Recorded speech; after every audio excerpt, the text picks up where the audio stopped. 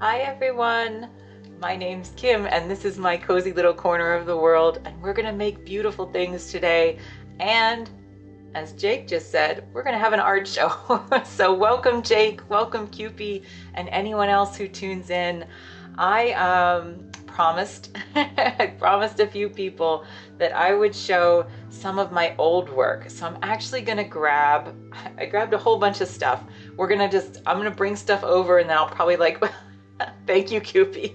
I'm gonna bring stuff over and then I'll probably pause the screen and just bring stuff back and forth so you can see. I actually brought stuff all the way back from when I was in 3rd grade up to when I was a little older. Some stuff I made from college during my time in college. Some stuff I made after I came back to painting after having not painted for over a decade. And learning to teach myself how to paint.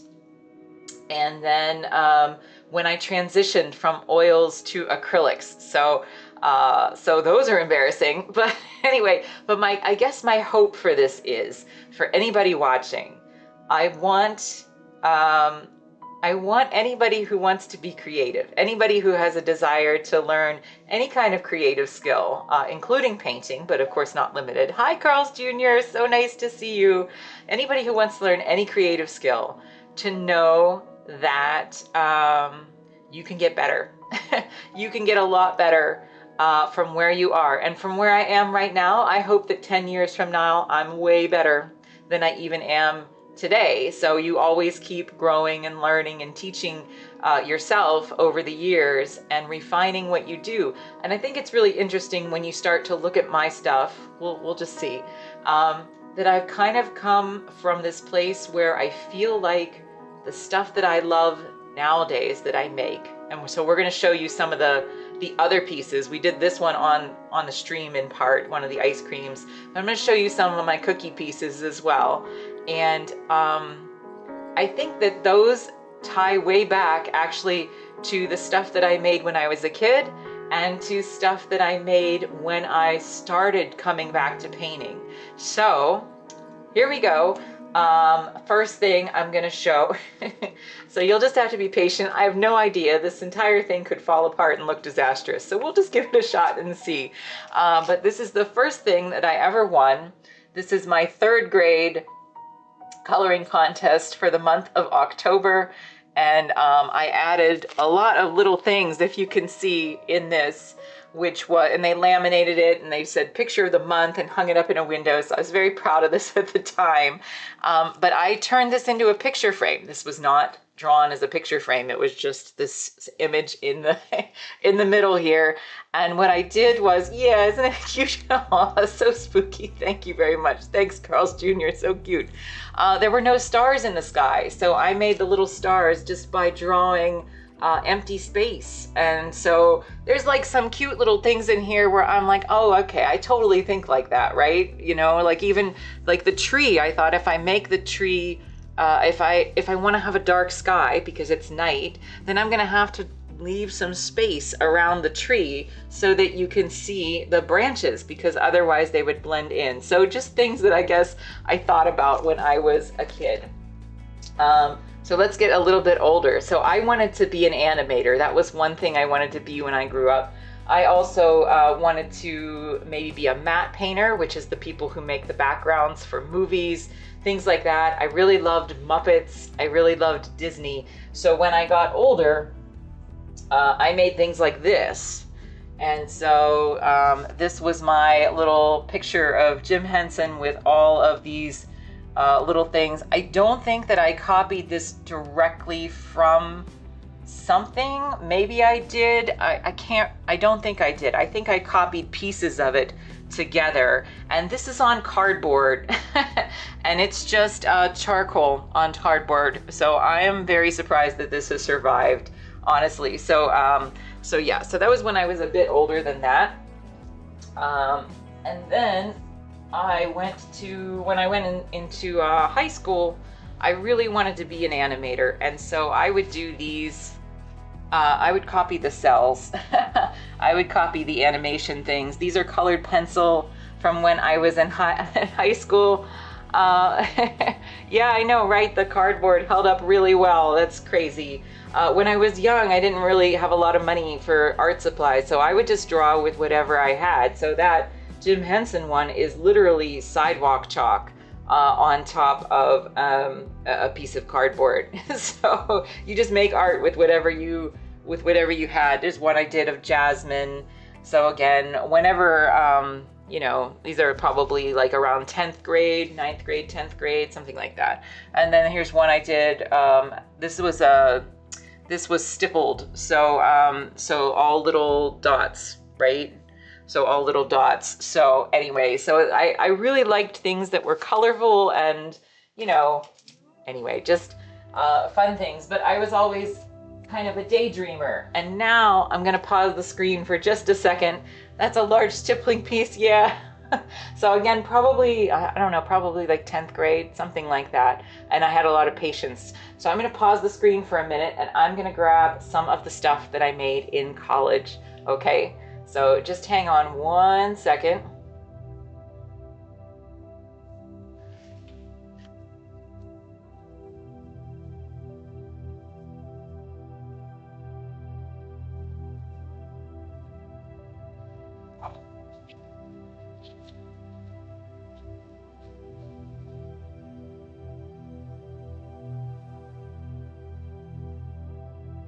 Okay, so we're gonna do our best to show these. These are humongous because they made us draw on giant pieces of paper in my class. So I've mentioned before, I'm so glad, Cupie.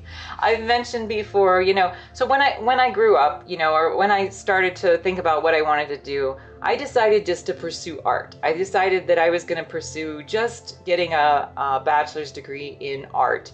And so I actually started out at one college and I ended up going through 3 different colleges. And for the third one, it was when I met my husband and I moved to Florida because that's where I met him at Disney World. So I finished out there. And so these drawings are from that particular school.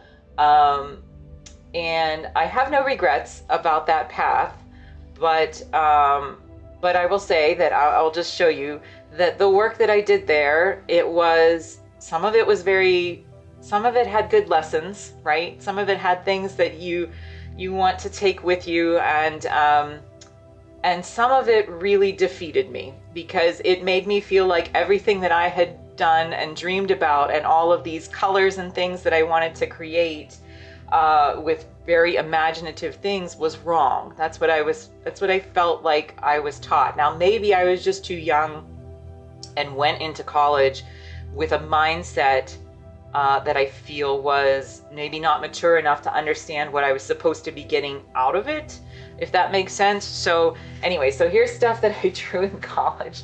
So this is a self-portrait that I did in class. It's humongous. And we worked mostly in charcoal. So my bachelor's degree is in drawing. And so most of my classes were drawing. I will say that these are, you know, kind of indicative, although I only grabbed a few. These are kind of indicative of what I did most of my time in college. And what I will say, let's say the positive stuff, right? So the positive stuff is I learned this really cool trick. If you're having trouble, yeah, it's so big. It was so big. We did these all the time, Carl's Jr., just constant. And so one thing that I would say is that this self-portrait, although it's strange, but accuracy-wise, this is actually incredibly accurate. And the way that I did that, this is a really good trick. You had to use giant paper too. Thanks very much. I appreciate it, Cupie. So the trick to learning, and I'm going to show you a really bad one that also has a comparative thing in it. So this is a really terrible one that I did, right? But this part was really good.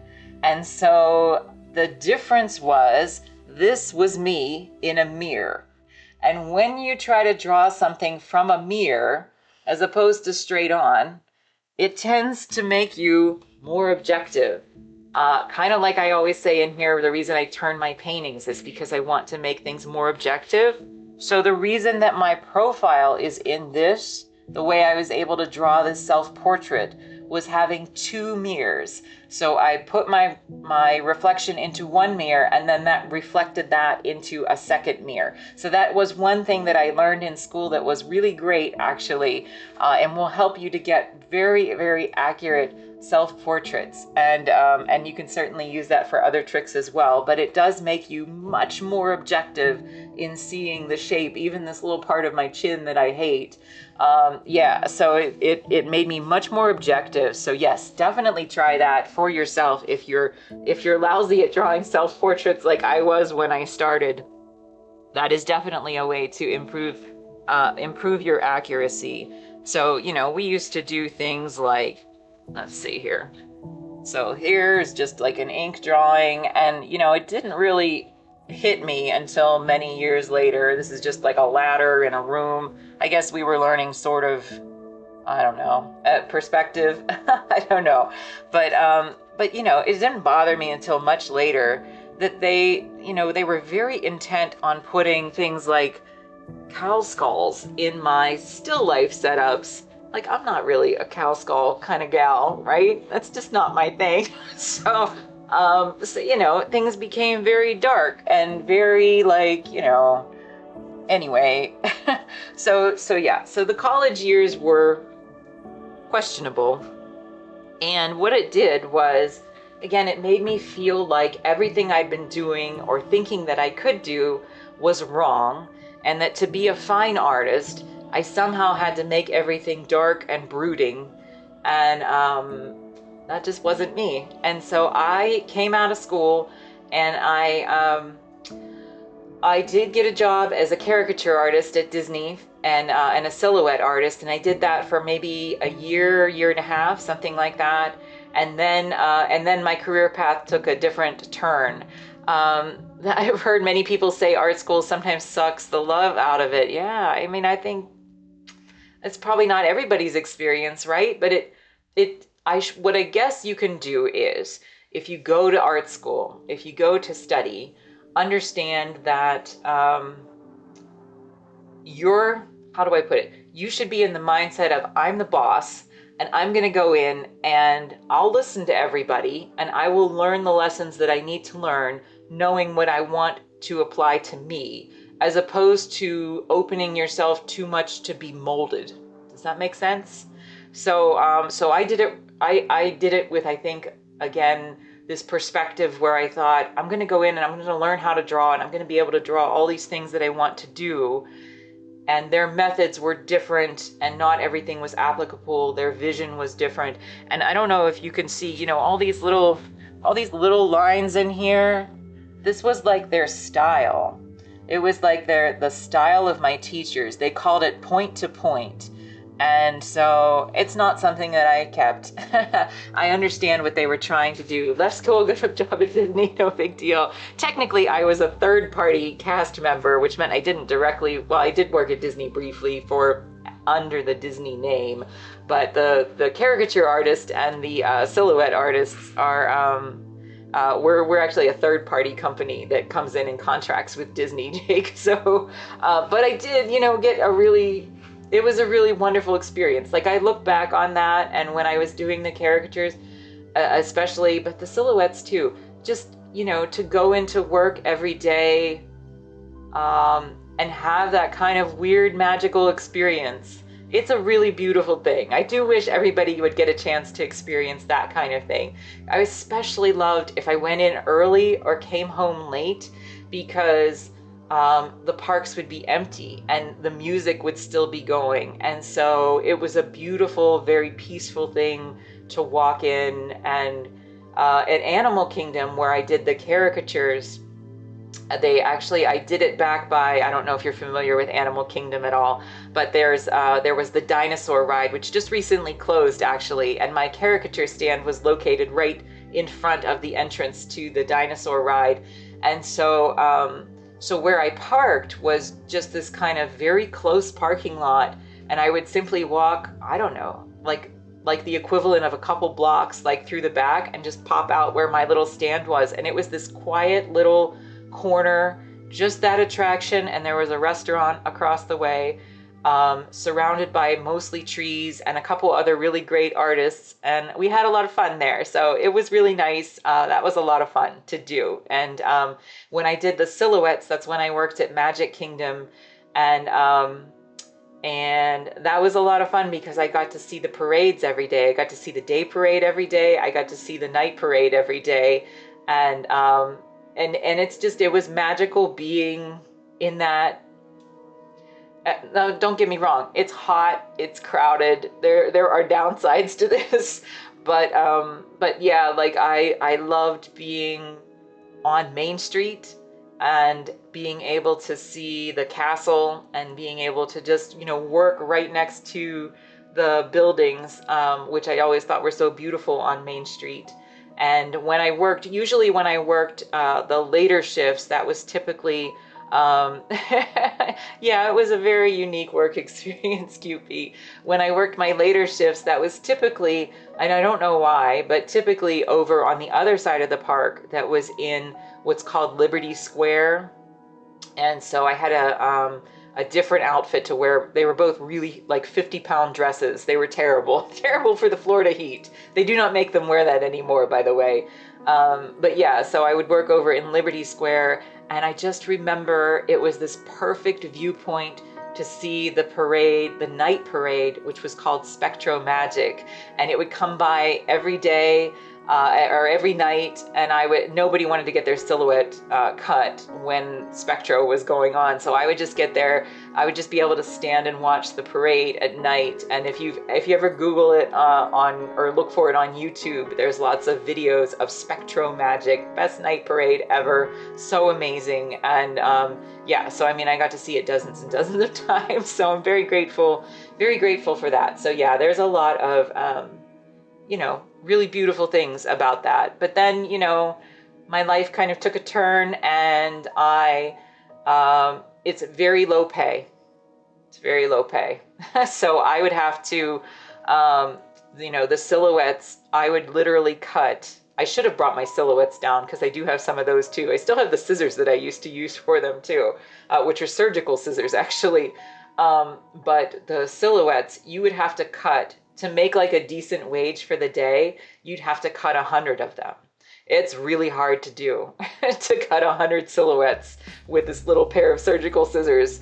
Yeah, I could totally still do one, QP. Yeah, it's, I think that, yeah, It's kind of like drawing in the air, right? I'm just drawing with a pair of scissors. But yes, I could certainly still do that. So, but I was able to look at someone at the time. They told me this was a really cool, hi Plo, so nice to see you. And Plo had an amazing stream yesterday that I got to see a few minutes of, and she's an amazing artist. So if you haven't checked out Plo's channel, please go ahead and do that now. So yeah, I think that really is muscle memory, really cupey. So, but they told us at the time that was pretty cool. There was supposed to be like fewer than 100 people that could do the cutting of the silhouettes at Disney. So, yes, very much. Please, again, check out Plo. Anybody who hasn't seen her work yet, she's an amazing, amazing artist. She very much undersold herself in here when she was in the other day. So, yeah, she is great. So Plo, we're just going through some of my old stuff. So we went through like some childhood stuff. We're showing like some of my dark years from college, what I learned to do. Yeah, artists do that a lot. We all try to be humble, right? But sometimes like Plo, you need to sell yourself because you're pretty amazing. So anyway, yes, so we're just going to go through all the things and talking about some of the art jobs that I guess I held over the years. So anyway, so yeah, so we had the dark years of college, and then we went to, you have all that. I have do you have really next to nothing? I've got so much crap upstairs. Like, so yeah, I'm lucky that I saved it. So this Plo was my first contest I ever won, which is my 3rd grade coloring contest, and I drew a bunch of little things up in the sky that weren't there originally. So anyway, so yeah, so we have that. We have the brighter stuff from my years when I thought I was going to be, grow up and maybe be a Disney animator. That was something that I had really seriously considered, and really was the original reason that I went to Florida to do their internship program, just to work in attractions, because I thought it might get my foot in the door. And instead I met my husband, which was even better. So you should really redo that in cookies. That'd be cool. That would be really cool. Can't say that's not a dream, right? So yeah, and then we went to the college years, and then life took a turn, right? And I was like, I can't make a living doing this, working this Disney job. I knew what the woman who had done the silhouettes made when she topped out, and it wasn't very much. And she had been doing it for like, since the park had opened, since Magic Kingdom had opened, which was like, at that time, almost like 30 years. And so for her to have done that for 30 years and never made more than that, I was like, I can't do it. I can't do it forever sitting out in this heat. I just won't have the stamina. So beautiful memories, lots of good things, but yeah, not a lifetime commitment from me. So I took another turn and I went into real estate.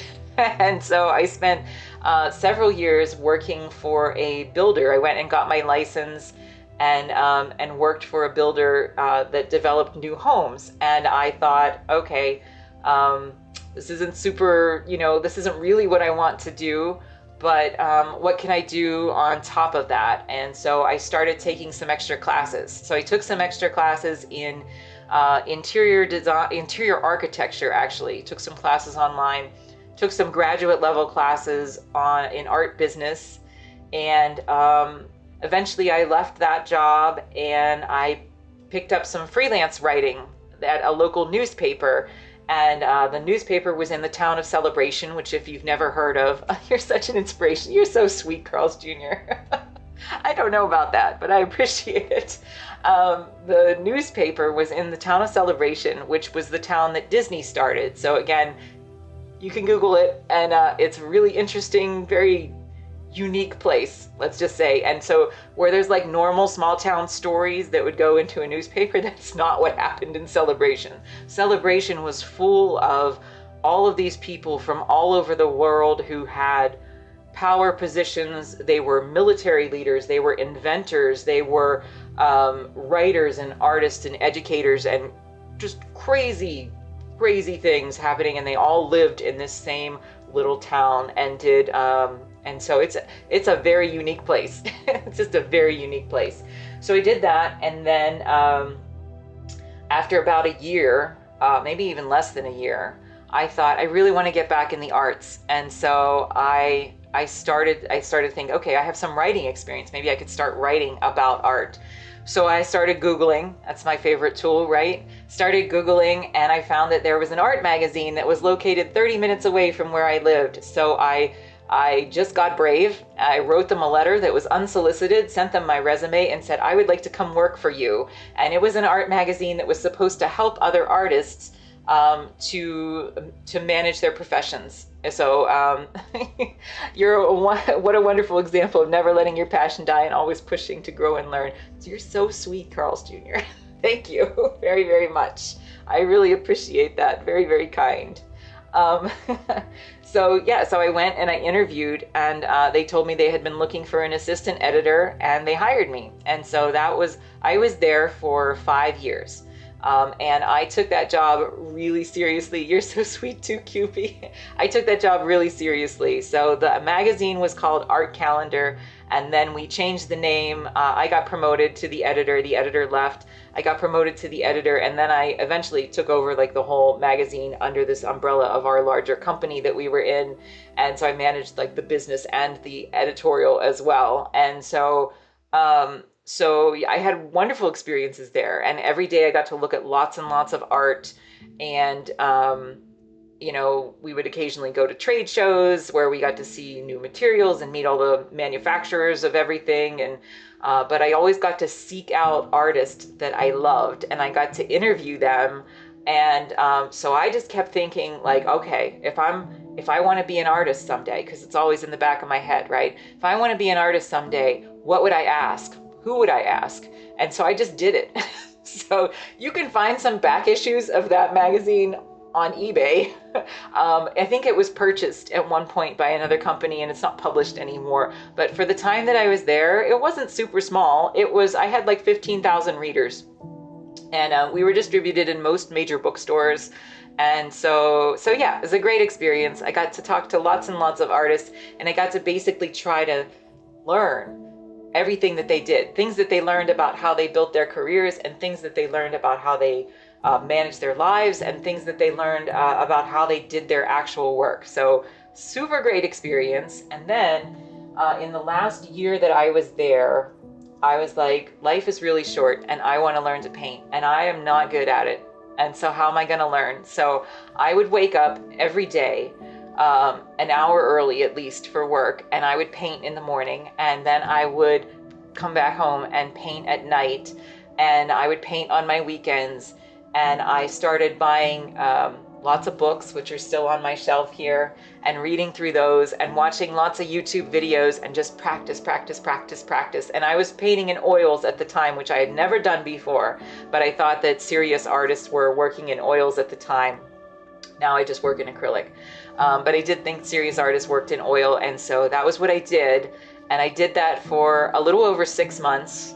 And there's going to be an ad break, so I don't want anybody to miss this, but I'll still talk to Cupie and whoever else can hear me during this time. So, but I'll come back and show you what I did during that time then after that. So hey, Cupie, just for you and anybody else who can hear it. Yeah, that was a difficult transition because it required a lot of bravery on my part. And there's been lots and lots of ups and downs since then, but I was so intent.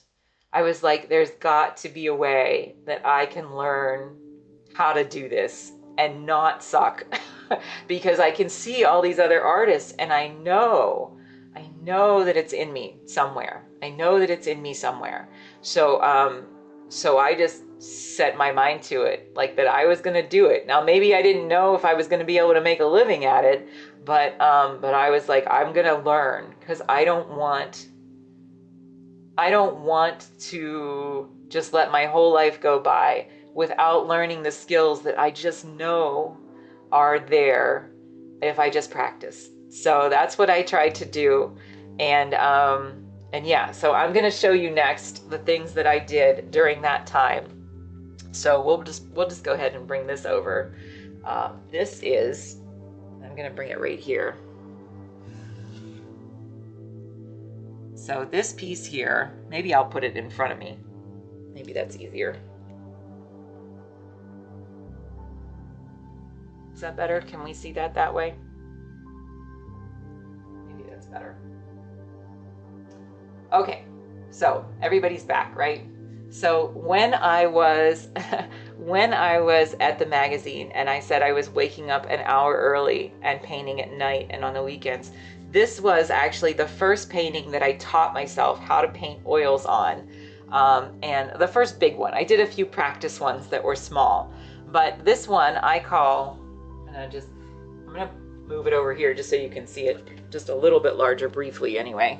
I called this one Top of the Ninth, and it was based on a photo that I took at a baseball stadium where my husband and I had been going to spring training games. And it took me a long time to paint this. And so this is oil, and it's actually sanded in between the layers. And this was the painting. I really loved the colors on it, right? So this glow on the countertop. Thanks so much, everybody. I really appreciate it. So this glow on the countertop, this person here that's kind of like facing off to the side. Thank you so much, Carl's Jr. That's kind of facing off to the side. And it was like, I called it Top of the Ninth, right? Because it was like the end of their shift. So she's sitting on the countertop, she's facing off to the side. And I was able to get this Budweiser sign to actually look like it glowed, which was super cool. And that was the beginning of me learning about color theory. So again, let me just move this over here one more time so you can see it a little bit larger. I'm gonna put it down completely, but anyway, so I thought it was a really lovely piece. I've actually done, I think a total of 7 of these paintings when I first got started. Here's one more. So I brought a second one down. This was another one that I did of a different concession stand. And I called this one Pretzel Man. And so both of these pieces I actually won prizes for in a local art competition when I finished them. And so, yeah, Pretzel Man. So this particular one was blown up to the size of like 30 feet tall and made on a giant poster that hung outside of this particular art organization's building for a few months. So that was pretty cool. I don't know whatever happened to the giant thing that this was blown up on, but they were very kind of solemn paintings, I guess. I liked these solitary figures in these, work settings. I thought that was really cool. And I really loved doing them, but they were very time consuming. And I will say too, this was the first one that I won a prize for. So this was the one that I decided thanks so much. Yeah, the pretzels at the stadiums are really good, by the way, QP. So this one, the Top of the Ninth, I decided after like 6-8 months, something like that, of the painting and the work, that I just was burned out from my work and I needed to go. And so I thought maybe I could make a go of painting. I don't know, but I'm going to try. I'm going to take a little bit of time off and just see.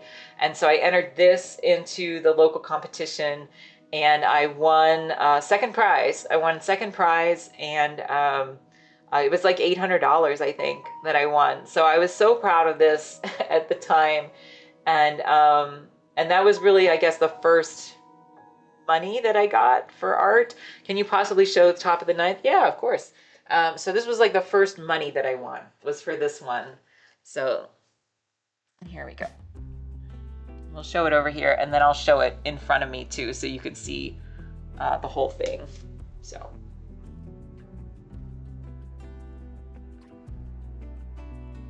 there we go. Okay, so anyway, I may have just given myself a splinter, but anyway. So that was the first that I ever won anything for, and it really did encourage me to think that maybe I could do this. Now, I will say, letters are not easy. No, all your paintings are so nostalgic. I think that is a component that does run through everything that I do, QB. So I appreciate you noticing that. And Plo, yeah, letters suck. And I showed the other day some of the trompe l'oeil pieces that I did that are recipe cards, because I would paint recipe cards for people just as a few years ago. I might start up again, but maybe I'll just grab one at some point here to show you. But yeah, lettering is tough, especially lettering. Well, lettering in acrylic I find is super tough, but definitely lettering of any kind is really, really tough. So yeah, so there was that. And I started painting, like I said, a series of these. You hand poke words under both your knees, and well, lettering is so hard. Yeah, yeah, it really is. It totally is. So yeah, so I did that, and what I realized was that there was a painter that I really loved, and I've talked about this before. Sometimes you can love various types of art and it's maybe not the thing that you're really destined to do, right? And so I will say that as much as I loved doing this series, and they did take me a long time, each of these paintings took me like between 1 to 3 months. It was a lot because there are lots of layers. I would sand in between the layers. And did I miss a comment from somebody? Anyway, yeah, so anyway, I would sand in between the layers, wet sand. You can actually do that. I was crazy like that. Yes, and Cupid does tattoos. So I did actually know that that's what she meant by that.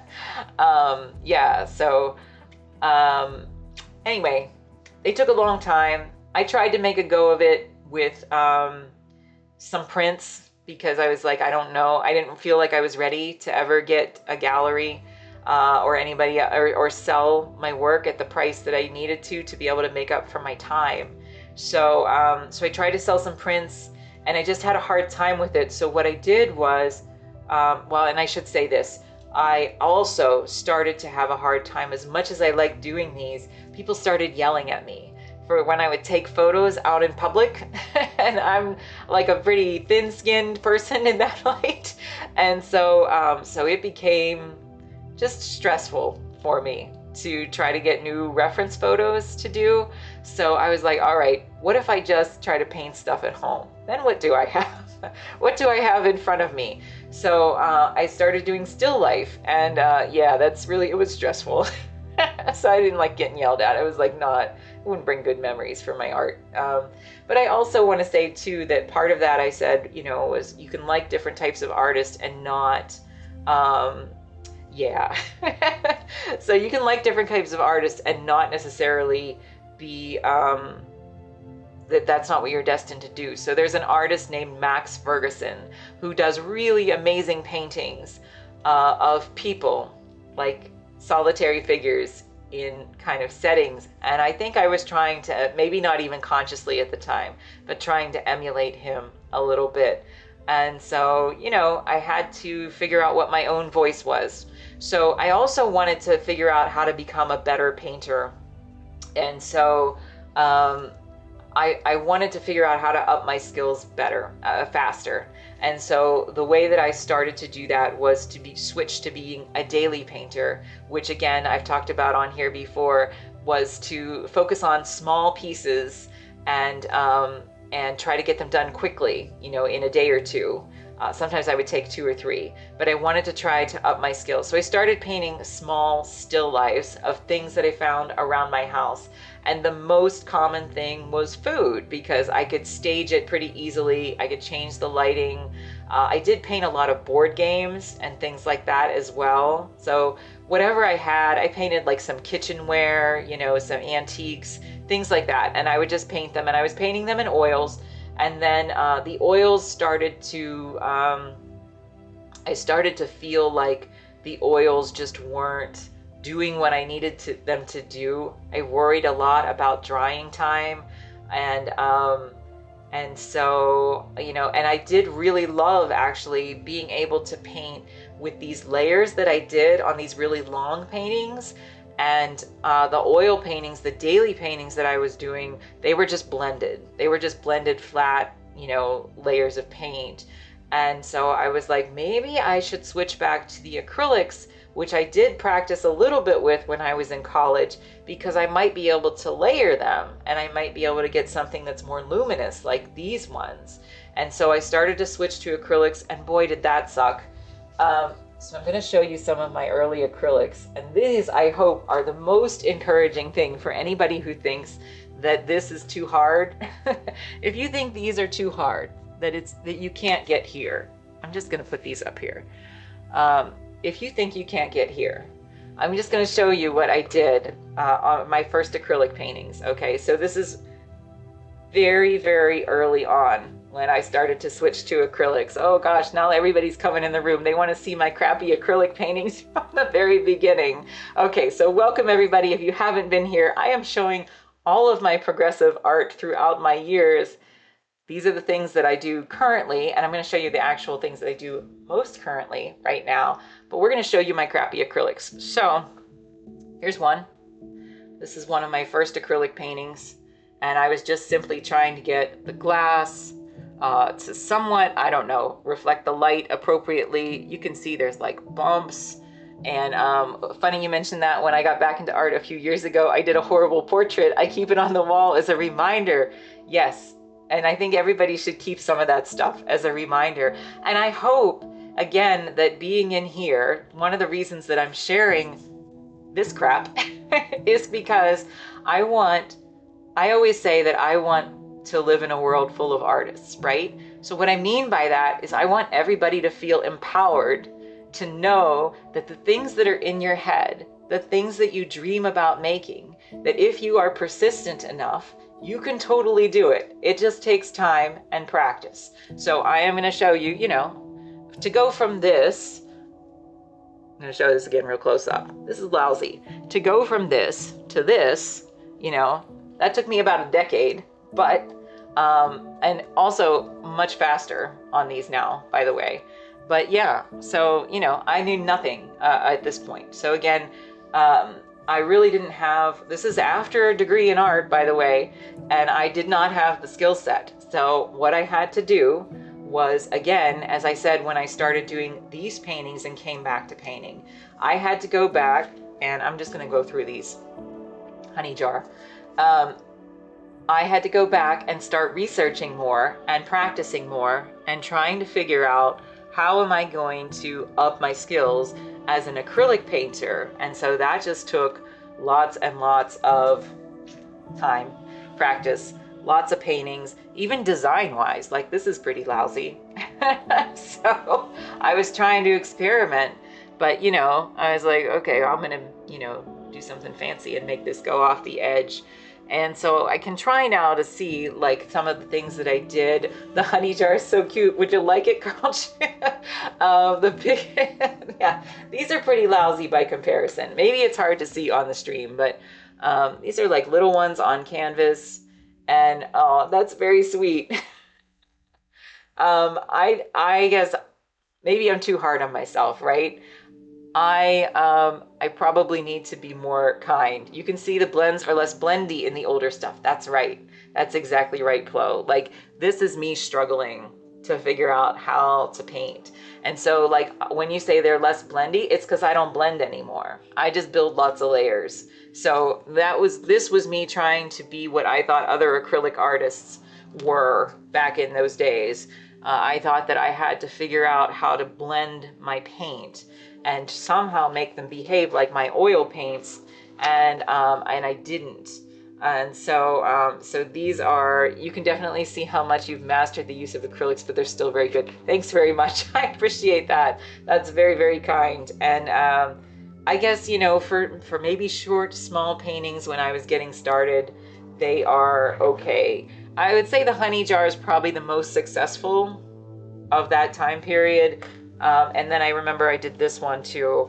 And so this one, it had a little bit of stuff that maybe I liked on it. And then again, just kind of lousy. So, but it takes lots and lots of practice. Were you happy with them at the time? No, I wasn't, Carl's Jr., because I didn't try to sell them. So like I said, at the time I was painting in oils, and I was painting blended oils, and I sold those through either Etsy or eBay or my blog. I was selling those at the time, and so this is what I was trying to do during that time, thinking I don't know if I can continue with the oils. I need to figure out how to paint in acrylic. And so I just tried to take, I don't even know how much time it was. It wasn't long, maybe a few months of me trying. It's just a different style. Thanks, Jake. Yeah, it's a different style, but there's also, you know, some things that I think, I don't know, just generally lack sophistication. Um, like, so let's take this one. I mean, it's for the most part, I would say my largest criticism of this is it doesn't really have a structure to it. Like, it doesn't really fit in the space. It just kind of looks like something floating out there in the middle of nowhere. I didn't really anchor it in the space very well. And it's kind of off center, and that's okay. You can do that if it's done right. I just don't think I did. But, you know, I was experimenting. And so when I tell you guys that, you know, if you want to do this, like, just experiment. Got to experiment with lots of different things. And then you will start to figure things out. So I say this, you know, having done at this point, I don't know, well over, I'm going to say minimally 500 paintings in my lifetime, but I think it's probably well over that. I've never counted the things that I've done in the last, you know, decade or so. But they definitely got much more realistic. And so I got to these ice creams, and I'm going to go ahead and pause the screen for a minute again, and I'm going to grab some of my cookie paintings for you. So I hope that you'll just hang on for 1 second so that you can see, because those are my newest things, and they're kind of my babies. So hang on just 1 second.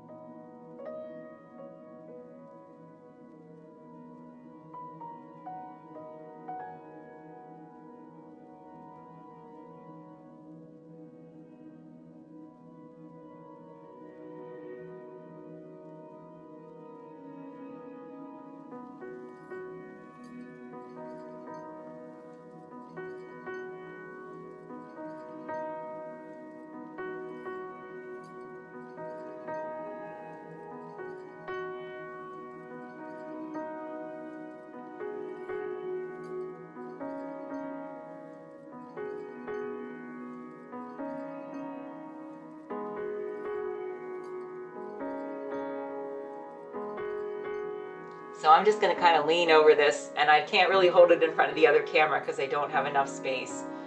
But this is one of my newest pieces, and it is about 20 by 30, and it's very, very realistic. I'm going to try to hold it closer to this screen. Let's see.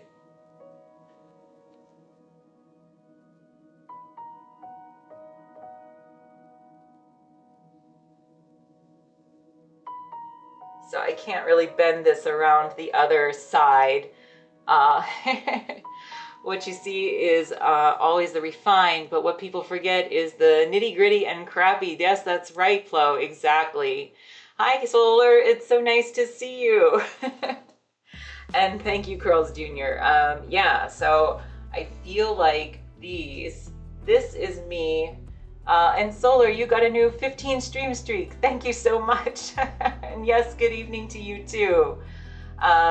So these are the ones that I just feel is me coming into my voice as an artist. And maybe circling back, thanks so much, Solar, maybe circling back to those bright animative styles that I liked when I was a kid, but also kind of going back to the narrative style that I liked in these ones. So it's kind of combining, for me, the still lifes, the narrative stuff, and my love of things that are imaginative and illustrative. So I'm gonna grab another one. Hang on just 1 second.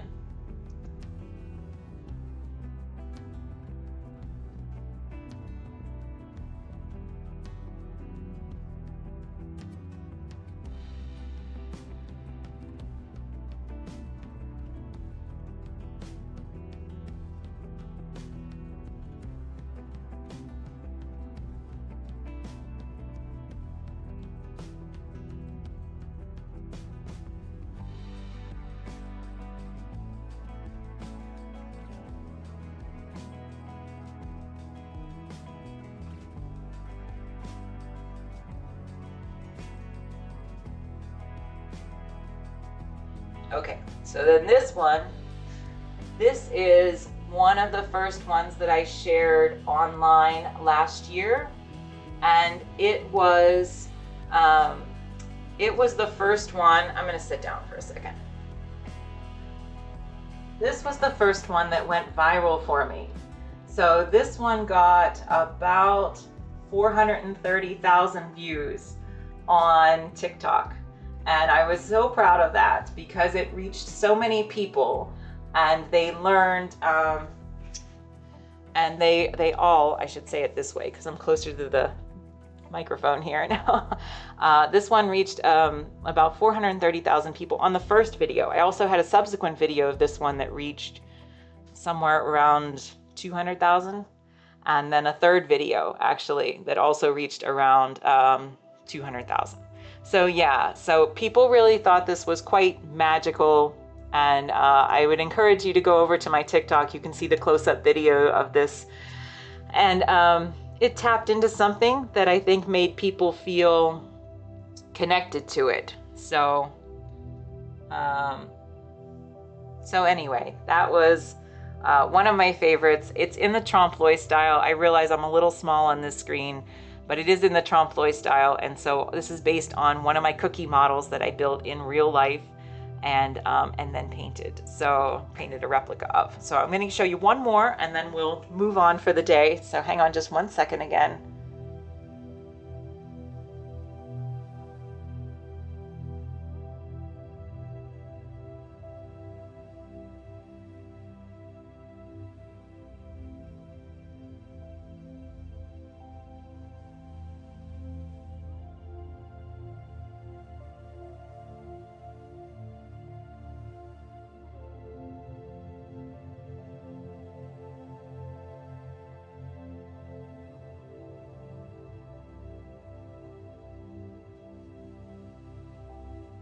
Okay, and then this one was another one that was in one of my viral videos, and I called this one Butterflies in the Sky, after reading Rainbow. And Jake, you're on a watch streak too. Thank you so much, Jake. And so again, based on cookies that I baked in real life with a frosting background. There we go.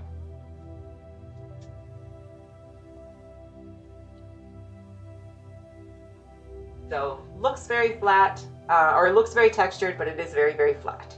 So anyway, no texture to it.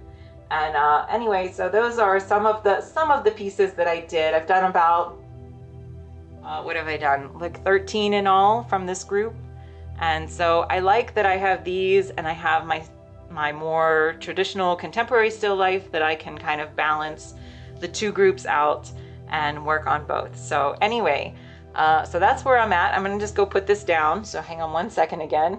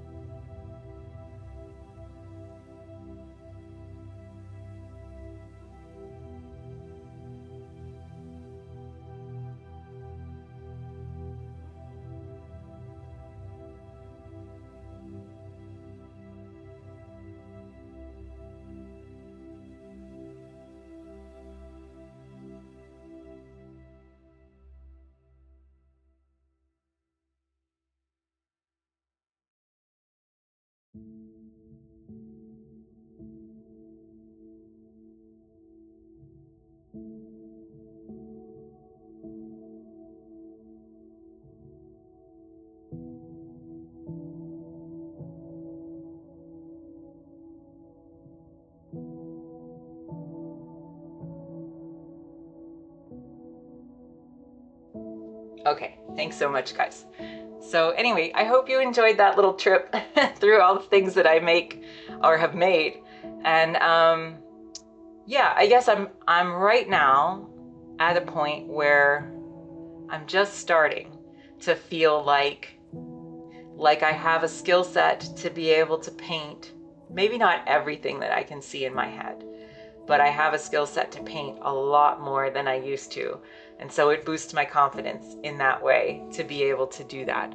So anyway, yeah, that's the the little artistic journey of me. And anyway, so thanks so much for putting up with me today. And I hope that you did enjoy it. Thank you for all of the kind comments as you went. I'm not sure if you could hear me when I was talking over those. I was far away from the mic, so I apologize. But anyway, so today we're going to go back to painting ice cream. So I'm so glad, Cupid. Thank you so much. I really appreciate it. Aw, thanks, Carl's Jr. I really appreciate it. Yeah, so we'll, occasionally maybe try to do something like that where we try to show some old stuff. But anyway, so it's an interesting journey, right? It's just an interesting journey. All art is an interesting journey to find your voice. And I do think the biggest lesson is just to be true to yourself. So thanks very much, Jake. That's very kind. So yeah, that's what I've learned, is just to be true to yourself. Thank you very much, Carl's Jr. And yeah, and you'll figure it out. So just keep going. All right, so we are back to butter pecan, and I hope everybody is still looking forward to next week when we hopefully will have an ice cream party when this one is finished. So let's give it a go. I do have an ad starting, but I'm just going to go ahead and start anyway. So I am going to go in and we're going to start to keep building out some of the form on this upper part on this piece.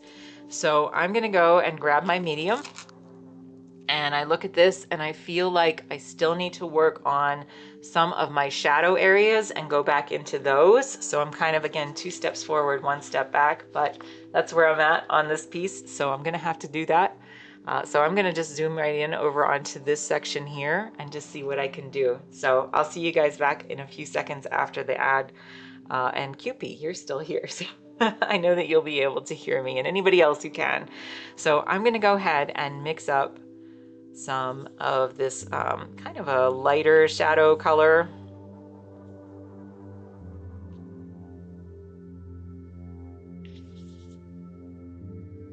I think that one of the biggest lessons that I've learned, and one of the things that I guess I felt shame about, and now I've learned not to feel that way, is that I couldn't draw from my imagination. That was always something that I struggled with and always made me feel bad, is that I wasn't able to draw from my imagination, that I always needed a reference. And so even, I guess what I ultimately did when I did my cookie pieces is I was like, well, what if I have these things in my imagination, then how do I get them out? And so I realized that what I had to do is I just have to build a model. And so you could do that with anything that you wanted to do, but for me, that was how I got around that, or have started, I suppose, to get around that. Is just if I have something in my imagination that I want to get out, that I just need to build a model. So there are, then I feel less inferior doing that now, because now I feel like it's within my control to do that. So anyway.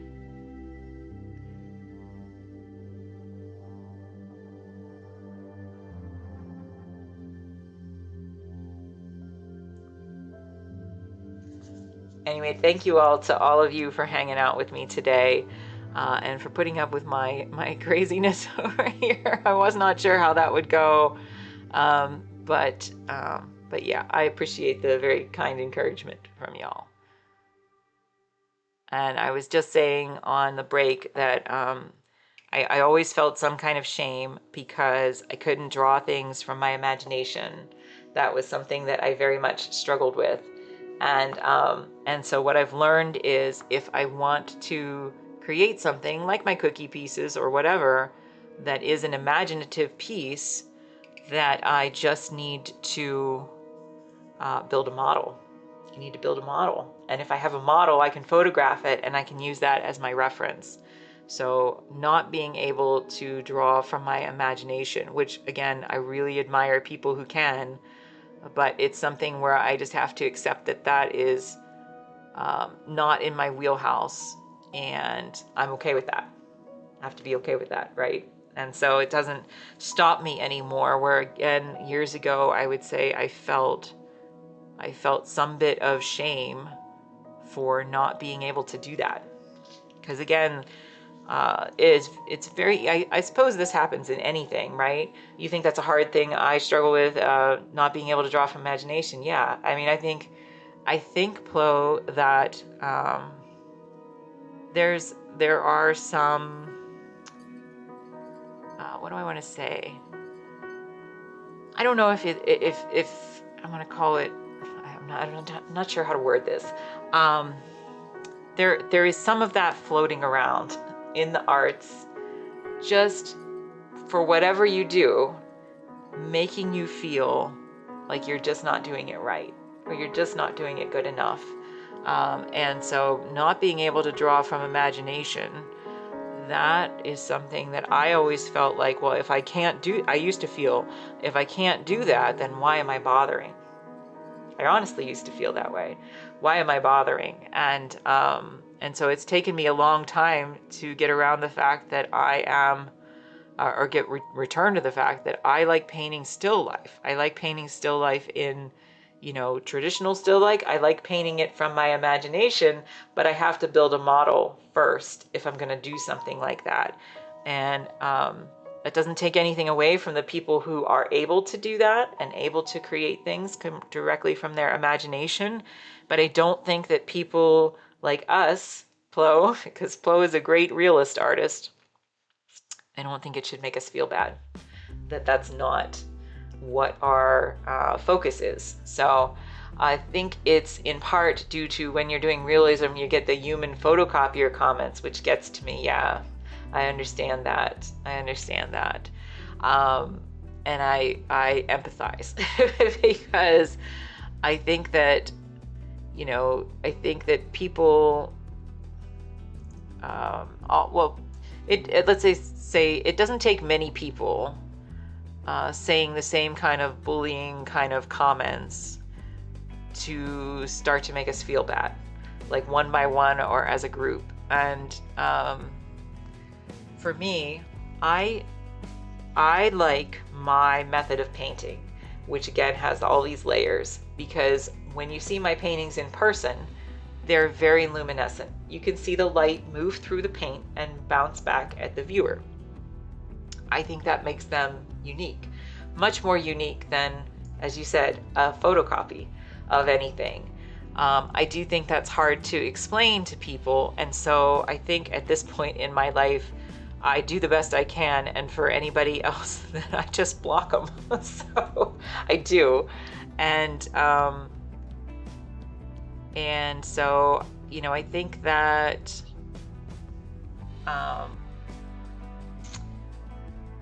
I will say being on Twitch is helping me to very gradually articulate my thoughts, which is not something that I've always been very good at. So sometimes I think people should just know what makes things good and what makes things,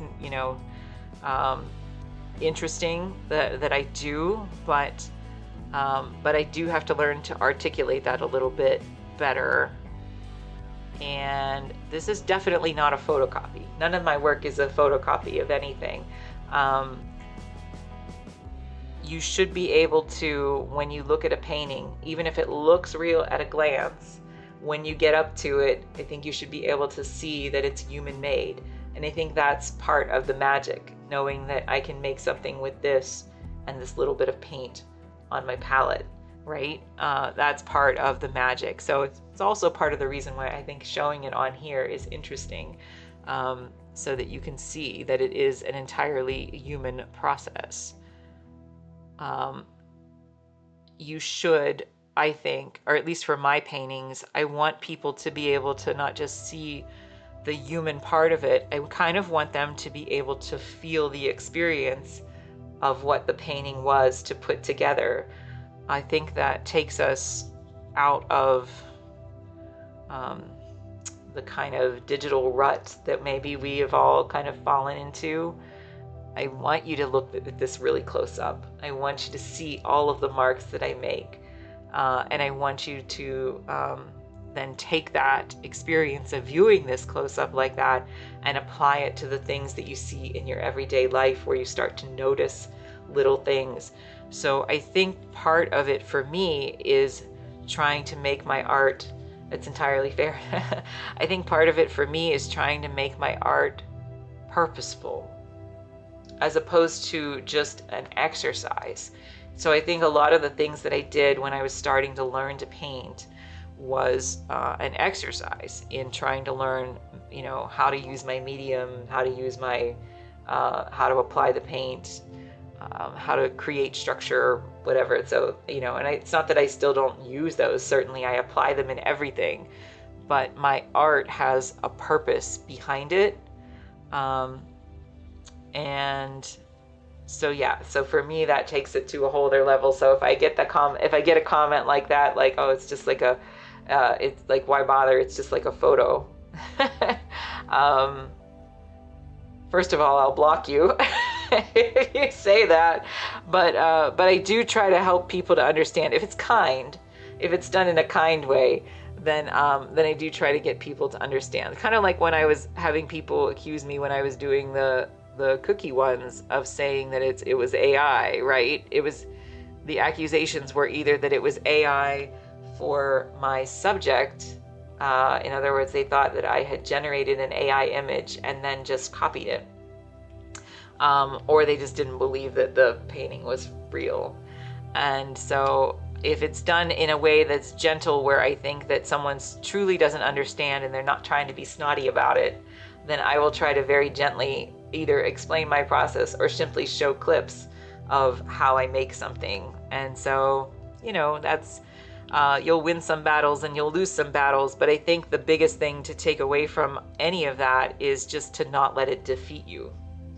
So it doesn't really matter in the end if you can convince the world that what you do is important, as long as you don't let the world convince you that it's not. Does that make sense? So yeah. I go for realism, but your stuff is very clearly painted. I'll get there one day. Yeah, well, you know what, Jake, like, first of all, it can be very clearly painted, and that is totally, like, everybody paints in a different way, right? So you can aim for different types of realism depending on what you want to convey. So I guess it just depends on what your goal is, what you want stuff to look like. Your stuff doesn't have to look like my stuff. And my stuff doesn't have to look like other people's stuff. So we all have our different ways of seeing the world. I think that that's what makes us interesting as artists, is we all have a different way of seeing the world. And so that comes across, or it should come across, in our paintings. So there's his name is escaping me. There's a really great painter who's based in Maine. And he's a realist painter, and I will think of his name later in the stream. But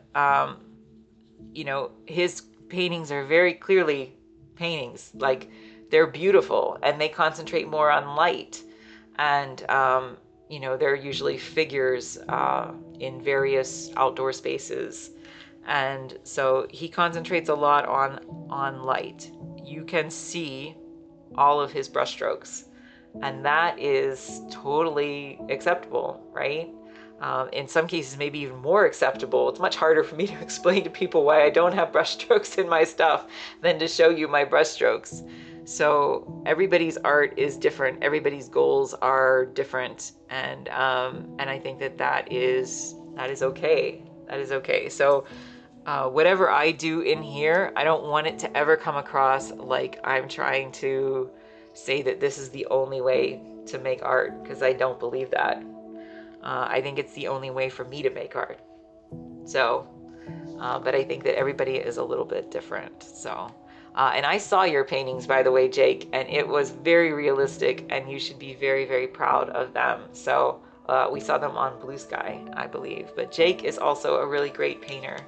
So, yeah, just as you know, as you go, as you do more paintings, like I said, I don't even know how many I have under my belt at this point, and it's not enough.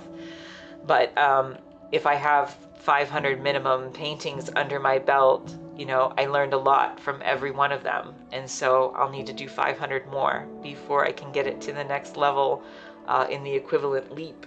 And so I hope that I have the opportunity to do that, to do 500 more. So, um, so yeah, it's it's all a you know, I say that it's all like a learning experience, but it's also just learning what's right for you. So yeah, of course, Jake. It's what's right for you. There's lots of different people who I like that paint lots of different ways, and it doesn't make one better than the other. So, um, so yeah. And it's gonna drive me crazy that I can't think of that artist's name, because I'd really like y'all to see him too, to see his work. So let me think about that. Sometimes the names escape me. I often recommend people that we featured in the magazine, and this is one of them. Yeah, I'm gonna have to think of it. It's definitely a learning experience. I expect my paintings to be like my colored pencil pieces. Of course, they won't be the same. Yeah, they won't be the same. And I'm sure it sounds like, Plo, like that you've, you know, first of all, I saw your paintings, and again, I think you're underselling yourself. So I just want to say that out loud, Plo. But but yeah, if you're more comfortable with colored pencil because you've done it more, then of course your paintings aren't going to be the same. They're not going to feel the same to you anyway. Um, but yeah, it's just everything comes with practice and time. So, and I think that that journey is what makes it meaningful. Not so much just waking up one day and having the ability to do it, but it's that journey of going through all of those struggles, and fighting through each piece to oh, and I thought of the painter's name. Is it Bo Bartlett, I believe. So go Google Bo Bartlett. Pretty sure that's his name. And you will see some amazing figure paintings in kind of, again, mostly open spaces. But again, most of the concentration, I would say, is on the light. But he's very, very well known, and does beautiful, beautiful work. But it is definitely, you're definitely aware that they're paintings. They're not, because they're not done in a what I would call like a photorealistic way. His figures are not photorealistic. They're realistic, but there's more blocky shapes, simplified shapes in the face, in the structure of the bodies, so that the light is what's really coming through in the painting. So I believe it's Bo Bartlett, Beauo. And if I'm wrong about that, I will tell you later after I think that I've corrected it, or after I've figured it out. But I'm pretty sure that is his name.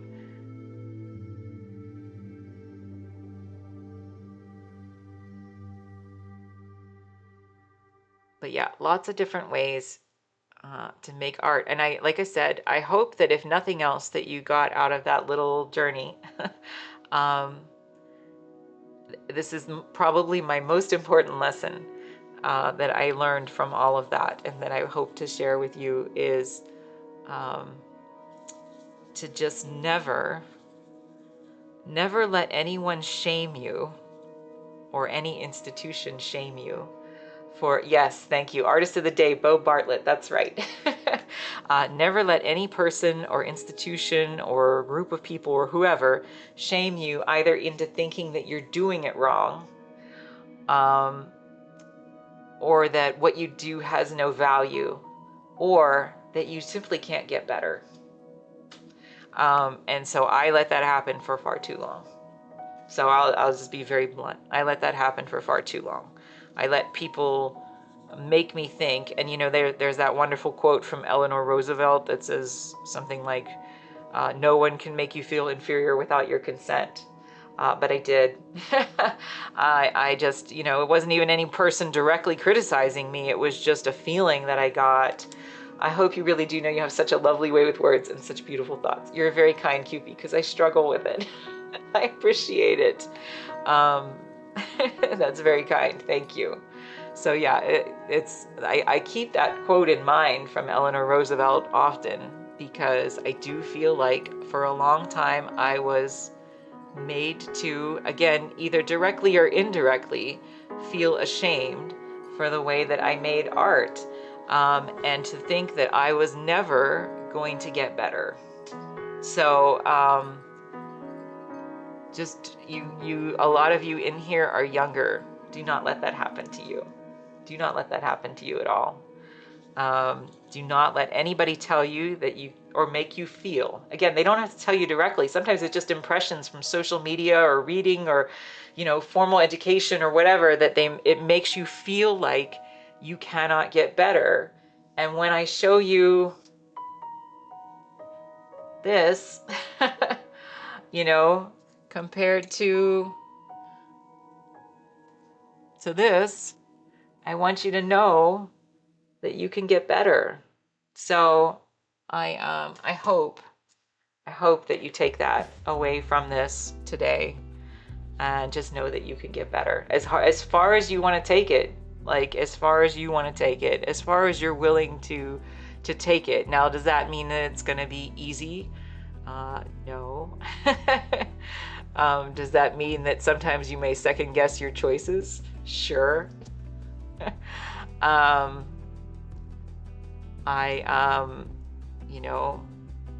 There will always be ups and downs to you doing art. Again, whether you're doing it professionally or just doing it on your own, for your own mental health or whatever, there will always be ups and downs, but you cannot let the world defeat you. You just can't. It's too important. What you do is too important. And so I believe that, like I said, I've said this before, I don't know if, and I'm going to be because I'm cheesy, right? so I'm going to be cheesy here for a minute.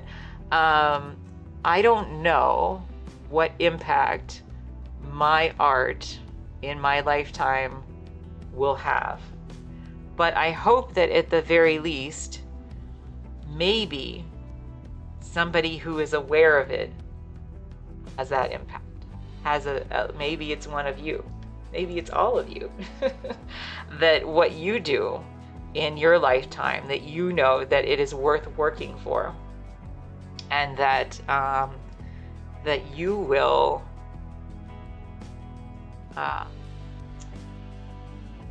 be able to see what you can be if you choose to work on that. And again, I wouldn't, don't put too much pressure on yourself to do that, but just know that there is no true thing holding you back, except yourself and your perception of that and what you're capable of. So anyway, that's my thoughts of the day. So that's the cool thing with Twitch. You can in real time make an impact. I think so, Plo, right?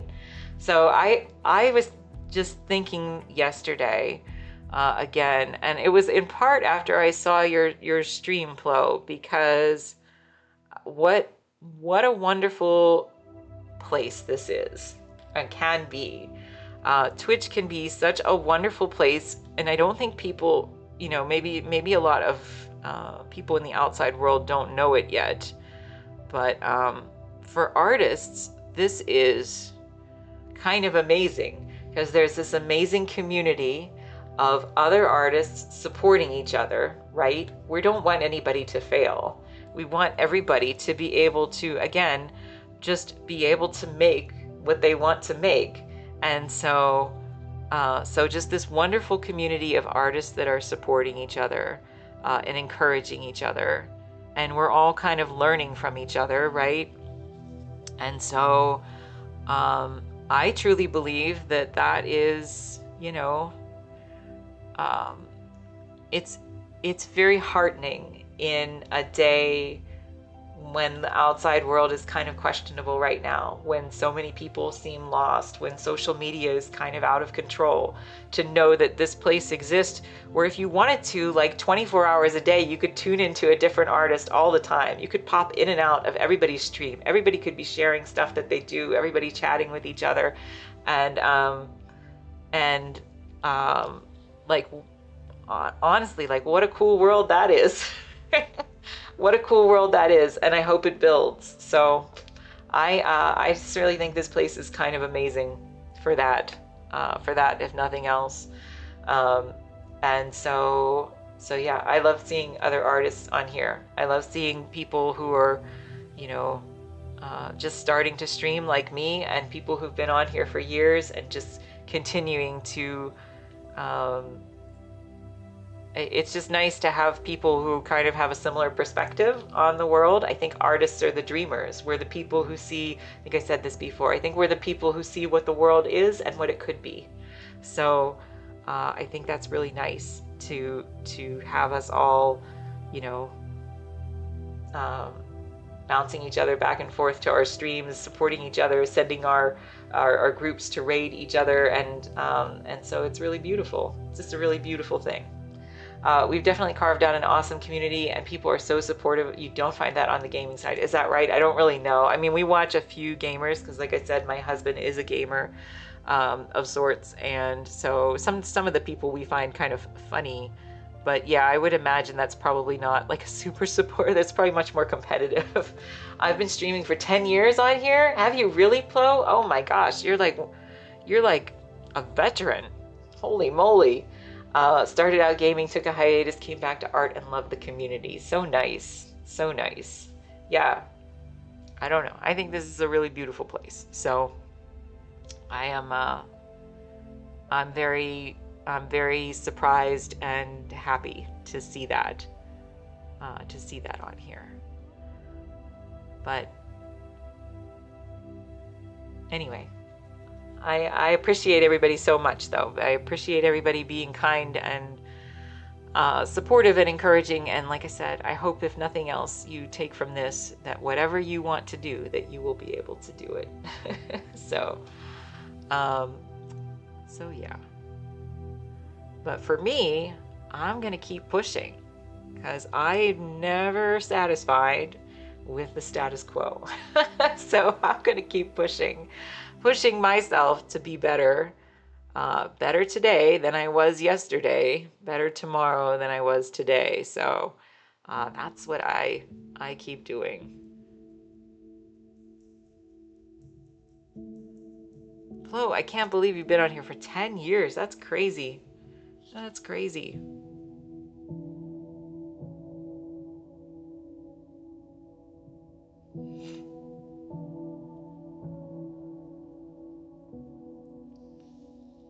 All right, so this is actually looking a lot better already. Just doing a few extra shadows on this. And I said I was gonna have to kind of work backwards a little bit, but that's just how my brain works. So I can see things later on that I missed, and it's worth going back and reworking it to try to get it right rather than to struggle along. So it's better for me to go back in and put these extra shadows and then come back and put some highlights on that rather than me just try to push forward too quickly. And in areas like this, I think it's really important to have these lower layers right here. Things like this, they need to be a little bit darker so that I can come in with my stipply brush and make marks over top of it rather than try to paint every individual shape. So you got affiliated in July 2017. Is that right, Flo? That's crazy. That's crazy. I'm going to be honest, I didn't even know Twitch was around that long. I'm like very isolated. So yeah, I did not know. Just didn't think about it, I guess. It's a very strange thing. Something that, you know, makes me realize my age or experience or whatever you want to call it. But, you know, I looked the other day and I saw some of my old magazines upstairs, and one of them had a cover article that talked about Twitter, because Twitter was new at the time when I was at the magazine, which is crazy to think about, right? I mean, even like YouTube was kind of fledgling at that time. So it was a different world. It was a different world then, as all the social media. I don't know what I would have done, honestly, if I had worked at the magazine during the rise of AI. I don't know how I would have addressed it, so I'm glad I'm not there now. So I can take a neutral position nowadays on that kind of thing and just do what's right for me and my art instead.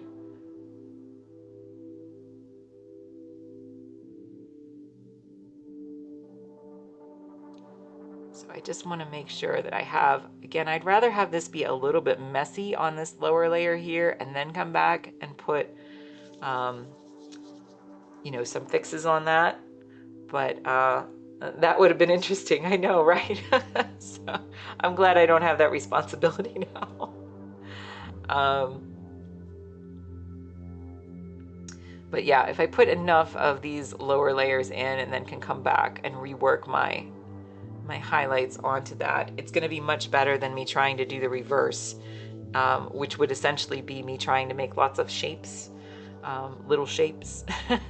And it's not that I don't do that ever, but I try to make it a little bit easier on myself when I can. So definitely better to put shadows in first and build highlights on top of it, um, than to try to do the reverse in any way. So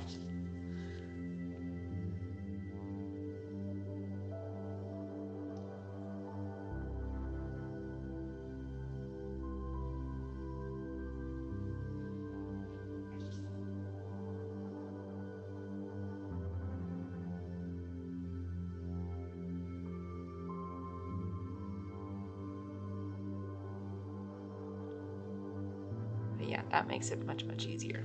All right, we're gonna turn this again. Hi, Cop, how are you? You missed my reveal of all of my old art, Cop. So if you want to go back and watch, or at some point we might, maybe, I don't want to promise, but maybe we might put some of these up on my YouTube occasionally. So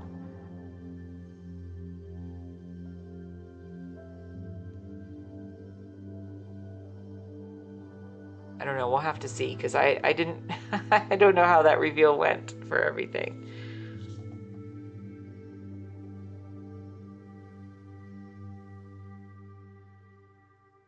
I'm good. Thank you. Yeah, if you're interested, Cop, I showed stuff from my college years, from when I transitioned to acrylics. I showed stuff from when I was a kid that I had made. So you can see all of those in the earlier part of the stream.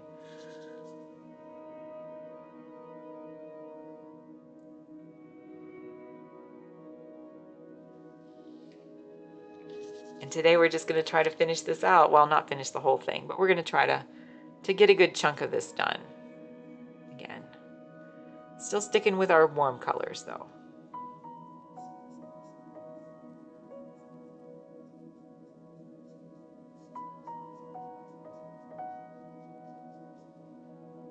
Yeah, yeah, I think it might be interesting. I hope it is anyway.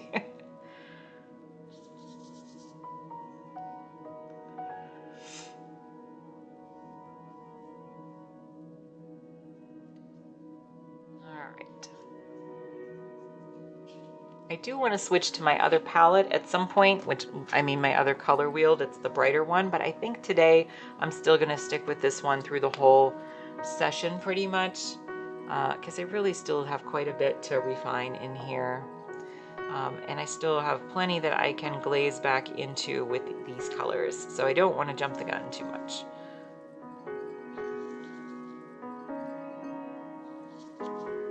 Again, we're just taking our base colors and just mixing them in with white to make something that's pretty neutral, but just a little bit more of a shadow color. I'm going to take this into some of my darker areas now.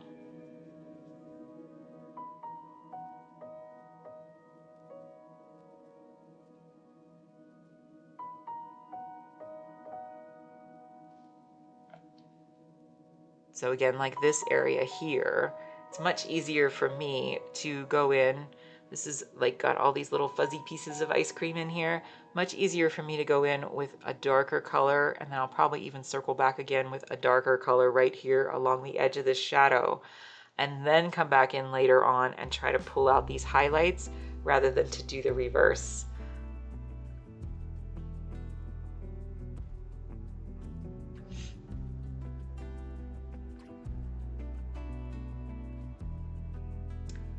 Sadie is rating me.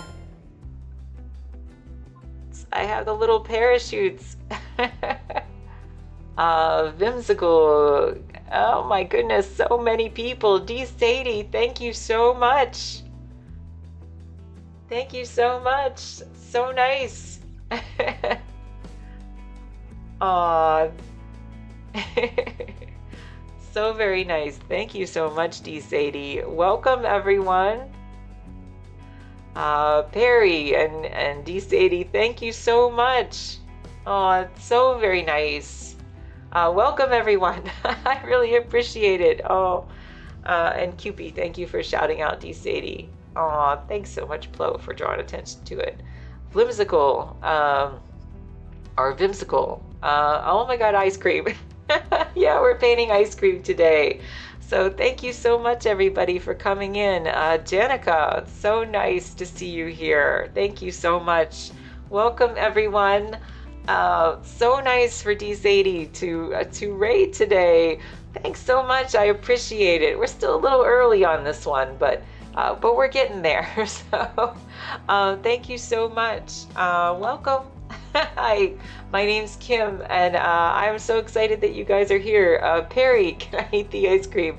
You cannot, Perry, but we are going to have next week, hopefully when I finish this one, we're going to have an ice cream party. So then I want everybody to eat the ice cream of their choice in their home. We're all going to eat together once we finish this one. So I hope you'll come back for that, Perry. So anyway, so welcome everyone so much. I appreciate you being here and for coming in. How did your stream go, Sadie? Ice cream for everyone. That's right, Jake. How did your stream go, Sadie?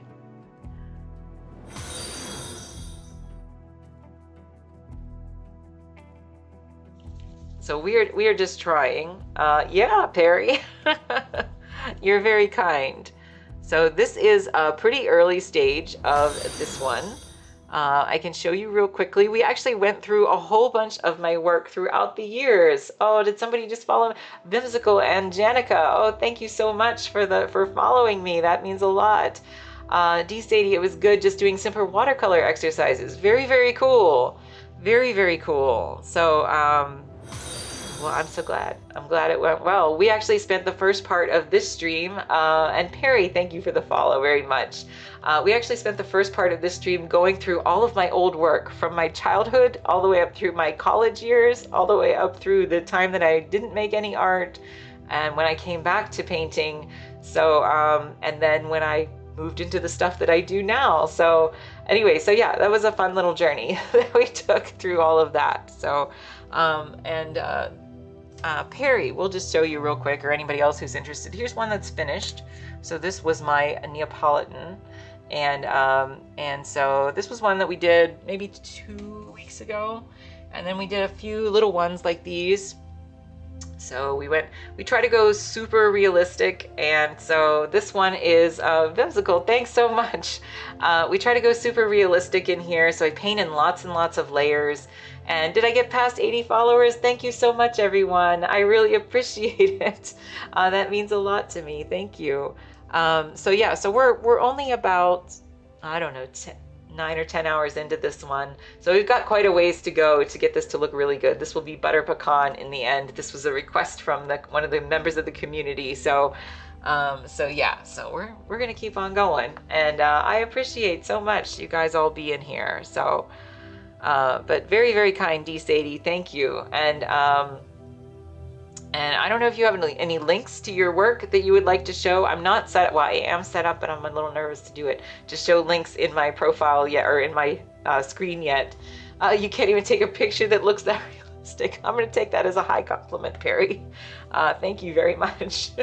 So, but D. Sadie, please feel free to share any links that you would like to. And I'm hopefully gonna get some practice in using my web browser so that I can figure out how to do that. My husband set this all up for me, so yeah, so I don't have quite a good grasp on some of the tech stuff. You'll be a guinea pig if you like. I'm a little nervous to do it right now, but go ahead and put links in. Please feel free to do that today. And yeah, I'll practice over the weekend, I promise, so that next week I can try to do that and show people's websites or Instagrams or whatever. So I am working on it, but like I said, I'm afraid I'll somehow burn down the computer if I try to do things and touch the screen, because yeah, that's his strength and not mine. So this is what we did today. Oh, okay. I don't think a link popped up. Maybe not? Oh, yeah, no worries.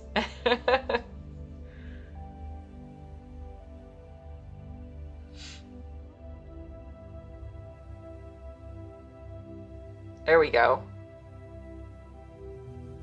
And I will check it at the end of the stream, I promise. But anybody else, please feel free to check out D. Sadie's link there for what they did in their stream today. So very, very cool.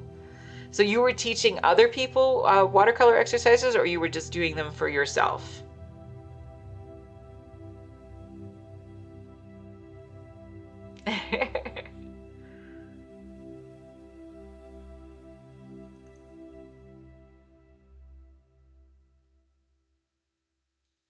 Oh, you're still learning yourself. Oh, gotcha. Okay. I wasn't sure if you were leading a session or something. So just so you know, it is a Discord link, but you don't need Discord to view it. You can just see it in a browser. Oh, okay. Good to know. All right. I will keep that in mind. I promise, QP. I know I know I get nervous about, I realize this is really silly, but I know I get nervous about tech. But I promise, QP, I will learn how to use the thing that my husband has set up so that I can open the links and put them up here, but I just need a little bit of practice. I don't want to be rude, but how can you paint something that looks so real? Lots of practice, Perry. It's not rude. So if you want, you can go back and look on the beginning of this stream where I actually walk through kind of my whole learning process throughout my life, from when I have this thing that I did when I was in 3rd grade, my first coloring contest that I won, all the way up through the time when I, started learning to paint in acrylic, which is, a struggle. So yeah, so now I paint really realistic in acrylic, and it just took lots of time and practice. So yeah, but the point of doing all of that today was to show that you can learn to do anything as long as you're just persistent about it and you just keep practicing. So thanks so much, Perry. I appreciate it. I know you just don't have to make an account or anything. Okay, thanks very much, QP. I appreciate the clarification. There's a watercolor artist on YouTube called The Mind of Watercolor, was trying one of his exercises on spontaneous painting with line art. Very, very nice. Very, very nice. I've not heard of that person, but I don't have a lot of experience with watercolor. So yeah. So yeah, I just kind of walked through my process. You had to learn too, weren't you, board making? I came out of the womb painting my first ice cream, Janica, huh? No, I did not. I was, like I said, these are like my first. So I've been a professional artist for like a little over a decade. But when I started painting, I I went to school for art, came out a lousy artist, didn't paint art for about 10, 12 years. And then I started painting in oils, which this is one of my oil paintings from way back when.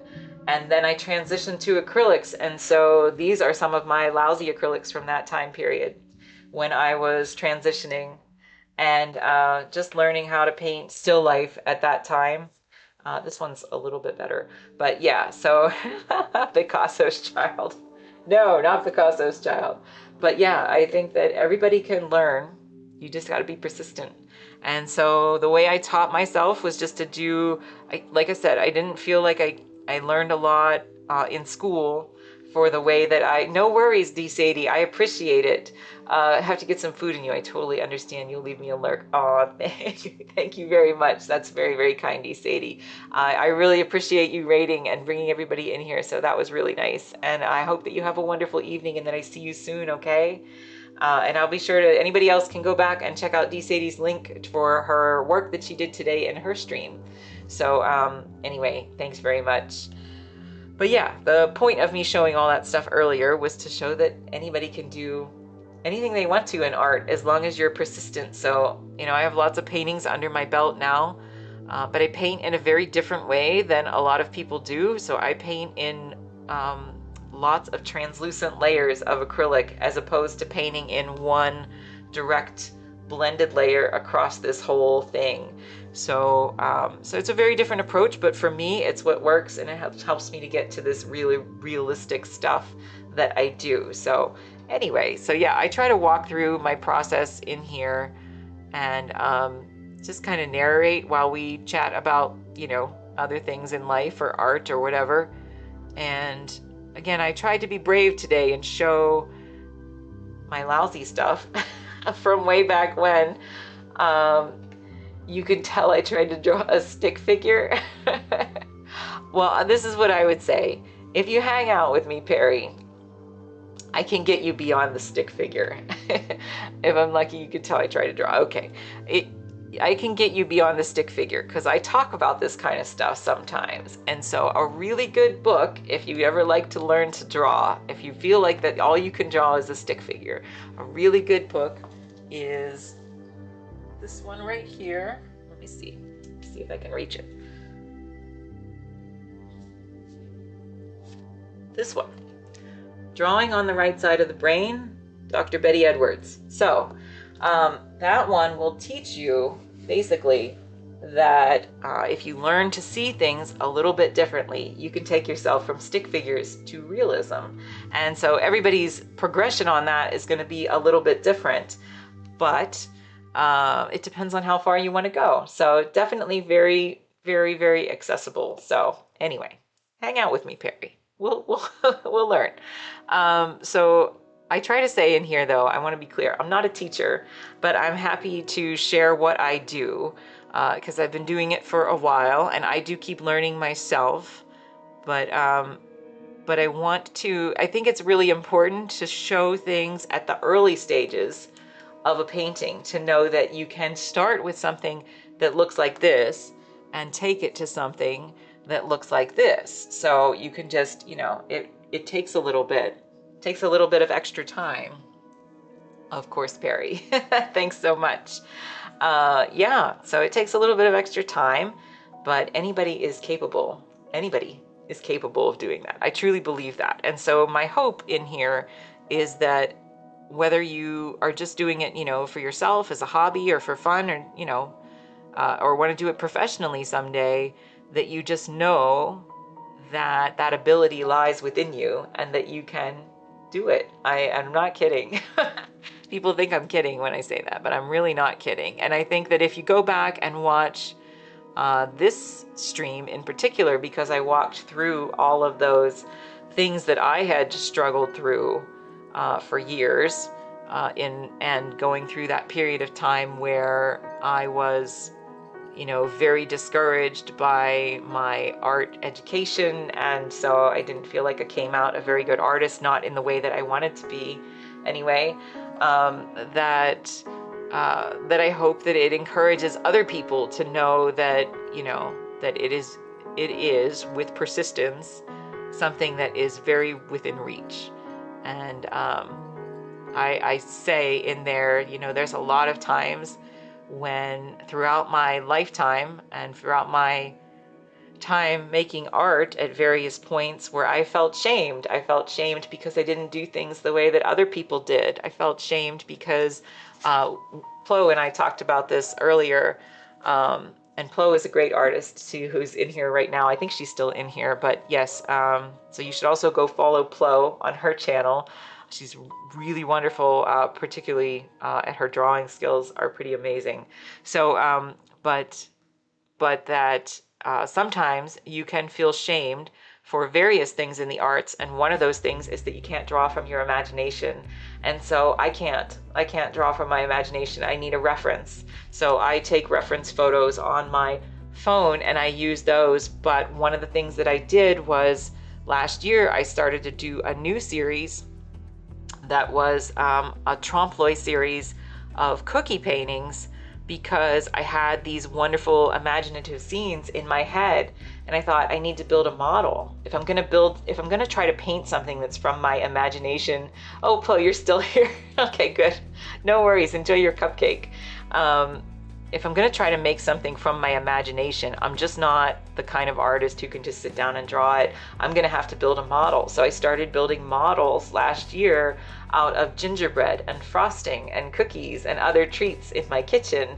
And then I painted them, painted realistic replicas of them. So you can check those out on my website. It's kimtestone.com. I showed some of them earlier in this stream as well.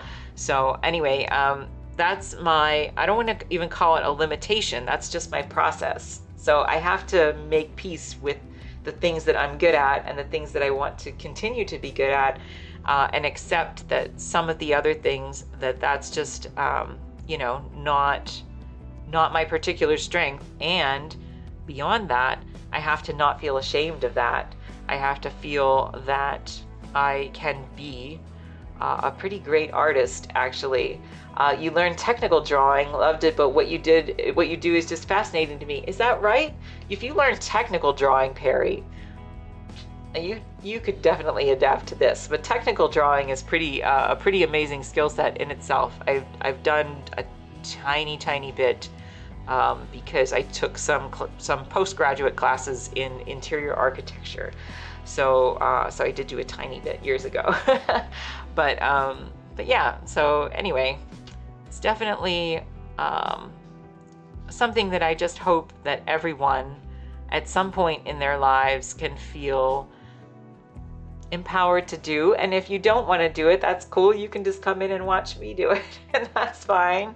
But anybody who wants to, I guess what I hope is that anybody who wants to doesn't go through the same levels of discouragement that I went through at various points in my life, where I felt like I just wasn't good enough. So I talked about this earlier in my stream, that when I finally came back at a certain point in my life, in my mid-30s, and thought I really just I want to learn how to do this, then I just had to be determined and defiant. And so I would wake up early before work and paint late and paint on my weekends. I bought lots of books. I watched lots of YouTube videos, and I just kept studying on my own.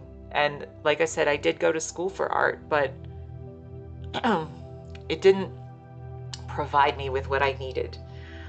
It gave me some skills, but it really didn't give me what I needed to do what I wanted to do, which was to make realistic art. And so yeah, so I had to push for that myself.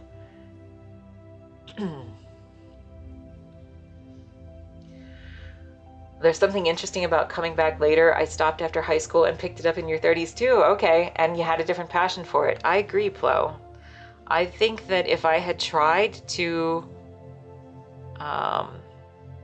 even if I had the skill set, if I had just moved on to do something when I was young, then I wouldn't have developed in the same way. So I had to go through all those life experiences to come back and see my art in a different way. And so, you know, all of these all of these years of experience, like I say, I now have a mission for my art. So I try to say I make happy art. I make happy art. I'd rather watch the people who know what they're doing. It's amazing to see. I've seen some of the most famous paintings. I love art, but I don't have the patience. Hey, that's no worries on that, Perry. You can always hang out and just watch me paint. So this is one that I'm going to actually paint in real time. So we're chatting a little bit today, of course. Jacko, thank you so much for being in here. So this is one we're going to paint in real time. So I painted it 4 hours on Monday, 5 hours yesterday. We've only been doing this for about an hour today. And so I'm just going to keep on going with it, Perry. And I did that on purpose. I'm not going to do this in my off time because I want to make sure that people can see it from beginning to end. And so I don't always do that with my paintings. Sometimes I do stuff off stream. I'll work on other stuff off stream because I do this full time. But I wanted this particular one to be on here for the whole thing. So yes, you're always welcome to stop in and see what we're doing. And of course, next week, come back for our ice cream party. So I think as a teen, I did it because I was good at it. Yeah. In school, it was easy credits. Now I do it because you want to do it for the sake of doing it. Yeah, because you enjoy it. Yeah, different perspective, right? It's a very different perspective. Yeah, so this one took me about 9 hours so far. So yeah, when I get to, this level, these ones take me somewhere between, I say around 40, but I think this one actually took me closer to 30 to 35. So I get a little bit, they get real detailed. Just bring that closer. So they get really, really detailed. And so yeah, but we'll just say roughly 40 hours for something that is around this size to get it to look really, really good. But sometimes I can get that. Thanks very much, Perry. Sometimes I can get that sped up a little bit. So we'll just see how it goes. I really appreciate it though. I really appreciate it. And yeah, you can check out all of my, well, not all of my paintings. You can check out a lot of my paintings on my website. So all of my, my trompe l'oeil foodscapes and my, lots and lots of ice cream. I paint lots and lots of ice cream. So yeah, so lots of still life and stuff over there. But I do technically consider myself to be a food painter. That's really what I paint most of the time. Not always, but it is kind of my thing. So, but this is getting some good shadows on it. And so by putting these shadows back in here, which again, it's kind of working a little bit backwards, right? But by getting these good shadows in here, I am giving myself room to bring out different layers of highlights so that it will start to have form in there. Not a huge ice cream person, but that looks really good. No worries, Perry. I'm not a huge ice cream person either. So I very rarely actually eat any ice cream. I'm just pretty good at painting it. So, yeah, but you can check out the other stuff on my website if you want to, just to kind of see what I do over there. So anyway, but yeah, I have a lot of clients who follow the ice creams. So you love painting desserts, Flo, is that right? I think desserts give us some kind of creative, control. Well, coloring desserts, okay. Yeah, so, when I was looking for things to paint that were still life around my house, like I said, I painted, board games and other, can I link in the chat? Yes. Yes. Let me just see here.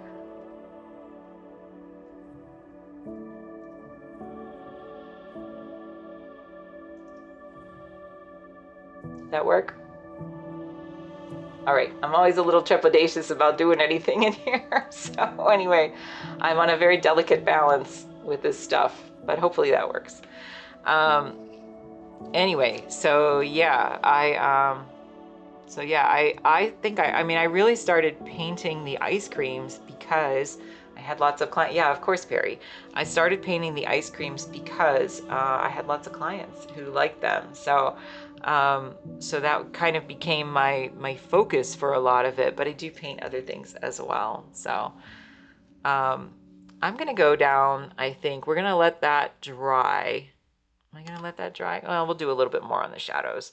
After I do a little bit more on the shadows, we're gonna come down here. We're gonna work on the cone a little bit. Um,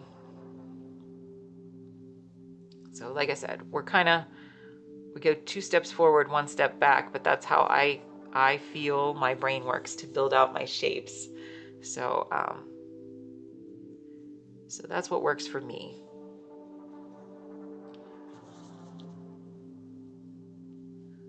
Many still life. Yeah, mostly still life. Mostly still life.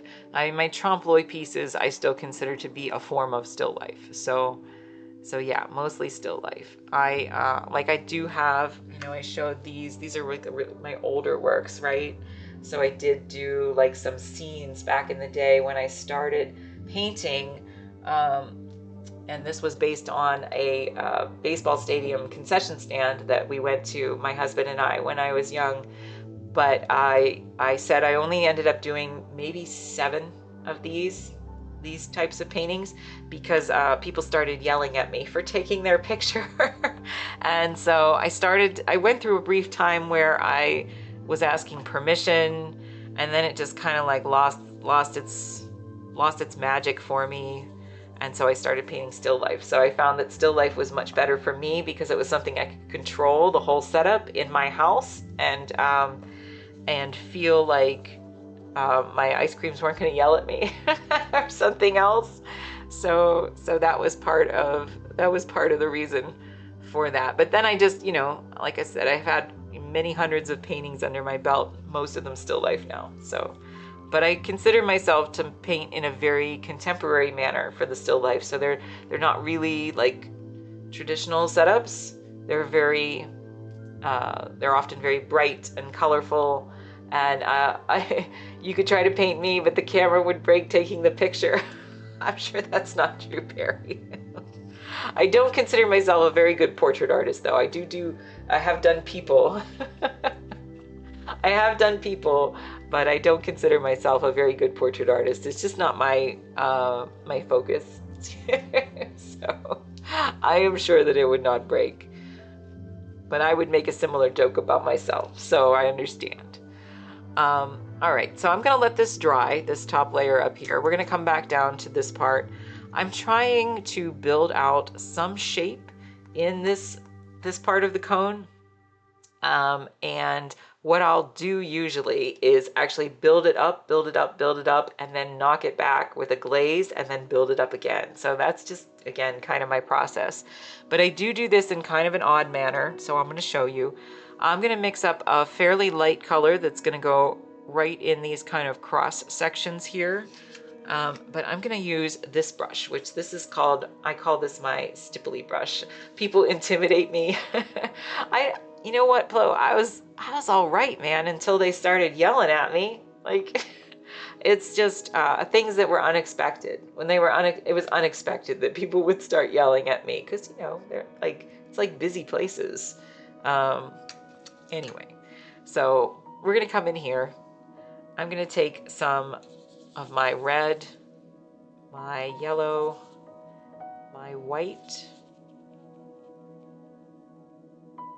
a little bit more yellow.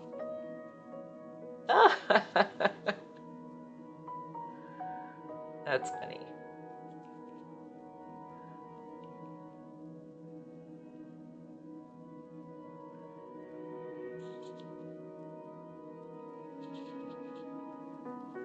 I will say, and maybe I should wait until the ad break comes back.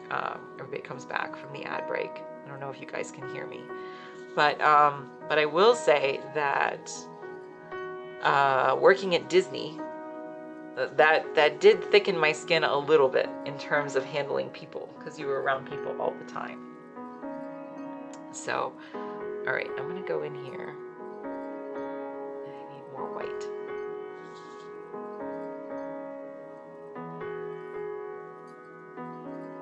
So I'm just gonna wait until the ad break just in case.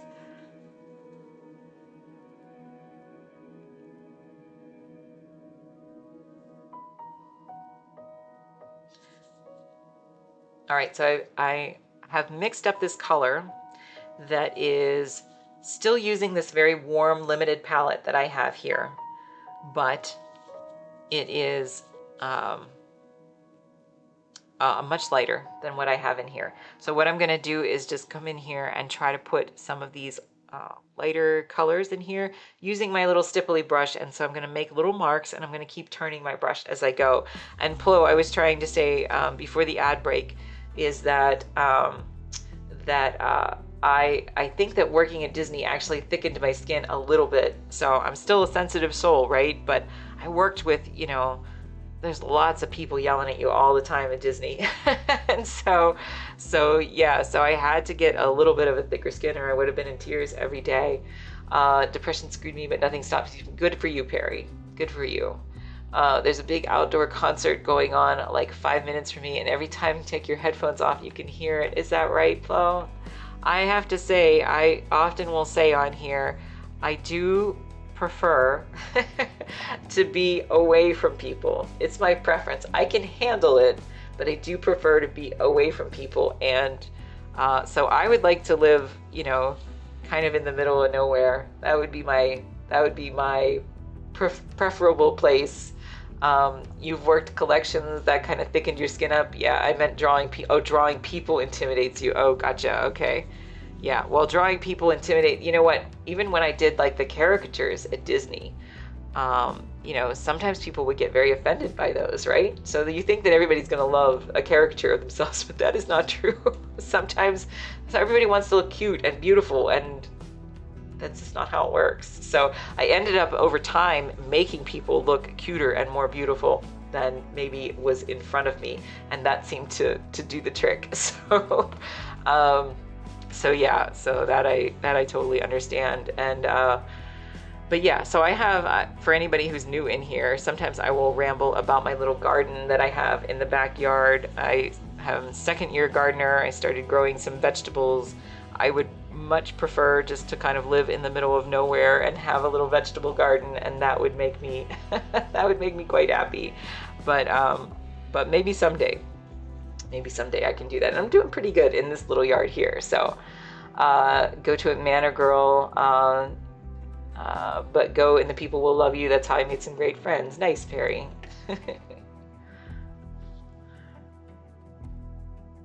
All right, so this is kind of, like I said, I'm still using these colors. When I actually go to the next stage of this cone, I'm gonna actually switch. And so I have a different color of blue. This is a very dark blue here. I have a much brighter blue that I use, and I have a much brighter red that I use. And so that's how I start to build up my layers. So I just take my warm colors and start with those. And again, I'm just gonna make marks. And the reason that I do it this way is, again, just a personal preference. But I like to make my pieces look, because I concentrate on food, I like to make my pieces look more organic. And so I do that by trying to not use traditional brush strokes, in part anyway, not using traditional brush strokes a lot of the time, and instead trying to imply these various textures. So like an ice cream cone is very much baked with all those lovely textures in them. And that's what I want to try to convey in this. So again, I'm going to build this up. Probably overall, I'm going to have somewhere between 10 and 12 layers of paint. This is probably around layer 6, I think, 5 or 6. But again, for me, this is just kind of a gradual building up. I want to be able to see all of these little, I want to be able to see all of the layers peek through all of these little marks. So that's something that I try to do here. So it's about making it look more organic. It's also about making it just look more interesting. So if I wanted to, you know, you could certainly go in and just kind of approximate what the color of each of these sections is. Smorphous, can I have that ice cream cone? Not yet, but next week we're gonna have an ice cream party, so I hope that you'll come back. And I think that's what I have to learn, to go in layers. Yeah, that works for me, Flo. It's hard for me to think in one big blended thing. So, but yeah, Smorphus, we're gonna have an ice cream party as soon as I'm done with this one, which will be sometime next week, I hope. So anyway, but yeah, so I go in and I make a bunch of small marks with this little stippling brush, clean up whatever I think I've gone a little bit heavy on. I want to see all those layers of paint peek through, instead of trying to make one flat layer of paint. And this is just my personal preference, but I try to describe it as, because I use this acrylic medium mixed into all of my paint as well, I try to describe this as, you got dibs on it first. I try to describe this as the difference for me of painting something that looks like a flat piece of construction paper versus painting something that looks like a bunch of translucent layers of plastic. So I aim for the translucent layers of colored plastic. And so there's a battle for the cone. So yeah, next week we're gonna do a bring your own ice cream event. I'm not sure what day yet. It'll depend on how fast I can paint this. So we'll see. But you can bring your own ice cream and we'll all celebrate together. So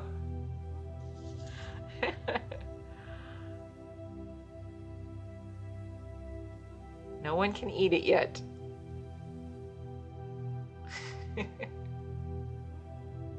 But I will say this was a Haagen-Dazs. I photographed it myself in the kitchen and I did eat it afterwards. So I didn't eat the cone, but I did eat the ice cream afterwards. And I don't eat that much ice cream, but I did eat that one. So I have a hard time. I can resist most ice cream, but I can't resist Haagen-Dazs. So I don't keep it in the house very much. And so when this is done and we have our bring your own ice cream party, I will go back and eat my little pint of this, the butter pecan that I painted here.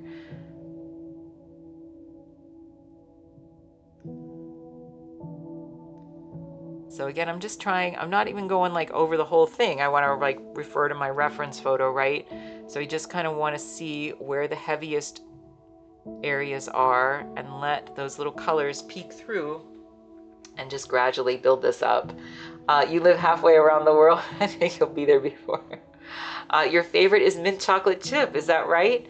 I have painted a few mint chocolate chips in my day, Smorphus. And so, yeah, so I have a bit of experience. I haven't done one in a while, but I do have some in the freezer that I bought recently.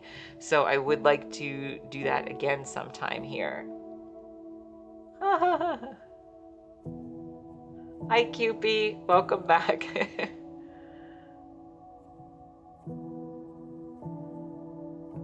Cupie is sharing her favorite cone, which is the cotton candy swirl one that I did. So that's a little emoji that my husband made. And so yeah, those beautiful pink and blue swirls, those were real. And I really scoop all my ice cream in my kitchen. So yeah, so that was a beautiful cone, and that is Cupie's favorite one.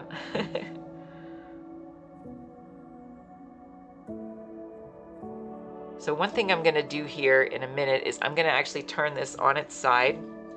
And for anybody who has not been in here before, oh, you've been lurking, okay. A bagel and a probiotic pineapple soda. You said that was really good.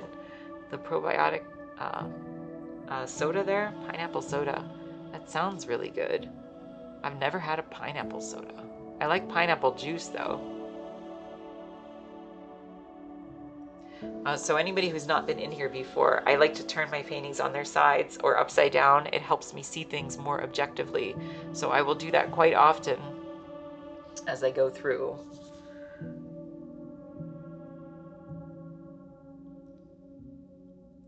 And again, for me, this is just a gradual building up of lots of layers of paint, and, you know, gradually refining the details and the colors and so forth. So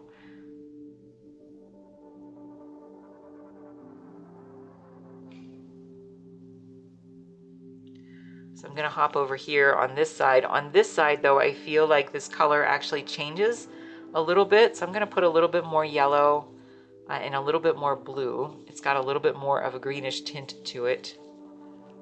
A little bit heavy. It's got a little bit more of a greenish tint to it. I'm going to put a little bit more white as well, just because I added extra paint. The Cove brand, you like it better than Olipop? I've not heard of any of those. Buc-ee's has a pineapple cream soda. Interesting. Pineapple soda is hard to find. Yeah, interesting. I've never had it. I don't know if I've not heard of any of those companies either, so I'm really not sure. I think because of the way I turn my work all the time, it makes you hard for you to work with your art up on an easel. Gotcha. Though the tulips you didn't turn so much. Is that right? I think that I will say I didn't get an easel right away. I did, and it took some getting used to when I started working on an easel years ago. So, but I didn't have an easel. I had like a cheap little metal easel that I very rarely used when I was doing projects like at home for when I was in college, when I was in school. And we did work on the easels at school, but again, it wasn't something that I was really comfortable with at that time. Now I can't imagine working without one though. You're gonna drive down to Italy for some ice cream next month. Is that right, Perry? Wow, that's crazy. I'm talking like over 100 pumps, and the store is basically the size of Walmart. Is that right, Cupie? Wow. Never heard of that. That must be a Mid-South kind of thing. Never heard of it.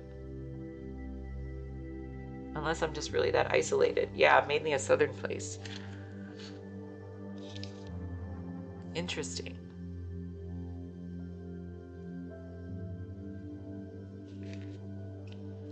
All right, so I'm just gonna go in. Again, I try to think of this in layers, right? It's like a 3-hour drive. Is it fancy ice cream in Italy though? That might be worth a 3-hour drive, Perry. It's a road trip stop ordeal, but they do have good food. Interesting. I will have to look it up. I try to think of this in layers, so I don't try to think of it as me getting these marks exactly right as I as I do it, but I think of it as what's the next layer going to be, and is this layer going to work with that? So I try to think ahead on my paintings, and it is a different process, but it's what works for me. So I'm sticking with it.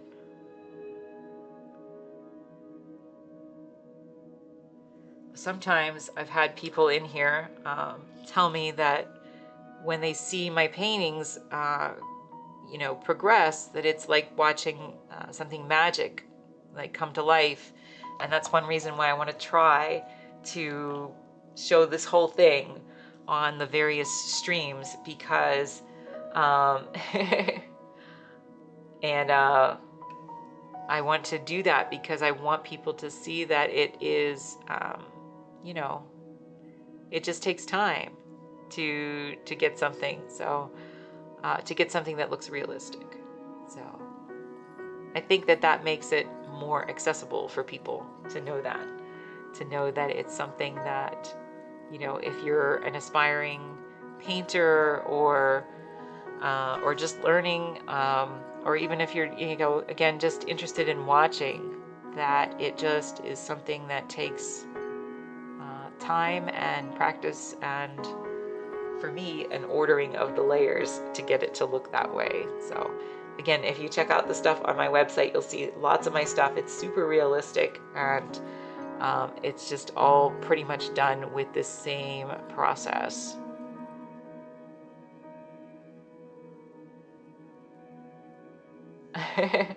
The point you've gone too far is when you start eating the ice cream. That's right. Context, there was a whole meme about Buc-ee's and people saying the name. Did I say it right? Is it Buc-ee's? Am I going to be part of the meme now? Because that would be terrifying. So I don't know. I did? Okay.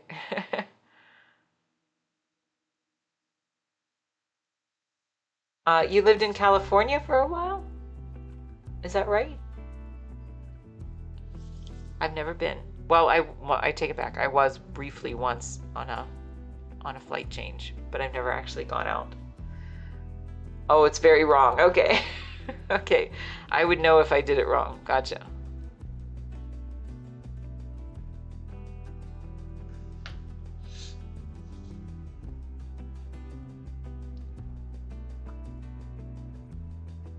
You can also find, since we're talking about TikTok, you can also find actually a lot of my process videos on TikTok as well, on my TikTok.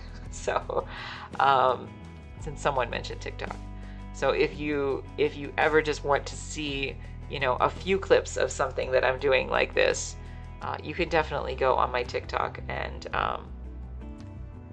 just watch some quick clips of things as they progress for one painting. Your aunt lives in San Francisco and owns a scale model business. Is that right?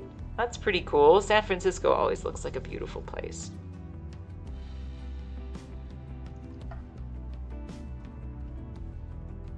I mean, I guess I've only seen it in movies, but I think that it always looks like a beautiful place.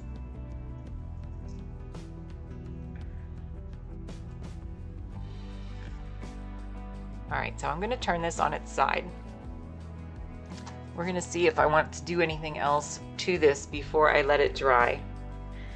And again, I'm just trying to grew up in San Diego, now live in Switzerland. Very different. That's amazing, Perry. Wow, you're all over the place. I do sort of understand. I live in upstate New York now, and I lived in Florida for 20 years. Very, very different. So, not quite the same as your extremes, certainly with the language barriers or language changes, but weather-wise, it is very different. Very, very different. Okay, so I'm going to go back. I want to just do a little bit more on these. I'm going to try to pay attention really to a few of these places where I feel like that I really need some extra highlights. And again, I'm going to come back to this with other colors later, do lots more layers.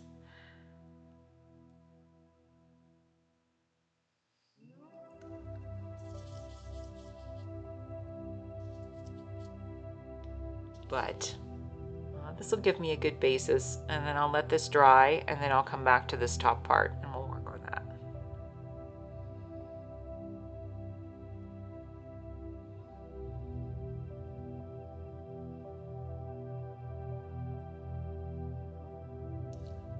So one thing I want to do, and I was mentioning earlier, for anybody who wants to learn to draw, one thing that I try to do as I paint, I treat it in very much the same manner. I try to find anchor points, things that I know are correct, and then I try to measure the space in between them.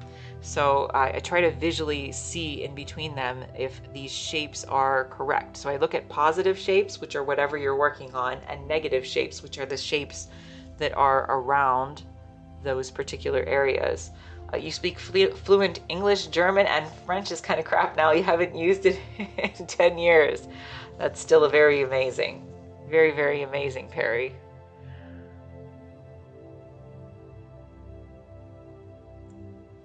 I've tried to study. Hi, Kiwi. Welcome. I've tried to study a few languages in the last in recent years, so I pick up a little bit here and there, but it is very difficult to actually make it work. But it's still fun for me to learn. I still like learning. And we're doing good, Kiwi. You missed earlier today. I showed all of my old stuff, so all my old work, so that you could kind of see how you can progress, how I progressed, I guess, as an artist. So you can go back and watch the replay of that, or I can show you a few pieces real quick. But anyway, but that was fun. That was a fun little thing to do.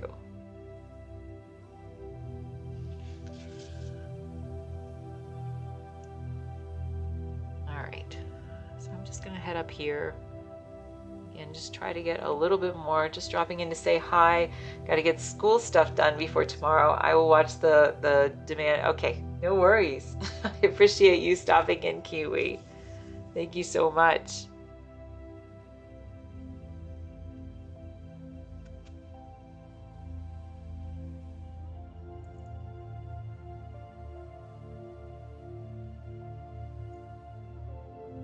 I did mention that I have this little garden in the back.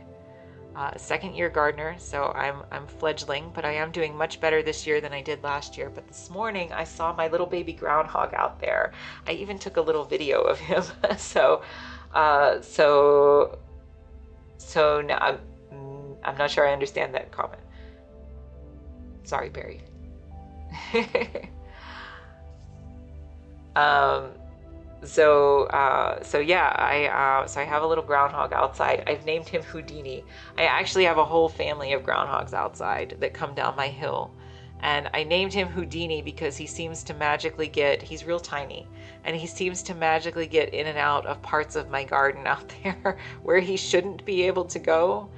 And so one day I came down a while back and he was inside the fenced area of my garden and furiously digging to get out, and I thought I was going to have to go rescue him. And I went upstairs and told my husband, and when I came back down, he was out. So I named him Houdini. I don't know how he got out. I don't know how he got in. But there wasn't any holes or anything. He just somehow magically did that.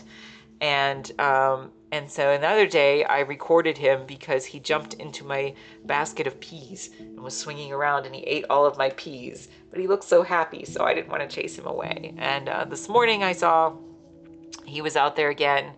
I have a lot of my stuff now, I think, protected enough that he will not get to it, but he did get to a few stray tomato plants that and cucumber plants that I had just sitting outside of the fenced area, and I watched him eat them all.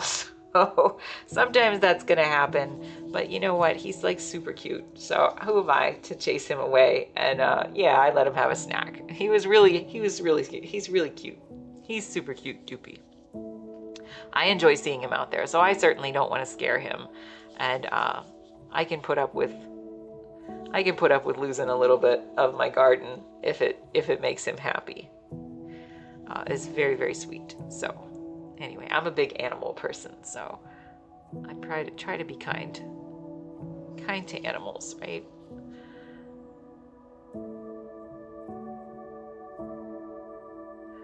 All right, so I'm just going to do a little bit more with this, and then I'm going to let it dry. So I'm just coming back in here again with these warm colors. Just spot right over that. Part of this is the touch, and so I try to go very gentle with these marks, and I don't always succeed at that, but I do try. And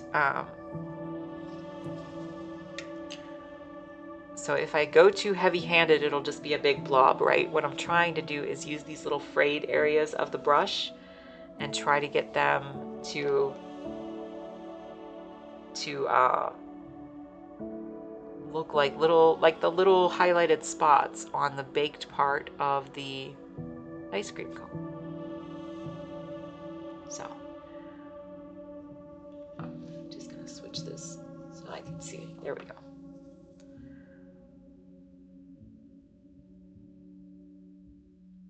But again, we're going to come back with lots of layers on top of this, and that's really when it looked reversed, like the, I don't know, what is oh, the divots. Oh, I gotcha. The divots. Yeah, it takes me a little while, Perry. I apologize. I understand. I gotcha. Yeah, I apologize. Sometimes I read these things too fast and then I just confuse myself, so my bad.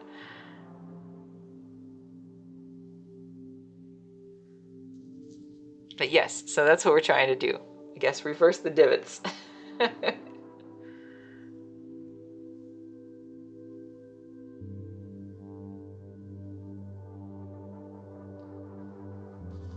So a lot of this is going to be, in the end, a lot of this piece is going to be about the subtlety of the marks.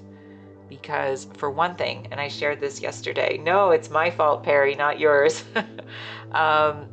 For one thing, I shared this yesterday, that the ice creams are particularly difficult to paint when they're not melted, because when they're not melted, they have all this texture to them, And so that's what I'm gonna try to do. And I did the same thing kind of when I did this piece. So when I did this piece was not melted that much, just down toward the bottom. But in here, you can see here, it's all this lovely texture, right? And so it's the way that I am able to do that is just to build up lots of layers, kind of using this stippling technique that I do. And thanks very much, Barry. No, it's truly on me because I know I read the comments. I'm on this tiny screen and I read the comments a little bit too fast sometimes. And sometimes my brain just has a hard time shifting from one thought to the other. So that's my fault. But anyway, but I appreciate the kind words. So thank you. So I just want to go in and I'm just going to continue to build these up. And as I do it, like I said, I'm probably going to get to a point where I might have to knock some of this back. That is a terrifying part of the painting. At least it used to be for me. It's not as bad anymore. I've done it enough. But what I do is I basically build up all of my shapes. And then I get to a point where I'm like, all right, everything is there, but maybe it's not quite the right color. Or maybe it's not quite as bright as it should be. And so what I'll do is take my glazing medium, my acrylic glazing medium, and and I will glaze over the whole thing and then try to regressively pull out some of the colors from underneath. Weird question, have you ever painted a fluffy teddy bear? That is a weird question, Jake, except that I have never painted that I can remember. I've painted a lot of things. I cannot remember painting a teddy bear, but I did paint a stuffed elephant and it was beautiful. It's actually one of my favorite commissions that I ever got. It was a beautiful stuffed elephant. I think that it is somewhere on my Instagram page from years ago. Why do you have that question though? I'm just curious. So yeah, do let me know, Jake. I did very much enjoy painting the elephant. It was a lot of fun.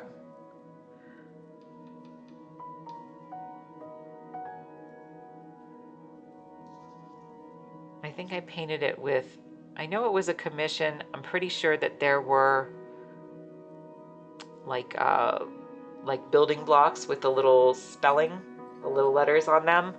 And I think we spelled out someone's name. It's been a while though. You want to paint something fluffy, but it looks like a lot of work to get the texture right. So I would say that there's another artist that you could look at. Just watching Jake. There's another artist that you could look at. I believe his name is, I might say this wrong. I think it's Brent Testabrook. You're gonna have to Google it to see if that's correct. I'm gonna wait. I don't know if Jake can hear me during the break, so hang on a second, Jake.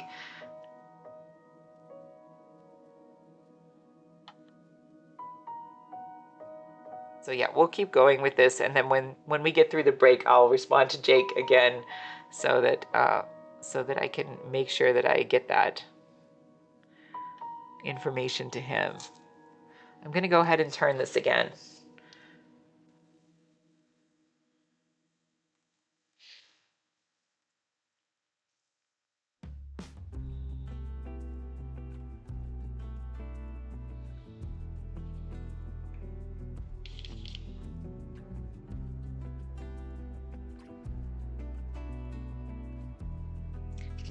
There's another artist that I need to think of.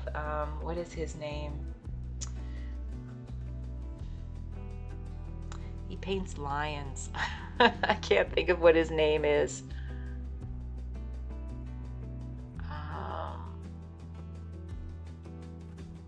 Anyway, we're gonna try to figure out how to help Jake when we come back from the commercial. So.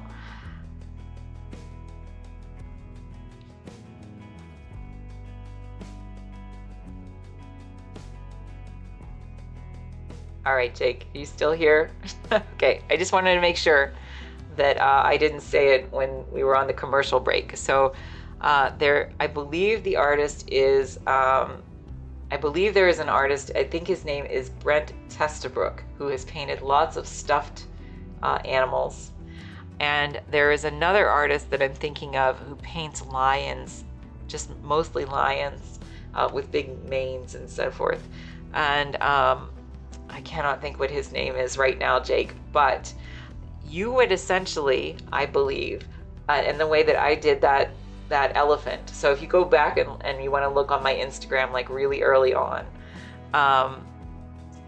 I would paint it essentially kind of similar to this, except that I would be using strokes over top. So you would start with like, I don't want to say this is the only way to do it, right?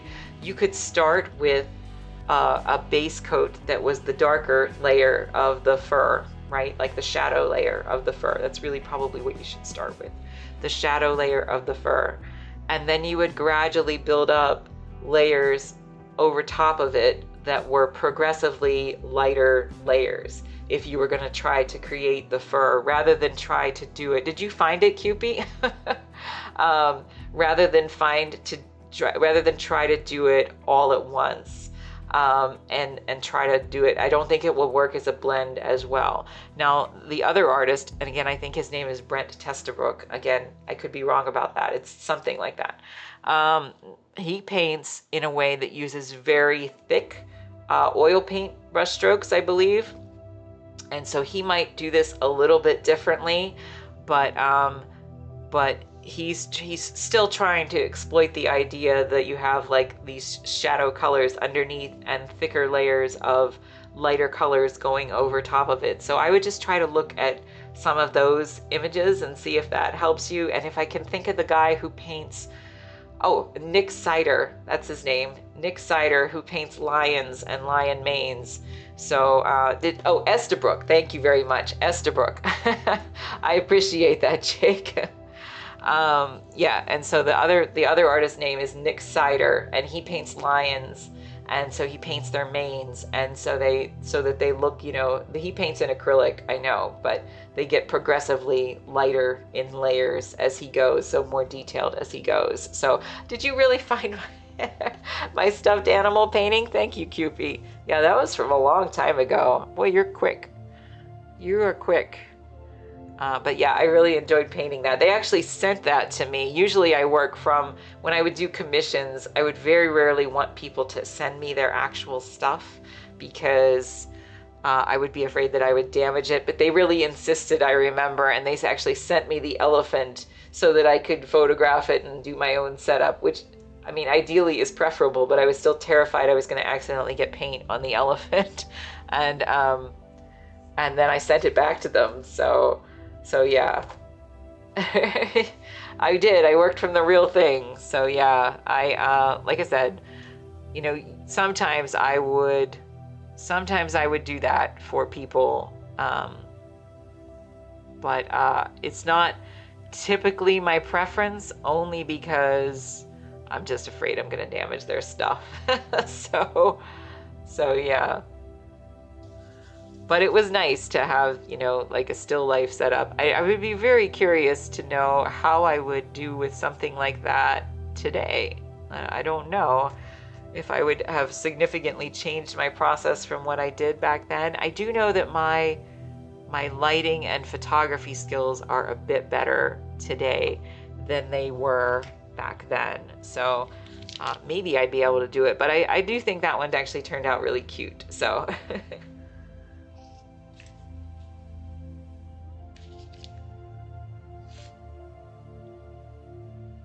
Yeah, so I didn't always paint food. Sometimes I just painted other people's stuff.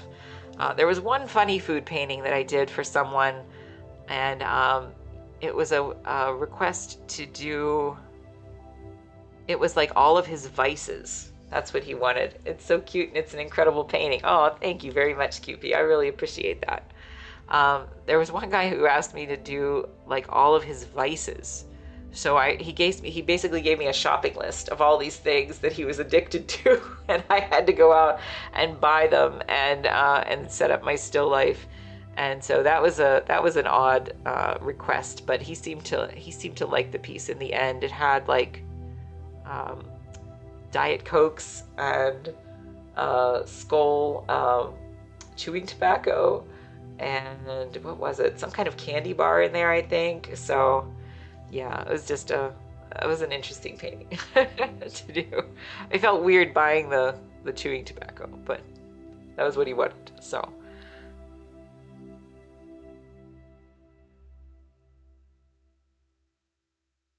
I'd much rather paint stuffed elephants though. That would be a preference.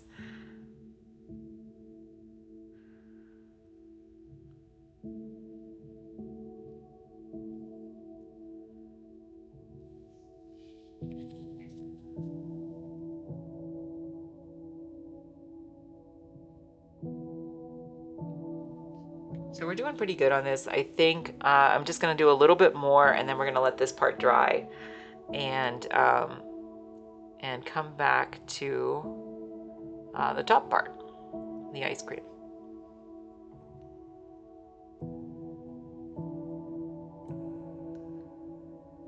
And again, I don't worry if it's not exact, because I work in so many layers, and so I just try to get them to be a little bit closer each time. And I always say I try to think of it like a puzzle where I'm just giving myself more and more visual information every time I do a pass. So that seems to be the mindset that works best for me, rather than thinking that I have to do everything right the first time. I think that's just overwhelming, right? So I try to think of it as just giving myself a little bit more each time with each pass of paint. And I try not to also think that I make mistakes. I try to incorporate any of my mistakes into something that I think just makes the thing look more beautiful. And so I like seeing all the marks show through in the painting as I go.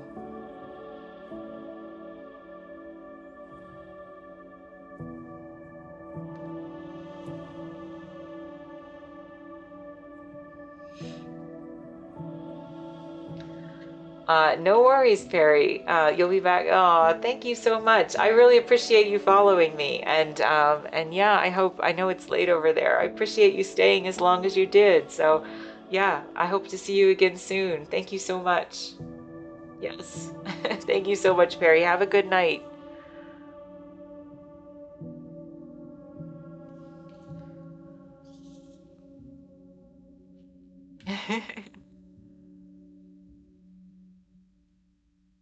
And I totally dig this little bear that Cupie has posted here, by the way, which she said that she created in Procreate, which I think is super cool. So and you use this on, it's you created that, right? Cupie, the little bear, and you use it in Sad Bear Club. Is that right? Or was that directly from Sad Bear? Oh, Sad Bear Club made it. I apologize. So Sad Bear Club made it, but she made it in Procreate. So everybody can check out Sad Bear Club's channel if you are not familiar with that one as well, because she does great work over there. But yeah, such a cute little thing. So we were talking about Procreate because I don't really have any digital experience other than working in Photoshop to edit my images for these purposes and for prints. And oh, she painted it traditionally first. Oh, I didn't realize that. So that's pretty cool. So yeah, I don't have much experience in digital stuff, and Procreate seems so cheap and so accessible. I would like to try it sometime just to see what I could do. Yeah, that's very, very cool. I'm sorry, Cupie. I didn't realize that she did that in a traditional way first. I'll save it for you, Perry. I'll save it for you. I don't know if I can get it to you soon enough. It's a little far of a trip, right? But soon. Oh, and this one she did all in Procreate. Oh, okay, maybe that's what I was confusing that with. So this one was all Procreate, and the other one was just a traditional method first. Gotcha.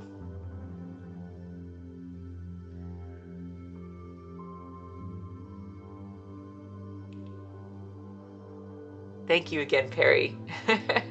Come back for our ice cream party at the very least. It'll probably melt. Yeah, it probably would melt on the way there. Maybe in the winter we'd have more success.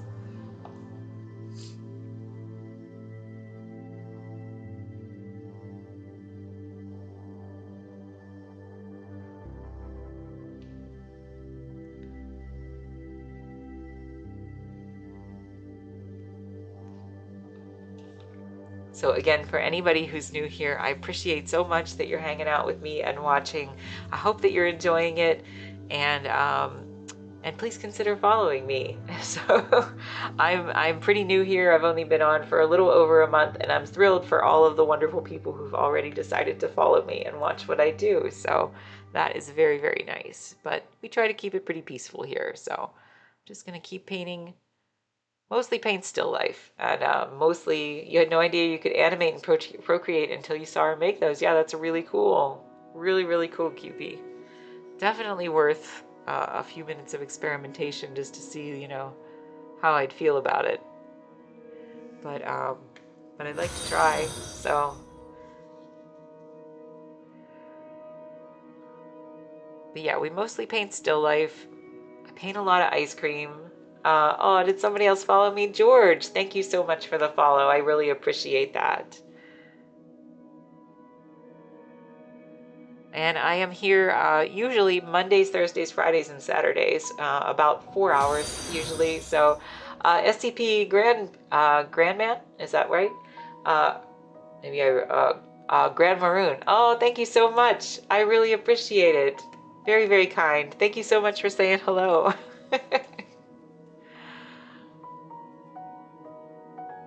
Yes, I very much appreciate it. It's been such a nice surprise to see how kind and supportive people are on Twitch. So thank you very much. And QP says, right, I even like to edit photos or take pictures of your work and experiment with where you want your signature. Nice. Oh, it's Grandma. Oh, Grandma Run. Oh, what did I call you? Something that was not correct. So I apologize. No one gets it right. Okay. Grandma Run. I gotcha. Thank you. I will call you Grandma Run then. Thanks very much. Are you an artist or just a fan of art in general? You're always welcome. Anybody in here is always welcome to share links to their art and talk about what they do, because I come by it honestly. I want to know what everybody does, and I love to know that people are working on things when you're watching the stream, or you know, just enjoying the process. If you just enjoy the process, that is totally okay too. So anyway, anybody is welcome.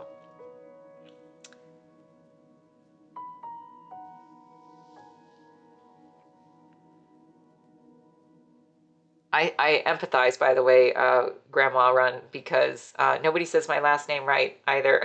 So when I've gone in and followed people, everybody mispronounces it. So it's Testone, but for whatever reason, they add all kinds of syllables to my last name. Colorblind artist. I am completely colorblind due to a traumatic brain injury, but use special prototype goggles. Interesting. How does that work? How does that work? What does a prototype goggle mean? That's amazing that you have been able to overcome your traumatic brain injury and still be able to create art. So very, very cool. Please feel free to share your process, because I'm very, very interested in that. My grandpap was colorblind. He was born colorblind, and so he always said that he could only see yellow. So Haru Kingu, did I say that? Thank you so much. I really appreciate the kind words. That's very, very kind. So we're getting there. This is a little early on still in the process, but we are getting there. So little by little. I can't really discuss much. Oh, prototype. Yeah, no worries. Yeah, of course you can share your Instagram link. Please do. Please do. So Yeah, we're very friendly here. Just want everybody to be able to share what they do. So that, first of all, we all can get to know each other, right? You, me, and everybody else in the chat. So I scrolled past and you thought it was real ice cream. Is that right? Thank you very much, Haru. I appreciate it. So we aim for really high degrees of realism. This is one that we finished a couple weeks ago. And so we're going to try to get this one kind of up to that level. So it's still got a ways to go. We did a few little ones as well, like these. And so we really do try to get things looking pretty realistic in here, just building lots and lots of layers of paint. Thank you so much, Grandma. I appreciate that. And everybody please check out Grandma's link, and I will check it out at the end of the stream, because again, I get a little nervous about checking things on my screen right now, but I am going to practice over the weekend.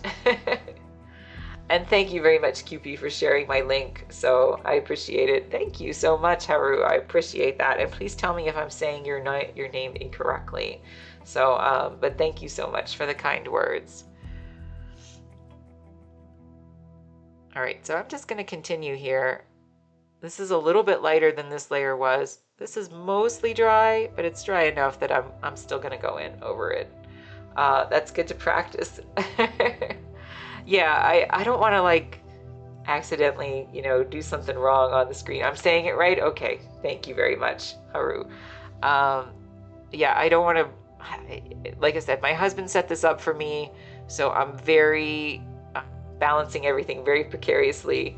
I'm happy to paint, but this stuff over here, this is a little challenging for me. So I just want to get some practice in before I start bringing up web pages, which sounds really silly. I'm sure that's second nature to most people, but I want to practice. So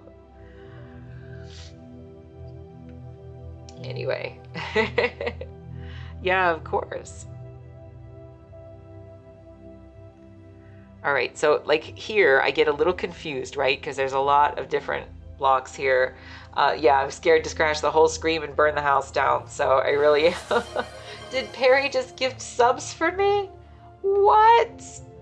No way. Perry, thank you so much. Oh my goodness, that is so kind. I really appreciate that. Aww. Thank you so much. That means a lot, Perry. Aw, you just made my day. Thank you. Oh, thank you so much. Please thank everyone. Thank Perry for gifting subs. That is amazing. Oh, I don't even know what to say. What am I supposed to say? Thank you. Oh, thank you so much. Thank you very much, Haru. I really appreciate that. Perry, that just means so much. You don't even know. You really made my day. Thank you so much. So much. And Haru, thank you for the follow. I really appreciate that. Oh my goodness, that gives me 7 subs. I'm so excited. I really appreciate it. Oh, thank you so much, Grandma. I appreciate the thought. Oh, that's very kind. And Haru, you got one of the subs. Is that right? Aw. Thank you so much. Oh my goodness. That's so amazing. I appreciate it. Oh gosh, I don't even know what to say. That's so kind. What's this? I'm not sure I know what's happening here. Is this something from Cupid? Oh my goodness. You guys are all so nice. Thank you. Oh, thank you. Thank you so much, Perry. From the bottom of my heart, thank you so much. That means so much. Yes, you have a wonderful night too. Thank you. So much. So kind. So very kind. That was so unexpected. I don't even know what to say. So very kind. And Cupid, it's bits. I only have this tiny screen. I can't see what's going on, Cupid. I'm sorry. What is this? I don't want to move anything because I'm afraid I'm going to damage it.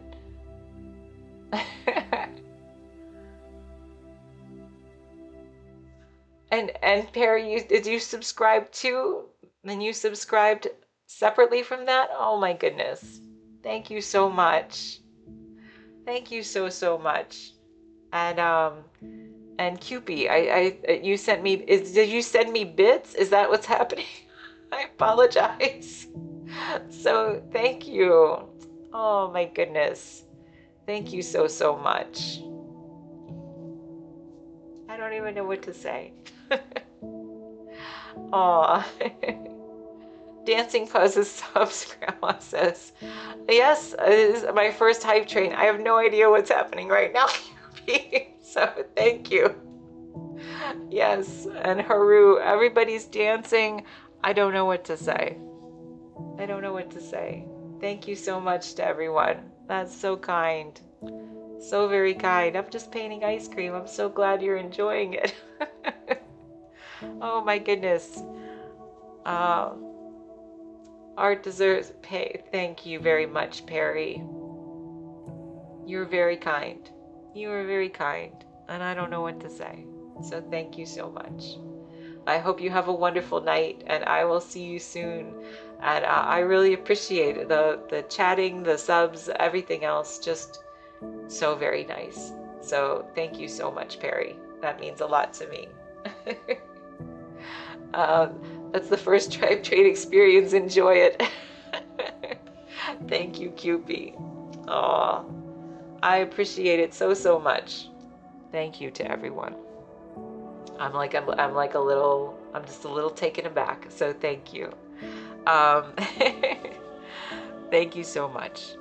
Anyway, I'm so excited. I have 9 subs now, thanks to Perry. So Perry and Cupie and Digits and everybody else who got one in there. So thank you. Thank you so much. And thank you very much, Cupie, for the bits. Because I'm still trying to figure all this stuff out. So thank you.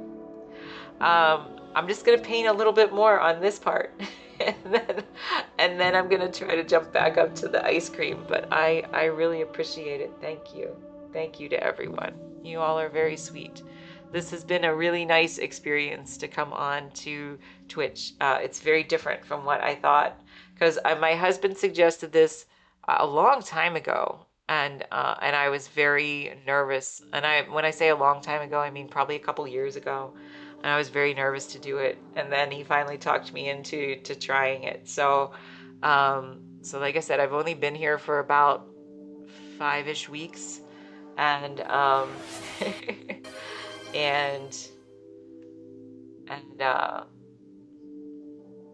is gifting another. What is happening? Did Perry just gift more subs? What's happening now? I never complain when I'm gifted a sub or someone gets a sub, because I know good things come to those who wait. Oh, Grandma. Perry, did you just gift more subs? Why? Oh, that's so nice, Perry. Oh my gosh. I don't even know what to say. I wish I could stick this ice cream in the mail for you. Oh, thank you so much, Perry. I don't know what to say. Oh, that just means so much to me. Yeah, thank you. Thank you. So very kind. And you didn't do anything. Your finger slipped, you swear. You're sneaky. That's what I think. You're sneaky. Aw. I really appreciate it, Perry. Thank you so much. Really means a lot to me. I'm just, yeah, look, and Cupie, you've just made everybody so happy. It really does mean a lot. So thank you very much, Perry. And everybody thank Perry, please, because that just means a lot to me. Yeah, I'm a little taken aback because I've never experienced that before. So so thank you. You too, Perry. Thank you again. You've set everyone off dancing, and that's just amazing. So thank you. Aw, he really is a kind soul. That's what we love. Kind souls in the world. So thank you so much.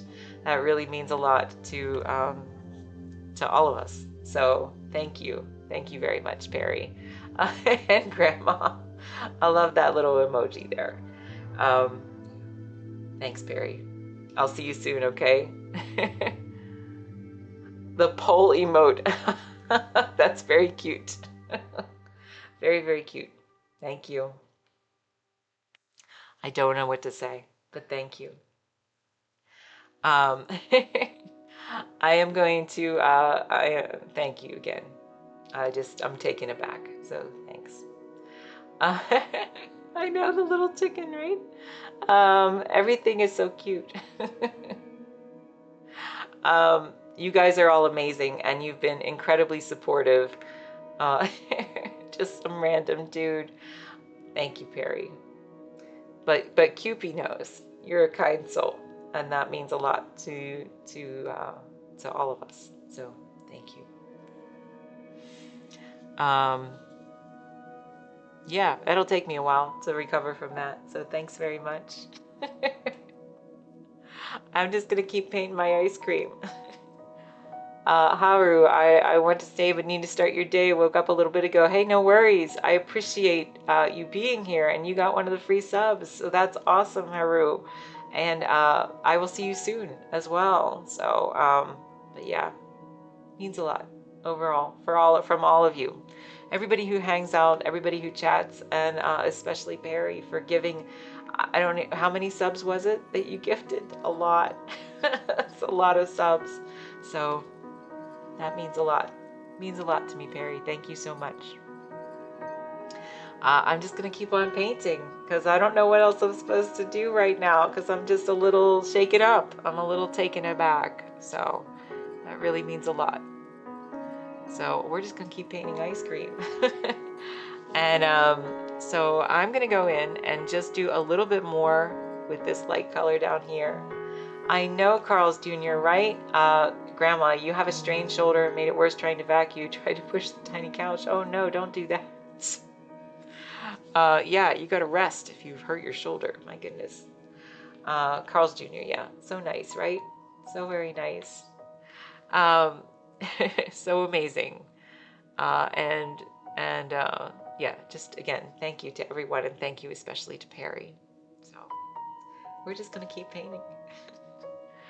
All right, so I'm going to let this dry, I think. We're just going to let that dry because I don't want to push it too far before I come back. And I really think that this is actually pretty good at this point. I could go back in and do some of these shadow areas, make those a little bit better, but I think I'm just going to go and I don't know what's happening right now. Something's happening on my screen. So, what does this mean?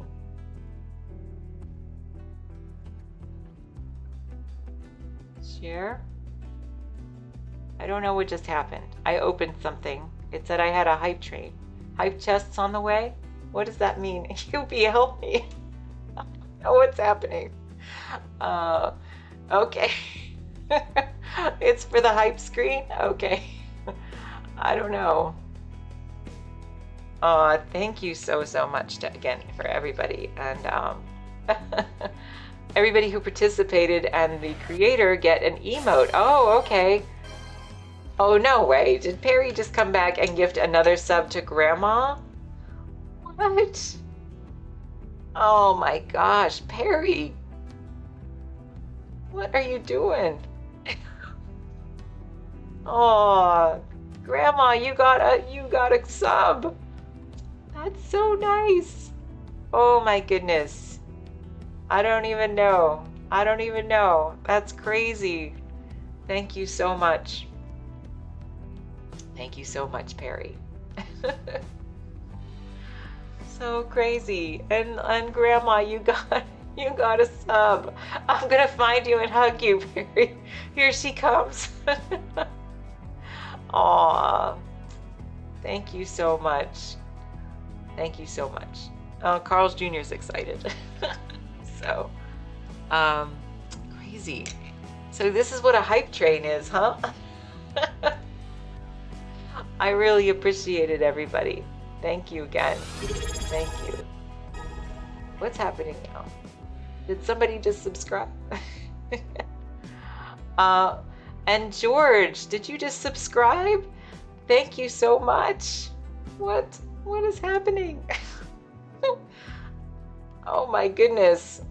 Um, oh, Perry, I will take a hug. Grandma, he needs a hug. So, George, did you just subscribe to me too? Oh my goodness. I don't even know what to say. Cupie, thank you. You guys are so very kind. So very kind. So supportive and so kind. I don't even know what to say. I didn't even know anybody would watch me, honestly. um, when I started doing this, like I said, my husband finally talked me into it after a couple years, and was very nervous to do it. But you guys, that's crazy. Thank you so much. Thank you so much. Aw, thank you so much, Cupie. um, that's crazy, y'all. I don't even know what to say. Thank you so much to Perry. Thank you, George. I really appreciate it. Thank you, everybody who's been hanging out with me all day today. You guys really are the best. You guys are the best, and I really hope that I can meet your expectations for me. So I'm just a little taken aback. So thank you so much. That means a lot to me. Just means a lot to me. Thank you again, Perry, and everybody else, and George. Thank you. Thank you for that. Thank you for the support. That's very, very kind. So, oh my gosh, you did not just do it again. What is happening? Oh my goodness. Perry, I thought you had to go to bed. Oh my gosh. Okay, now you're off to bed. Thank you so much. Aw, Carl's Jr., you bring wonderful vibes to this platform. So kind, creative. I don't even know what to say, Carl's Jr. Thank you. Oh my gosh, what is happening here? I don't know. There's things happening on my screen. I don't know what's happening. What is happening? So Perry gifted all those amazing subs, and now someone else has gifted subs too. Oh my goodness, what is happening? And Carl's Jr., you just got a sub from Perry. What is happening? Oh my goodness, Perry and Anonymous. Thank you so much. And George and just everybody. I don't know what's happening right now, but I'm just so grateful. I really am. I'm so grateful.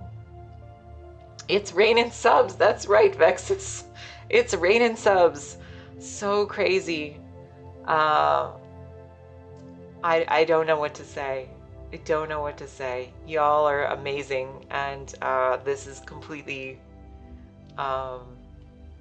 just completely surprising, and I'm doing good, Obnoxious Diva. We're getting subs, and it's amazing. So Willow, yes, some wonderful people in here are being incredibly generous and gifting subs for me, and yeah, so amazing.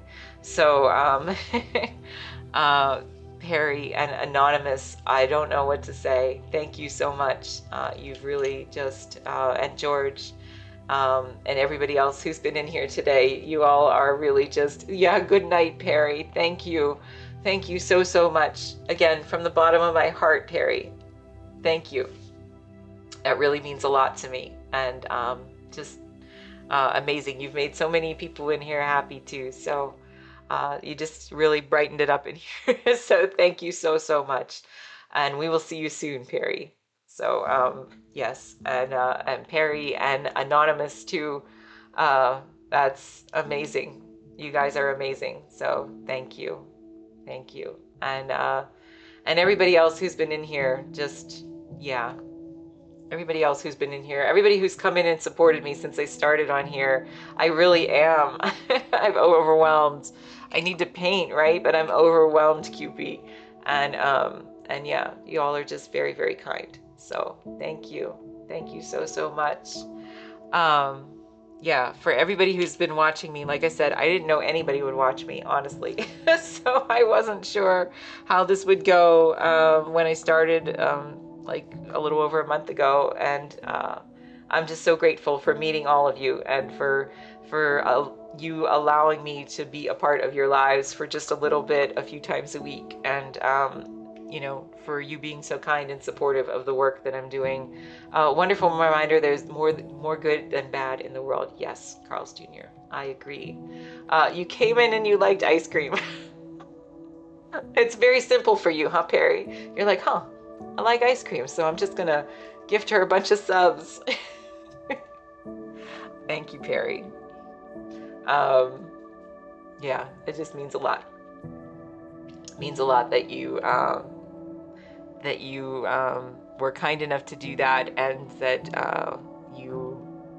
you know, enjoyed yourself being in here and this community that we're building in here. So thank you so much. Why not? No, simple answers are good. That's okay. You came in and you liked ice cream, so you know, sure. Yeah, but we appreciate it very much, Perry. We very much appreciate it. I very much appreciate it. So thank you. Thank you, thank you, thank you. And again, everybody else who's been hanging out here today. So thank you so much. Okay, I'm gonna get my composure back.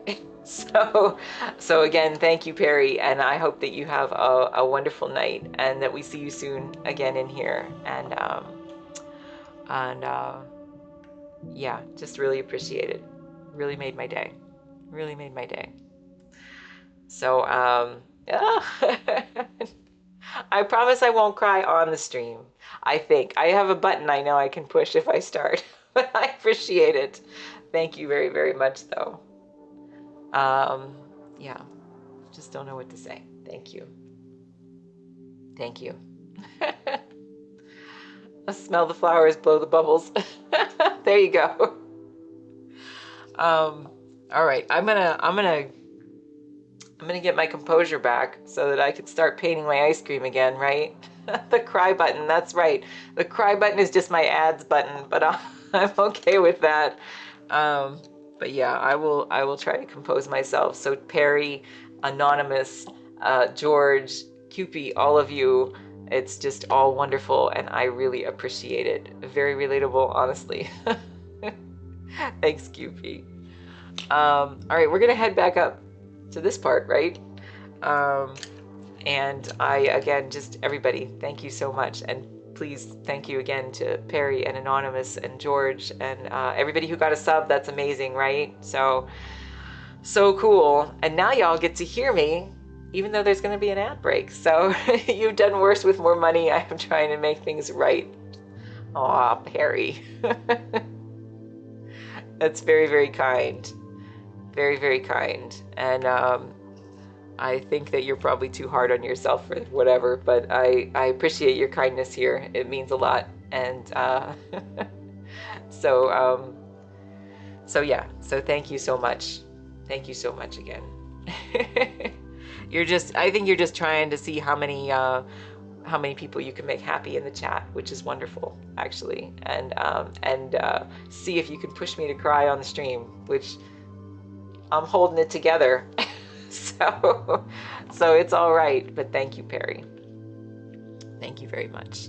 All right, back to ice cream, right? So yeah, we're gonna come back up here, and I'm gonna go ahead and mix up a lighter color. Cupie wants the ice the cream. Wait a second. What is that? Okay. Oh, thanks very much, Cupie. Oh, thank you very much, Square Burrow. I really appreciate it. Yeah, so I'm gonna get back to painting the ice cream. We just had a bunch of subs that were gifted, which was super nice, by some wonderful people in here. And then we are going to come back to painting this. So thank you so much, Square. We're pretty early on in this piece, but we're gonna get there. And so I'm gonna try right now, I think, to come back up and try to do some more highlights on this upper part up here. I appreciate you being here, Square. Thank you so much. Again, thanks so much to everybody. So I want to do another layer of highlights, and I'm going to come in with just a little bit of my warm colors, and we will try. We want this to be a little bit lighter than the previous layer was, just a little bit. And I'm going to try to just build this up again with lots of layers. And Square, I'll just show you real quick. So we do paint really realistic stuff, and so we want to get that one up to this level, right? So this is the one that I try to show that I finished recently. And so this looks really, really detailed, and you get really, really close up. So we try to get all of them up to that level. And then again, we did a few that were smaller pieces like these ones. So again, I don't know if you can see that really well, but again, we try to be really, really detailed, Square. So this one is pretty early on. I would say we're about 20% in on this one. And so we're just gonna keep pushing it. We're gonna see how far we can take it. So anyway, I'm still a little taken aback. It's gonna take me a little bit to recover. So I appreciate everybody's patience with me right now. But yeah, it just means so many subs gifted by Perry and Anonymous and George subbing as well. So I really appreciate that very, very much. So yeah, so I'm going to come in and, thank you so much, Square. That's very, very kind. Just a lot of practice. I actually showed at the very beginning of this stream, we went through 40 years of my art. So yeah, so all stuff from like when I was a kid, and then, you know, up through high school and college, and the time I took off from making art, and then when I came back. So it's just a lot of practice. Perry, thank you. Yeah, I appreciate the kind words. I try. But I'm really hoping, you know, I hope people enjoy watching the process, because I think that that's fun. Did I study art? I did. I talked about that again a little bit at the beginning of the stream. I did go to school for art, but I felt like I came out of school a pretty bad artist, Square. And so I didn't make art for a very long time, well over a decade.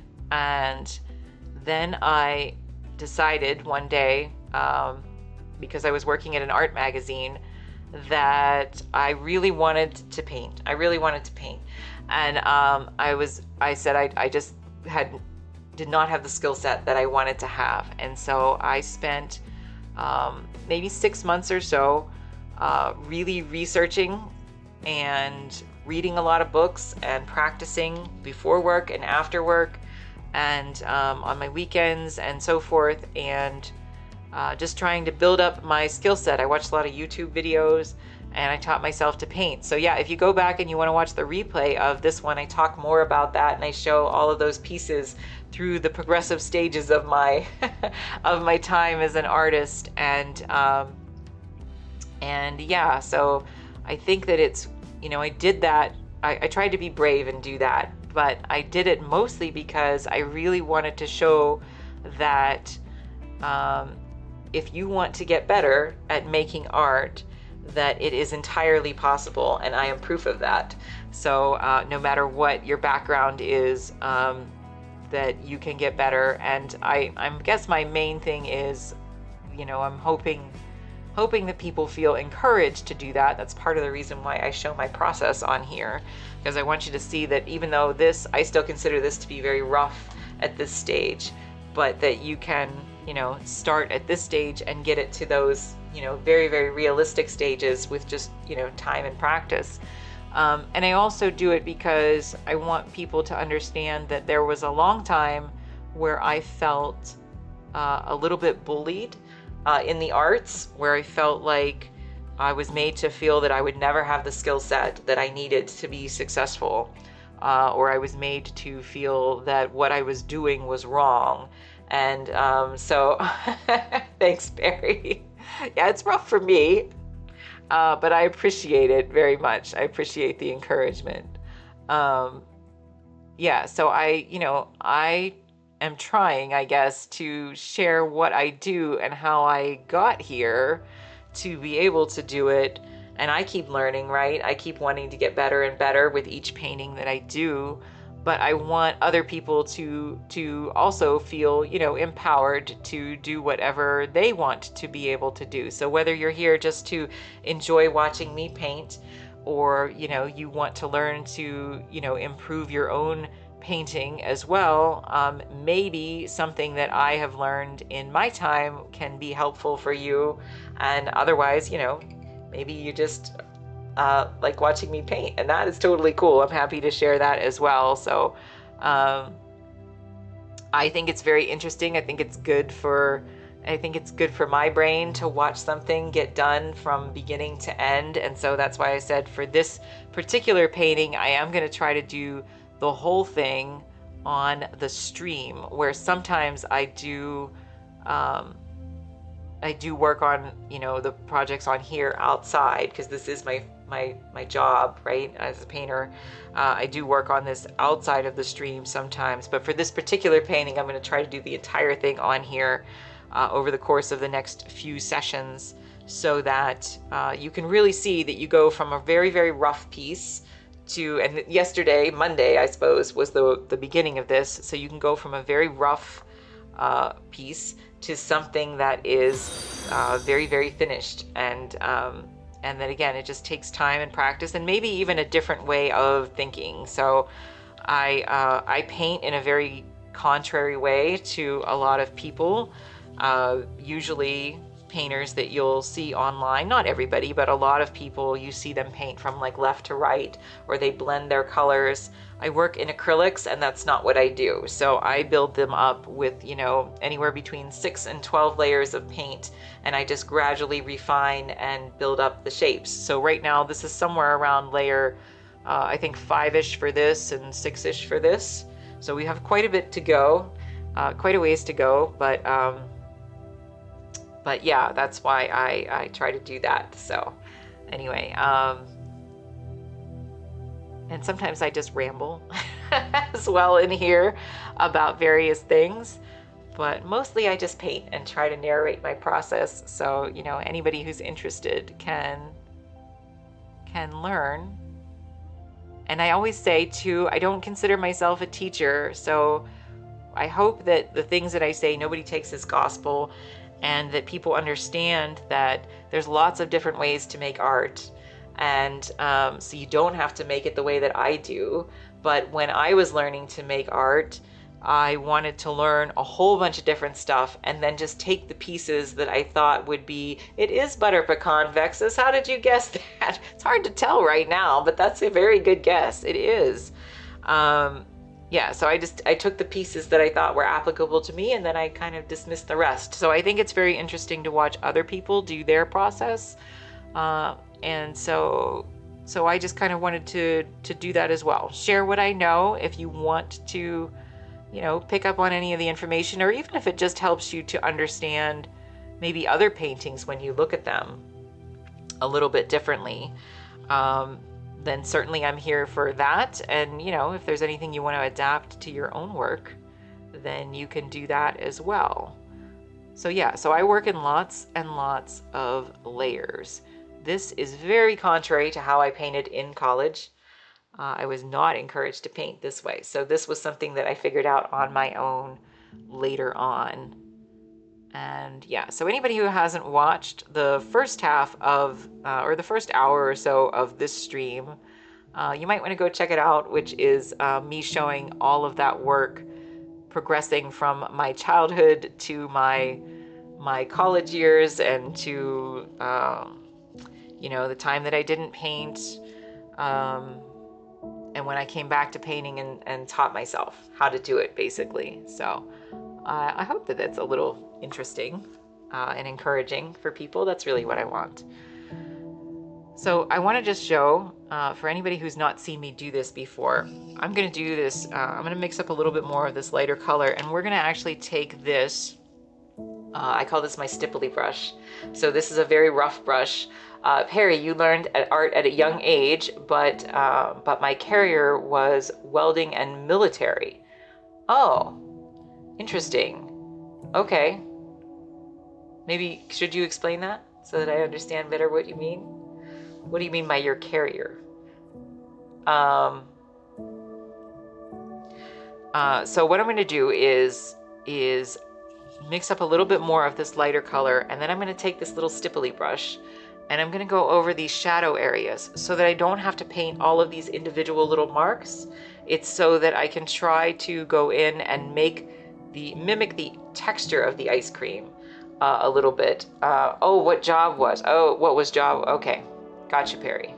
Understood. Yeah, I think a lot of people learn art at a certain point and then it gets kind of pushed out of your life, right? Because you have other obligations that you have to do, other things.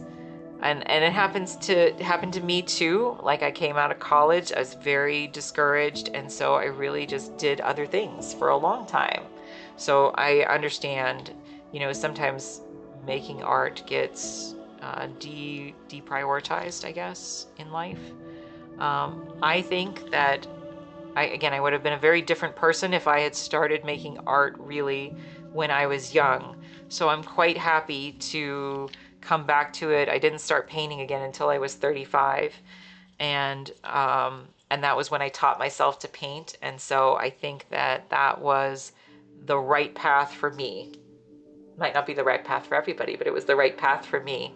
So so I like the idea that you're never too old to come back and learn something. And I do think that in some form, even if you're just an art appreciator, I think that it is important to have art in your life, and that it does actually make a difference for your mental health, for your well-being, for your perspective of the world. That art, I try to say in here that artists, I think, both reflect what life is and what it could be. So we are the dreamers of the world. So instead of trying to be discouraged by what we see as what life is, we think of it in different terms. So Kiwi, you got a watch streak, so thank you so much. And you're back, so just needing to chill out because you were getting overwhelmed, so you thought I would stop by. Oh, you're stuck with me. We just had a huge, wonderful hype train of all learn to respect art, not create it. Yeah, you know what? I think that's totally fine, Perry, right? Like, we need, I think that just having a better understanding of art is better for your soul. Is that a good way to say it? Like, art is good for your soul, whether you're making it or you're just appreciating it. I think that art is good for your soul. It's good to it I want to create art that makes people pause, right? So I make stuff that's really realistic. But what I really want is for you to really get close to the art, see how it's made, and have it pause you for just a second. Maybe, again, some of my stuff is narrative, some of it's just a little contemplative, but even this is still life. All still life is narrative in some way. I want it to pause where your thought process is, because this world moves really fast and we often get very distracted by lots of things. Art is a way to make us slow down and to give us a moment to contemplate something without being bombarded by maybe all the noise of social media and so forth. So I think that art plays a very important role, and certainly, Perry, to respect art and the artists who make it, which again, you're very, very kind to donate all of the subs today and be so kind in your comments. But that is so important, because it means that because I think all of us open our minds to new things when we look at art. And so I look at a lot of other artists. I admire a lot of other artists, things that I would never be able to create, or things that I just don't have in my wheelhouse to create. I love abstract art. I just don't make abstract art, right? So so I think just learning that part of um, of appreciating art in life is an important skill set that very much gets pushed to the back of priorities and for most people. But you know, it's a when you have an opportunity to view someone's art and you take more than a second to just glance at it. No reason to be rude, you just enjoy talent. No, of course. I think that it's amazing to look at people's art. And like I said, there's lots of art that I love that I would not be able to create. I love a lot of different mediums, a lot of different styles. I mentioned several artists today that I love their work, but I don't like really want to make that type of work. So I have great respect for their ability to create things. Like I don't paint portraits, right? I don't paint figures. I used to paint a few, but I don't really, that's not really my thing. And so I can really admire someone like a Bo Bartlett, and I think that I misspelled his name earlier when I mentioned him, who's an amazing artist who does figures standing out in usually kind of empty-ish spaces. An amazing artist, and definitely someone that I think people should take time to look at his work. But that's not the kind of work that I want to create necessarily. So yes, it's really great to just have a general appreciation for the ability of other artists. And so yeah, I like your art because it makes me nostalgic, while your stream also grounds me so I don't panic. That is a really nice, Kiwi. Thank you so much. Yeah, I appreciate that. That means a lot to me. I hope so. I don't want anybody to panic, certainly. I think that, like I said, I felt, I felt over the years occasionally very bullied to feel like I was doing the wrong thing in the art that I chose to make, or in the way that I made it. And so so I definitely want this to be a place where people can feel comfortable to just know that they are progressing on their own path. Just because you don't do something that someone else does doesn't make you better or worse. It makes you you. Yeah, that's exactly right, Perry. That's a very good way to say it. That's exactly right. I think that that last part of that statement, that is probably the most important thing that I hope people get out of my streams in here, is that I'm just me. I paint like me. I paint subjects that are me. And I have to be very comfortable with that. And so I want other people to be comfortable with themselves in whatever they choose to pursue for their own creative path. Or if they just want to, like you, if they just want to admire other people's process and learn about, how they do what they do or why they do what they do, that the whole thing just builds a wonderful art community. Who doesn't like ice cream? That's right. I've not found a person yet. I've not found a person yet that doesn't. So anyway, so yeah. Yeah, so I think we all have to be comfortable with ourselves and find our own paths, and not be weighed down by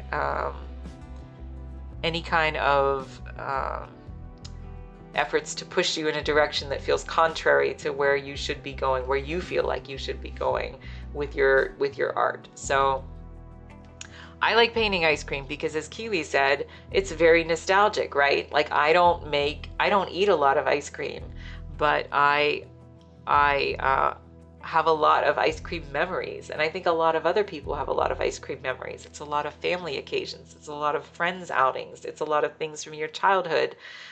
When I make my really big cones, in particular, like those ones are, sometimes 4 or 5 feet tall, I think they kind of dwarf you in front of the cone so that maybe you feel, I guess my hope is that you kind of feel like you did when your mind was clear, when you were younger, and there, you're just in front of this giant ice cream cone, and so it kind of opens you up to thinking in a different way. And then, even something like this, or these small ones, I try to paint these, just to show that you can find beauty in very simple things. So that's like a very simple lesson that I try to, imbue in my still life work, is there's beauty in very simple things that can just be found around the house. So again, I just try to get people to slow down and just look.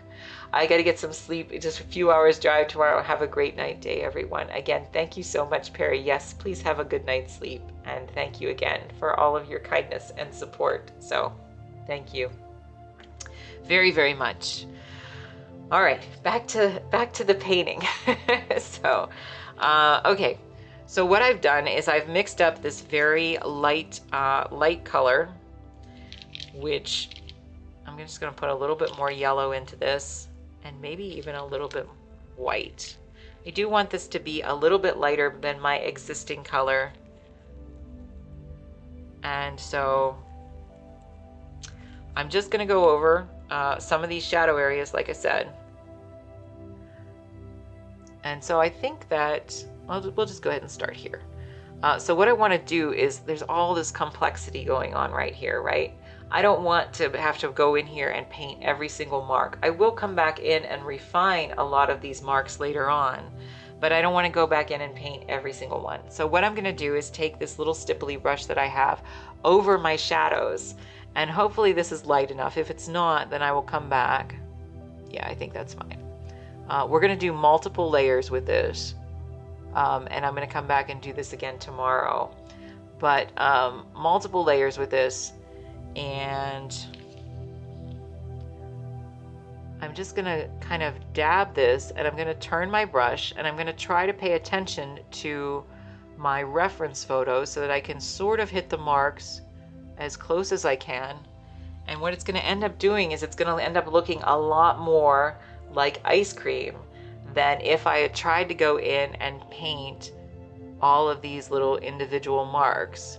This looks much more organic, the way that, real ice cream would look in layers, with all those layers of frostiness and color and stuff laying on top of the pecans and the shadow layers. So I figured out this method a number of years ago, and it's just kind of stuck with me, and it works really well for a lot of different food, because I paint a lot of food. So it works really well for that. But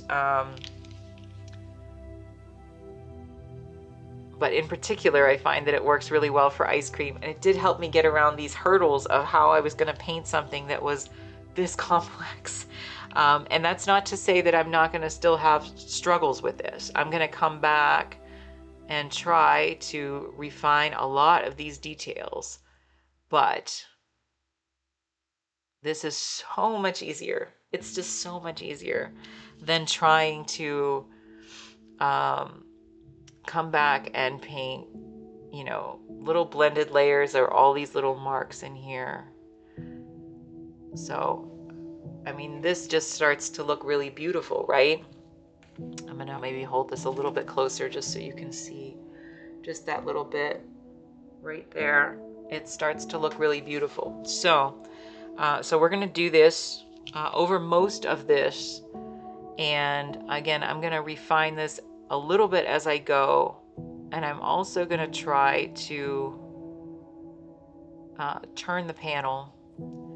And sometimes Kiwi likes this. Sometimes I am going to actually grab another brush where there might be a large flat area if I feel like I need to, and I will distribute the paint with that. So I might not always need this. I'm going to still use it like here, for example. So I'm going to do it here. If I feel like I don't need to or that I need a flatter area, what I'll do is just grab another brush with some medium on it and try to distribute this paint a little bit better. So like this is a heavier application up on this kind of arc here. And then below it, it's a little bit lighter because I want some of those shadows to peek through more.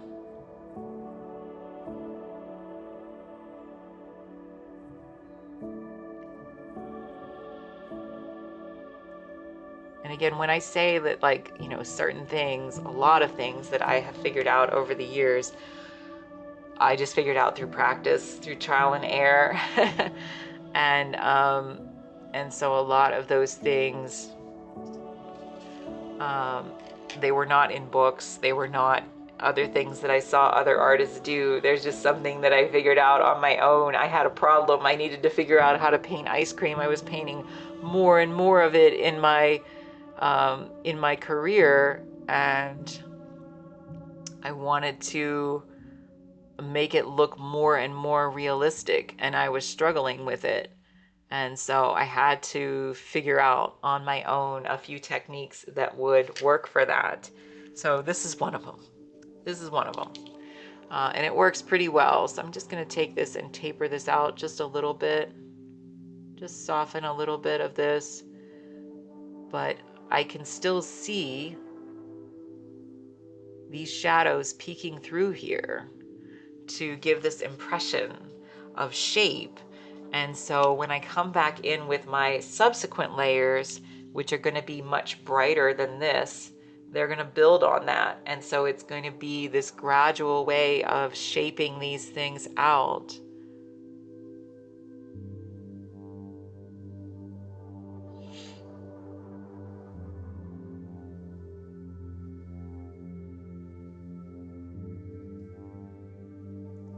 So I hope that makes sense. If anybody has any questions about this, you've got a crazy storm going on and it's lovely. It's lovely. I'm sorry to hear you have a storm going on, QP.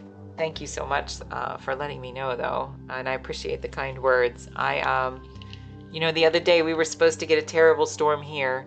I moved half my garden, and you love thunder? Is that right? I moved half my garden because I thought it was gonna, I covered up the rest of it because I thought it was supposed to hail, and we didn't get a single drop. So weatherman's not always right, even in today's day and age. I used to like storms a lot. Florida, it rained like almost every day, a little bit anyway.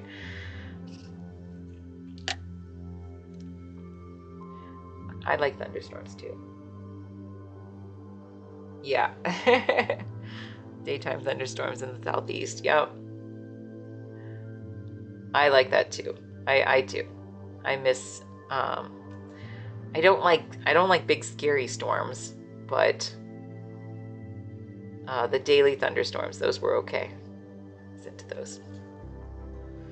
So again, I'm just trying to taper this out a little bit. So I've applied it. We're just going to taper that edge out. And this is a different brush that I have a little bit of acrylic medium on. So, so it just right now, this is gradually building the shape of these things. If you can imagine, the next time I come by with another pass, I'm going to come back in with the brighter colors and put those in here with the white mixed into it. And it's going to keep building this up and up and up. You do not love... you do love Not Bad Hurricane, is that right? I've lived through several. I've lived through several hurricanes. In Central Florida, we didn't get them too terribly.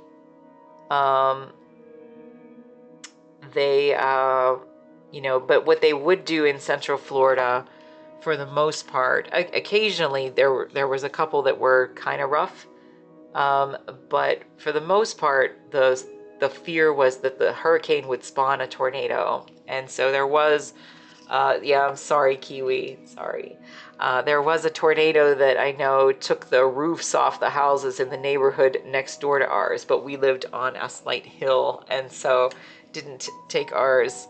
But I do remember there was one particular hurricane where the rain was coming in the house sideways.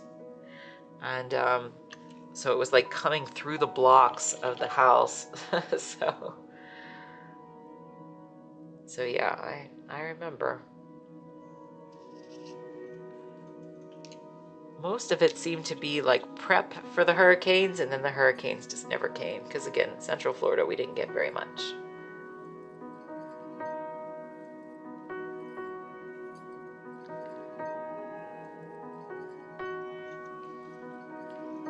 So I don't know if you can see this, but already this is starting to just take a little bit of shape. Again, I'm going to work back and forth on this. So it's really not, it's still not going to be, you know, it's going to be a lot of work from this point still, but all of these little pieces are starting to curve out just a little bit. So it really does make a difference. You broke out of ad jail. I'm sorry, Kiwi.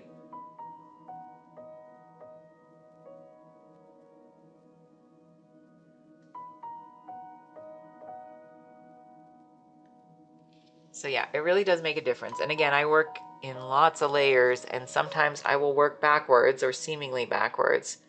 But if I feel like I don't have something quite right, I'd rather go a little bit backwards. Aw, thanks very much, Kiwi. That's really nice. Thank you.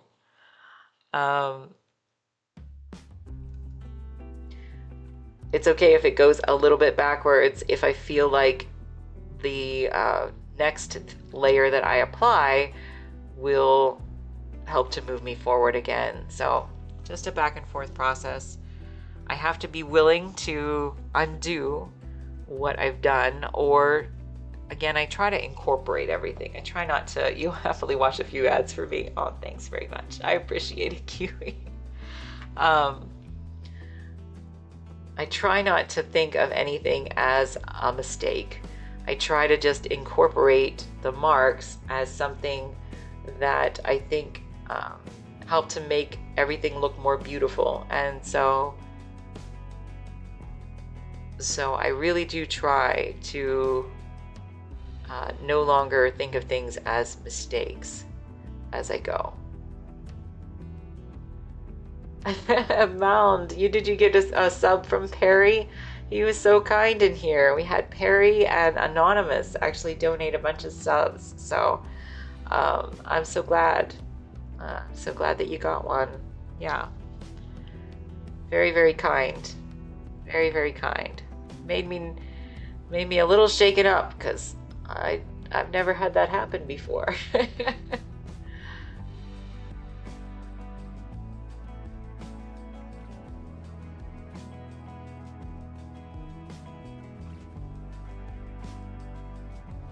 All right, so this is actually starting to look so much nicer, I think.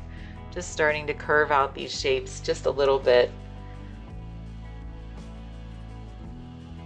And Mound, if you missed it earlier, I did go through all of my old stuff. So if you want to go back to the beginning of the stream at some point, you can see I went through stuff that I made when I was a kid up through my high school and college, and the time I took off from painting, went through that story.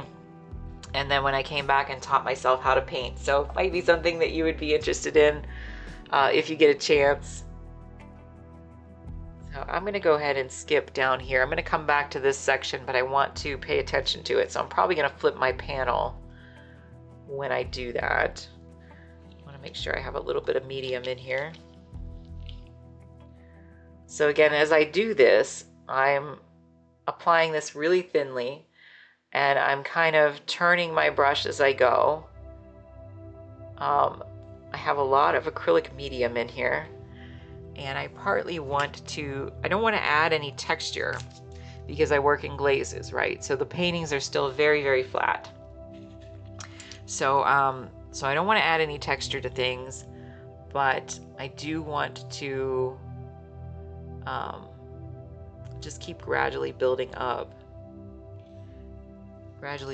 these very thin, very translucent layers.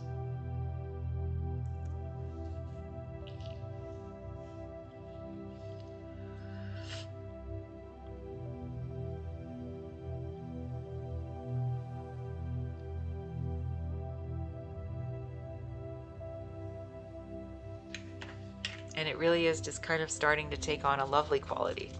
So again, lots of work still to go. I hope that y'all will tune in as we keep doing this for at least the next few painting sessions. So I'll be back tomorrow. But but it will definitely get there. I can see the roadmap now. Like I say, when I start these things, sometimes it's a little rough at the beginning, but I get to a point. I'm just starting to get there now. I get to a point where I can see the map. I can see the map ahead of me. I just need to execute it. So, oh, thank you so much, Terry. I appreciate it. That's very, very kind. Yeah, we're getting there, Terry. We're just gonna keep at it, probably for a few more painting sessions, because we want to try to get it to look really, really realistic. If you've not been in here before, Terry, this is one that we finished a couple weeks ago. So we go really, really realistic, right, with the ice cream textures. So that's what we're aiming for, something like that, something like this. We aim for really, really, really, really high realism in here. Love the art, the vibe, and relaxing music. Oh, thank you so much. My husband worked so hard to get music in here that would be suitable and not get like copyright stuff on it. So thank you so much, Terry. I appreciate that very, very much.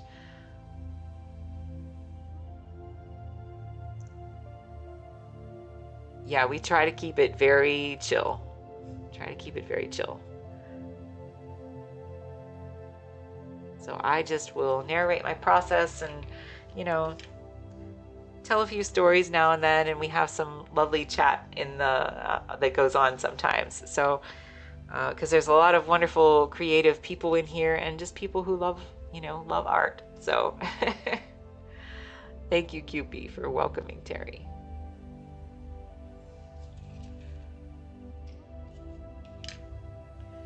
So I really like this process of applying. I'm going to show you right here. So applying the paint, this highlighted paint. And again, I might have to work a little backwards, but until the chat goes crazy, that's right, Kiwi, once in a while. I'm going to show you right here. So let's look at this place right here on the image.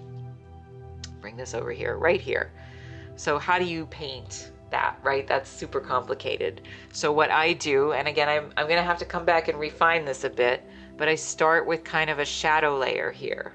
And then I have my lighter color on this very stipply brush. And I call it my stipple brush because it's just very rough. It's just an old brush, right? Where the bristles wore down. And so I'm just going to take it with some medium on it and just gently, and I say gently because if I push too hard, I'm going to get a big blob of paint. I'm gently going to apply that over my shadows and try to pay attention to my reference photo.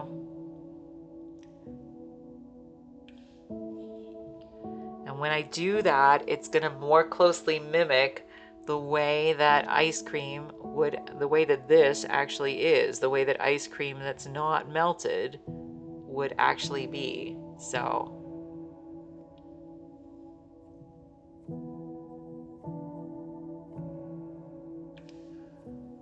So that's much, much better than it was. Again, I'll come back and refine it a little bit later on, but we're just gonna let that dry. And we don't wanna mess anything up because sometimes it is very easy when you're doing something to just beat it to death and to overwork it. So you see something beautiful like that and you think, okay, I just need to do a little bit more, but no, just like let it dry, and then come back to it and try to do something later on. So I'm gonna come back up here and do the same kind of thing.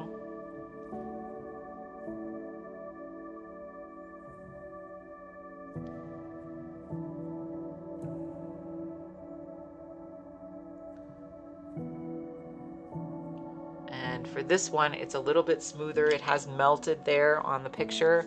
So I'm just gonna go in and just take another brush with a little bit of acrylic medium on it and try to go in there and clean that up a little bit.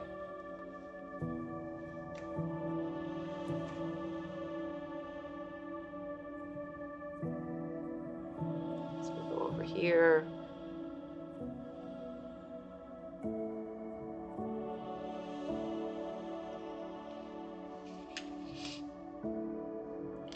really like to actually, I've never done a full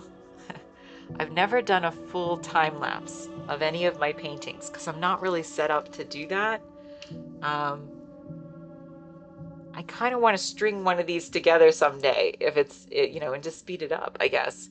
That would be like the full 30 or 40 hours that you could watch in a few minutes. I think that might be kind of cool. I don't know how difficult that is. I have to ask my husband how long that would be to do someday.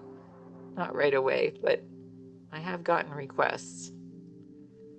So usually what I do is just record like a quick, you know, few seconds of a clip and then string those clips together.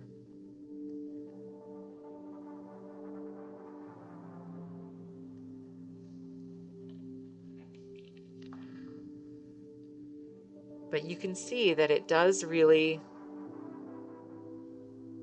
I hope you can see anyway, it really does start, like this is again a shadow area, right? And it's got this really rough, non-melted texture, this frozen texture of the ice cream.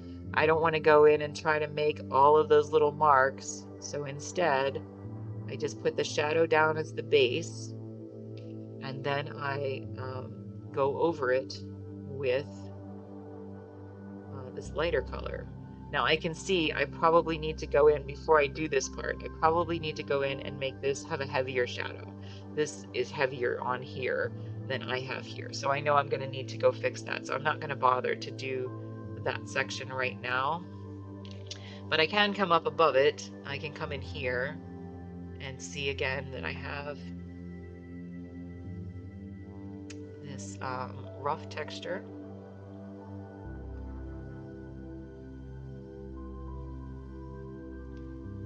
And I just want to try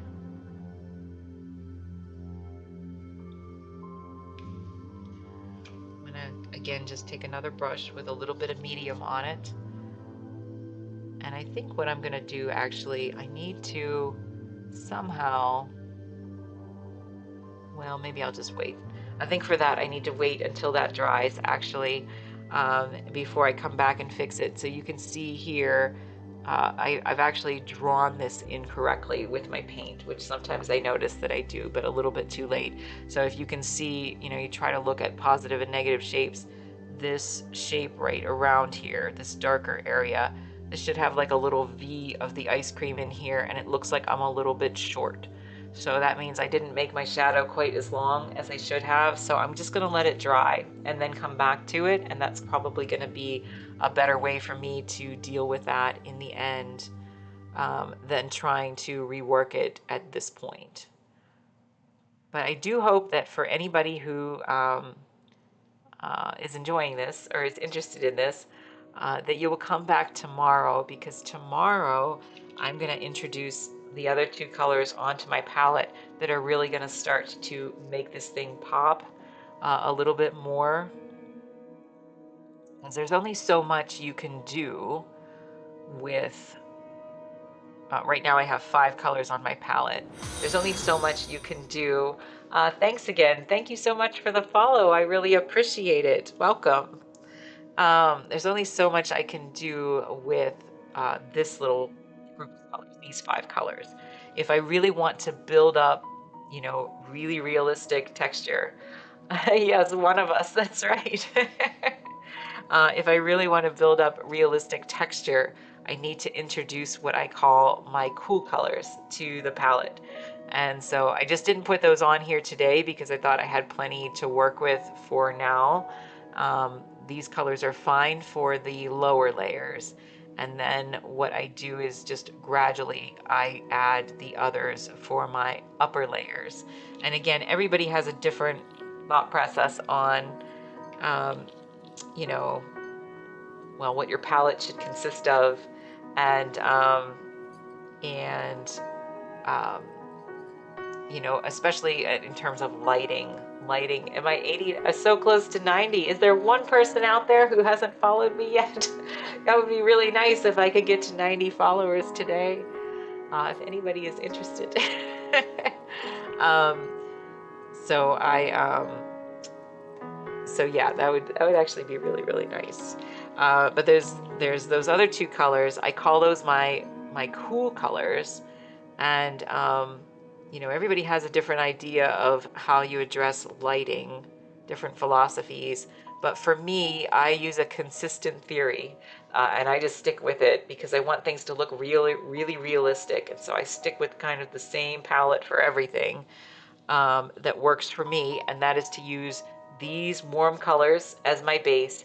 Very rarely the brown. The brown is really mostly here to mix with the blue to make very, very dark shadows. And other than that, I don't use it much. And then my other colors, which are a light blue, a bright blue, called phthalo blue, and a bright red, and that is ultimately how they're both brighter, but they're also what's considered to be cooler colors, and so I put cooler colors on top.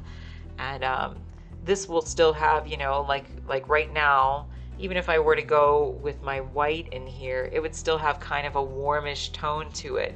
So in order for me to create dimension, I'm going to try to add some cooler layers starting tomorrow. So I do hope that you'll come back and we'll do that. We'll start that anyway.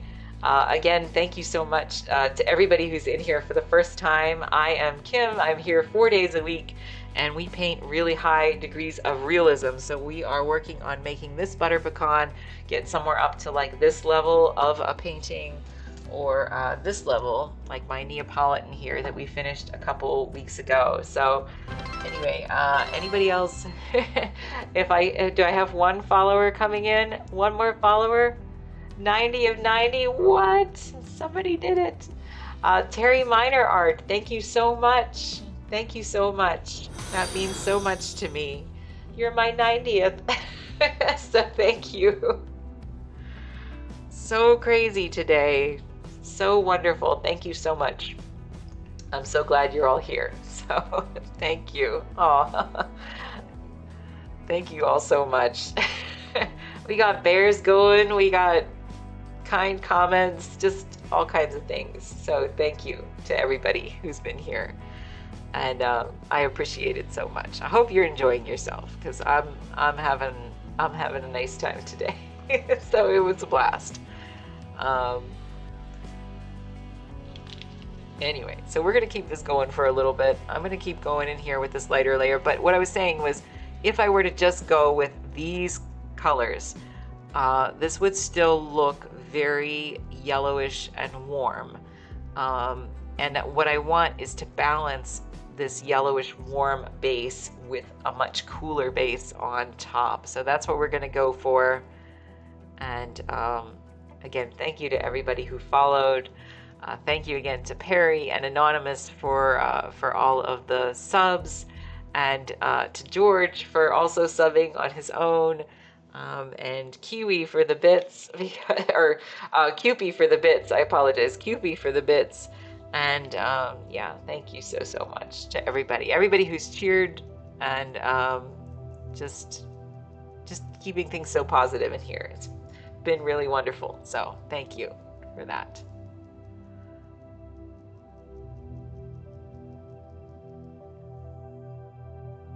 All right.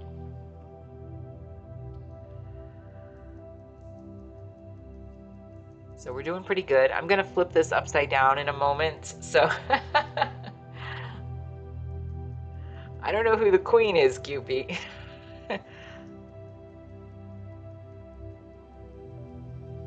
But you guys are all very kind. Thank you.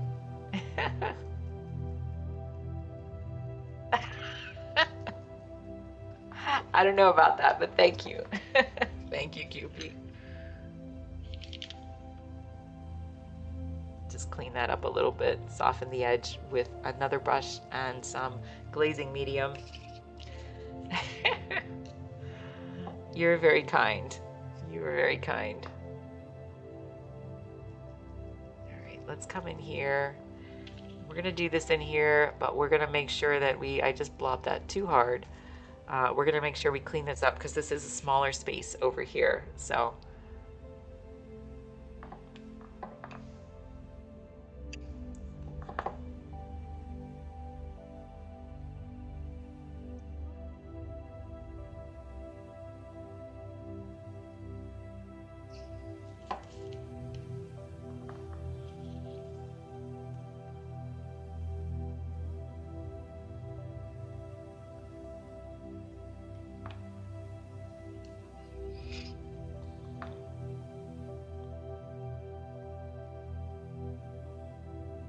but it really does take on the feel of ice cream when I do it this way, as opposed to if I was trying to go in with a flat brush and just make brush strokes where everything's all blended together.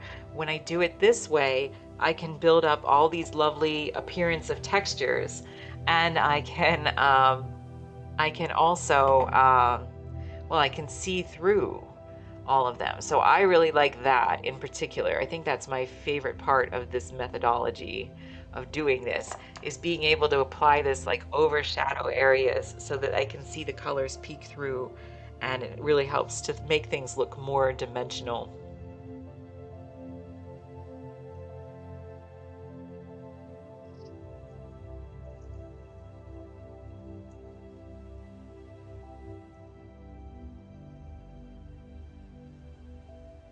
Okay, we're gonna flip this in a second.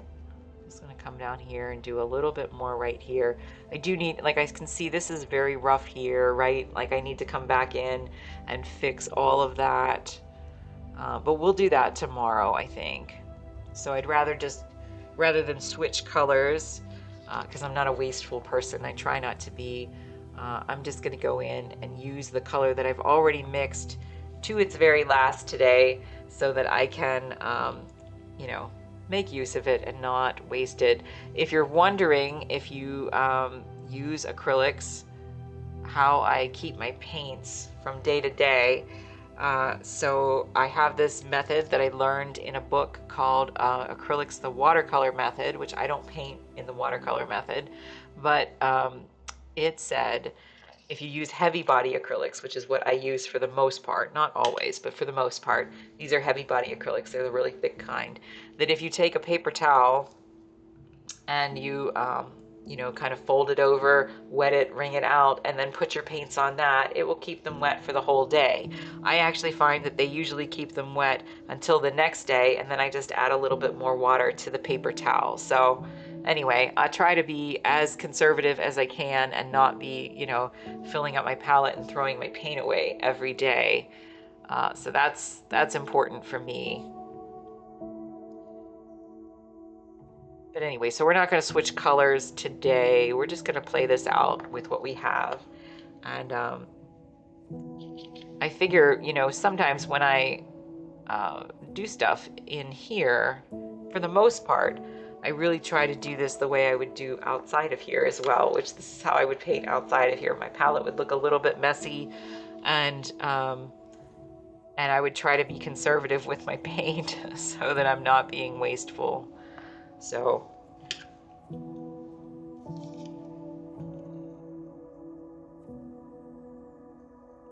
there's some things that I really love when I get to a certain stage of a painting, and so I'm hoping to do this tomorrow, which is, you know, when I get to the drips and so forth, that those are really beautiful to paint. They usually take a painting to the next level if I get them right, and so so I really like painting the drips.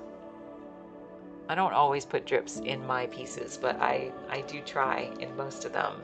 I think it gives the paintings personality when I do the ice creams.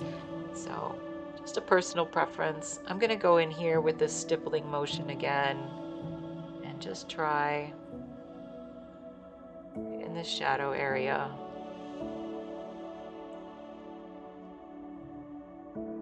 This one's a little heavier there.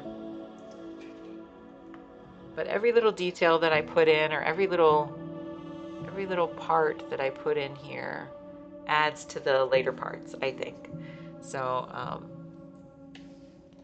I really don't know how people work from left to right in one big blended motion. It's just not how I would work. I did try it years ago. It just very rarely worked for me. I always kind of worked in layers. I couldn't wrap my brain around the other way. And like I said, I kind of felt shamed into thinking I was doing it wrong. And then I just eventually, after a long time, dismissed that. And I was like, I'm just going to do it my way. And I just can't let any of those voices in my head tell me that I'm doing it wrong. So So I think that the way I paint is really, you know, unique and beautiful. So I'm quite happy to do it this way. And it's just much easier on my brain. It feels very comfortable for my brain to go through a painting this way and gradually make the whole thing look like something rather than working piecemeal. That just never worked for me. And I think I actually do that with everything in my life. So, you know, I have a very hard time taking on one particular, let's just say like cleaning, right? Like cleaning your house. I have a very hard time taking on one particular task. I generally look at the whole thing and try to fix it all at one time, but like slowly, if that makes sense. So, yeah, and I kind of do that with my garden outside too, I guess. I very rarely, you know, I look at it as a whole. There's a word for that. They call it the gestalt. I think I'm saying that correctly, which is the parts of the whole, or the whole of the parts. I don't know what the actual translation is, but it's basically like you look at all the parts of your painting, and then you try to see the whole thing as one thing all together. And I think when you paint from left to right, for me anyway, it felt like too detailed, like I was going too detailed too fast without understanding how everything was going to fit together. So it's much easier for me to see it this way. I'm just going to go in here and try to again build up some of those highlight layers in here. Just very light touch in some of these areas. This is one of those areas of the painting, though, that would be so incredibly complex to paint on its own with little, you know, all these individual details. That's not to say that I'm not going to go in here and refine this, but using this weird little stipply motion is so much easier. It's like I said, I came upon this kind of by accident when I was painting years ago, and it was because I was painting giant ice creams, and sometimes I do that. Sometimes I have them that are like 4 or 5 feet tall, and I was trying to paint frosted glass in the ice cream and the ice cream texture as well, and I was bound and determined to paint something that looked really realistic, and I had a show coming up. And I started like a crazy person to make all the little marks, and it was just insane. And I very quickly stopped, and I was like, I need a new way.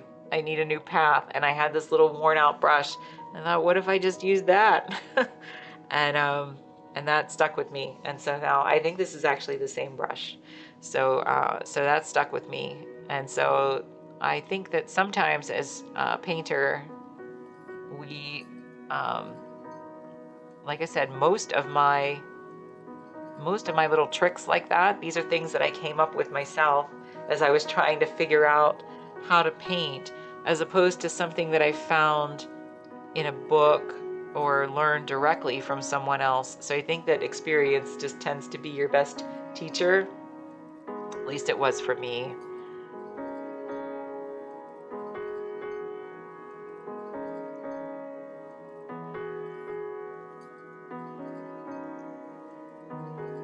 I really think that the actual ice cream right now, the actual ice cream is really starting to look pretty good. I mean, it's still got a long way, but it is starting to look good. The weak part to me right now, if I were to look at this, is my pecans. They look a little wimpy. And my shadows are still a little bit wimpy. Again, sometimes it's very easy to how do I put this? It's very easy to make everything too meh. Make your shadows not committed, make your highlights not committed. And so everything kind of floats in this middle area where it's just meh. And so like here, I need to be bolder with my shadows. They need to, oh, thanks very much, QP. I need to be bolder though with my shadows, like right here. So like this shape is pretty correct, but this is kind of gray. And if I look at my, I'm gonna hold it up. If I look at my actual reference image, this shape is actually a pretty solid, like orangey yellow. And so I need to be able to punch that up.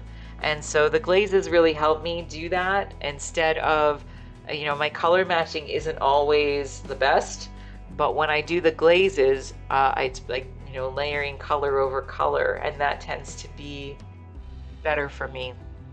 So, so process wise. So I hope you'll tune back in tomorrow when, Mo, I like your art talk, makes a lot of sense. Oh, thanks so much. I really appreciate it. If I have a better way to pronounce your name, I can call you Mo. But if I have a better way to pronounce your name, please tell me. So thank you so much. Yeah, I think that, everybody has to find their own best path, right? Everybody has to find the thing that works for them. But definitely for me, experience has been my best teacher. Just to be able to solve problems on my own. I said this before too, I made a comparison. Mo is okay, or Mo is okay. Okay, super Mo. I said this before, about art and also about my little garden. That was something that I kind of learned over time, is that, I was getting a lot of my information because as a painter, I'm mostly self-taught. I was getting a lot of my information from, like articles and YouTube. And what I found was that, when people write or when people make videos, they do so with the intention of wanting you to click on it, right? So that means they're going to address really exciting topics or really controversial topics or really, specific methodologies that maybe, are popular enough that that more people are gonna click on it. So gardening is hard. It is hard. I'm a second-year gardener, Mo. So yes, it is hard.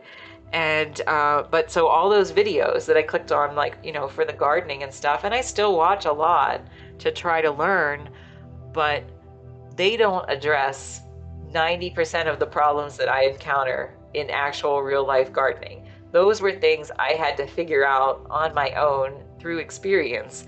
And I think that the same can be said with painting. At least it was for me, that I could watch all the painting videos in the world, but painting ice cream in the way that I want to paint ice cream is something very specific to me. And so those are problems that I had to solve on my own by just trial and error and, figuring out. So Mo, I've got much more success on my garden this year than I did last year. And I hope that I will have more success next year because now I know more things with that.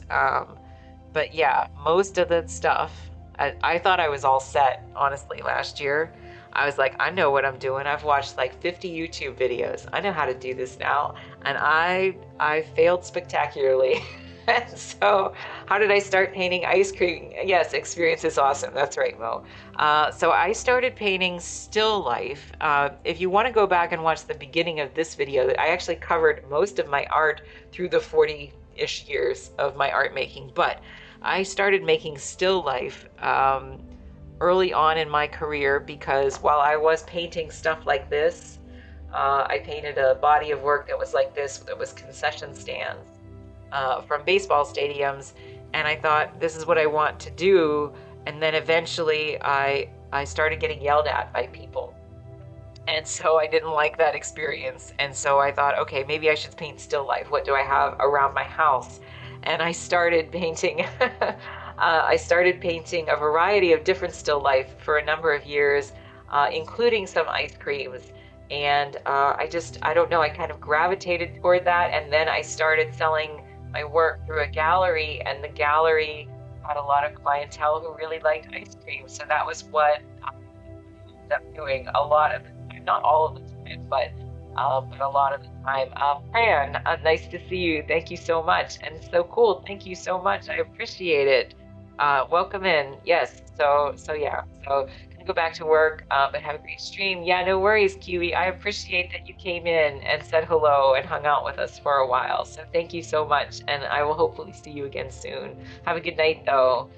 Yeah, so that's how I got started doing ice cream. And so I've done, if you want to go look on my website, I have a lot of my ice creams up there. But I've done, I don't know, I think it's actually approaching somewhere around 150 ice cream paintings at this point.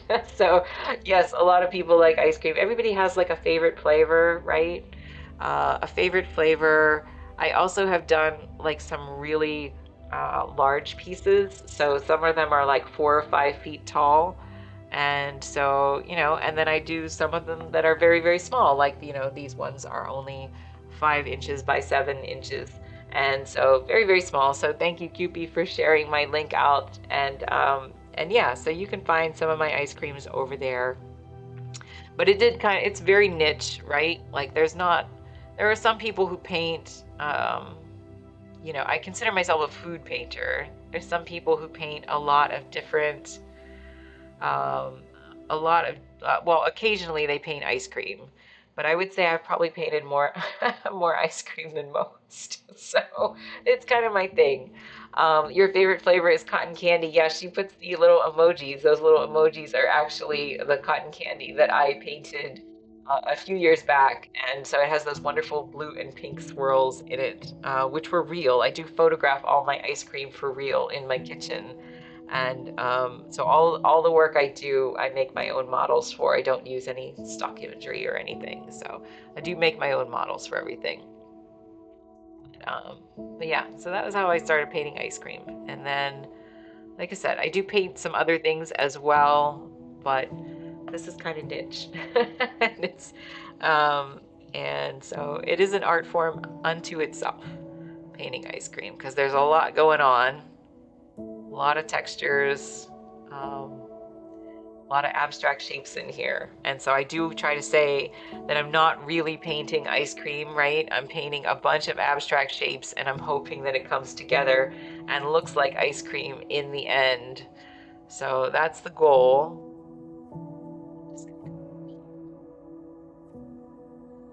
We're gonna flip this, I think, upside down. Let me just check this button here. Let's try this again. Right here.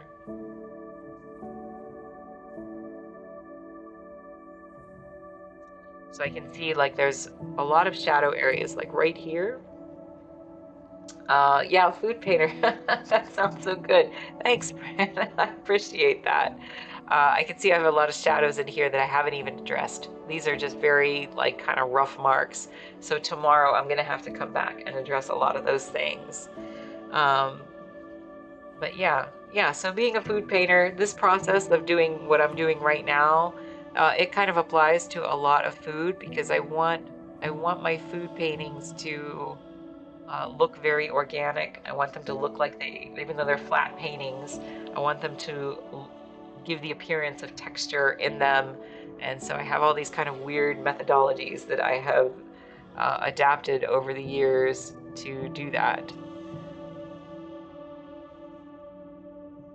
It works for me. So we always, in here, I always flip my paintings all different ways, because that helps to keep my brain more objective as I paint. Because again, I do say I'm painting mostly abstract shapes that I just hope come together to look like ice cream in the end. And so sometimes when you're painting something straight up and down, um, it does not, your brain wants to simplify it, right? So you will not always see all those little details. So just those few little things that I pointed out, they're things that I know I need to come back and address, but it was much easier for me to see it when the painting was on its side than it was when it was straight up and down. But again, we'll come back and address that tomorrow, I hope.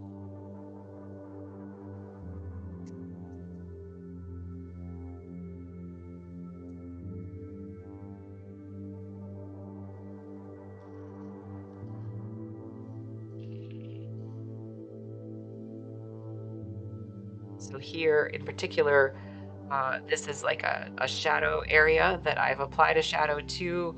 And so instead of painting all the little marks, it's much easier for me to go in and just apply these rough, I call them stipply marks, with this rough brush over top of it so that some of those shadows peek through. And I want to make sure that I don't leave actual texture. I'm just trying to apply applied texture.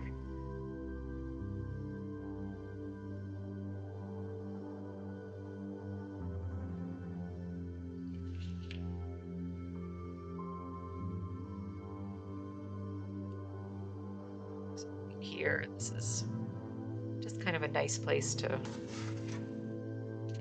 it really is starting to come together, I do have to say. Even at this early stage, I can see it.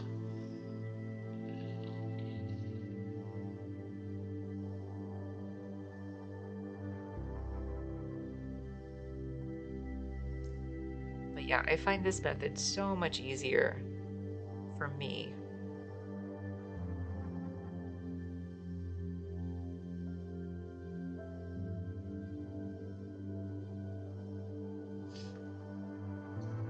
All right, so we're gonna finish up in a minute here. And I do hope, if you haven't followed yet, I hope that you'll consider following me because I'm fairly new and today was a great day. We got so many followers and so many wonderful people that Harry and Anonymous and George, that Harry and Anonymous donated so many subscriptions, which was so nice, and George for subscribing as well. So means so much to me. I really appreciate the encouragement and the kindness. So if you haven't followed, I would ask that you consider following me. I'm pretty charming most days anyway, and I am here 4 days a week, and yeah, we're just gonna try to make beautiful things every week.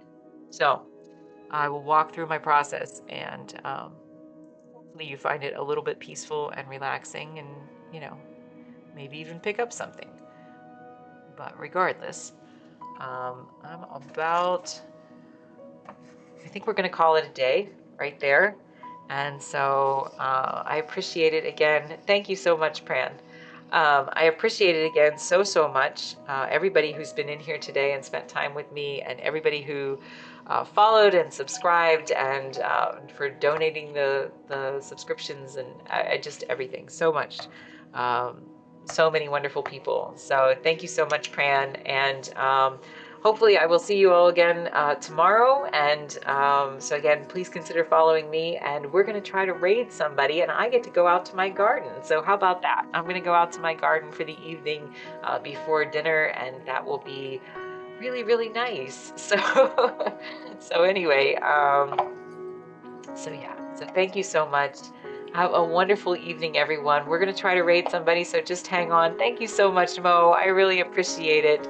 And yeah, so I will see you guys again soon, okay? So thank you so much, QP. I really appreciate it. Yes, Mo, very nice to meet you too. And I'll be back again tomorrow, roughly around 2 o'clock. Sometimes I'm a little bit late, but roughly around 2 o'clock Eastern time, and we will pick up on this. And then, okay, so have a wonderful evening, everyone. Thank you again so much for everything.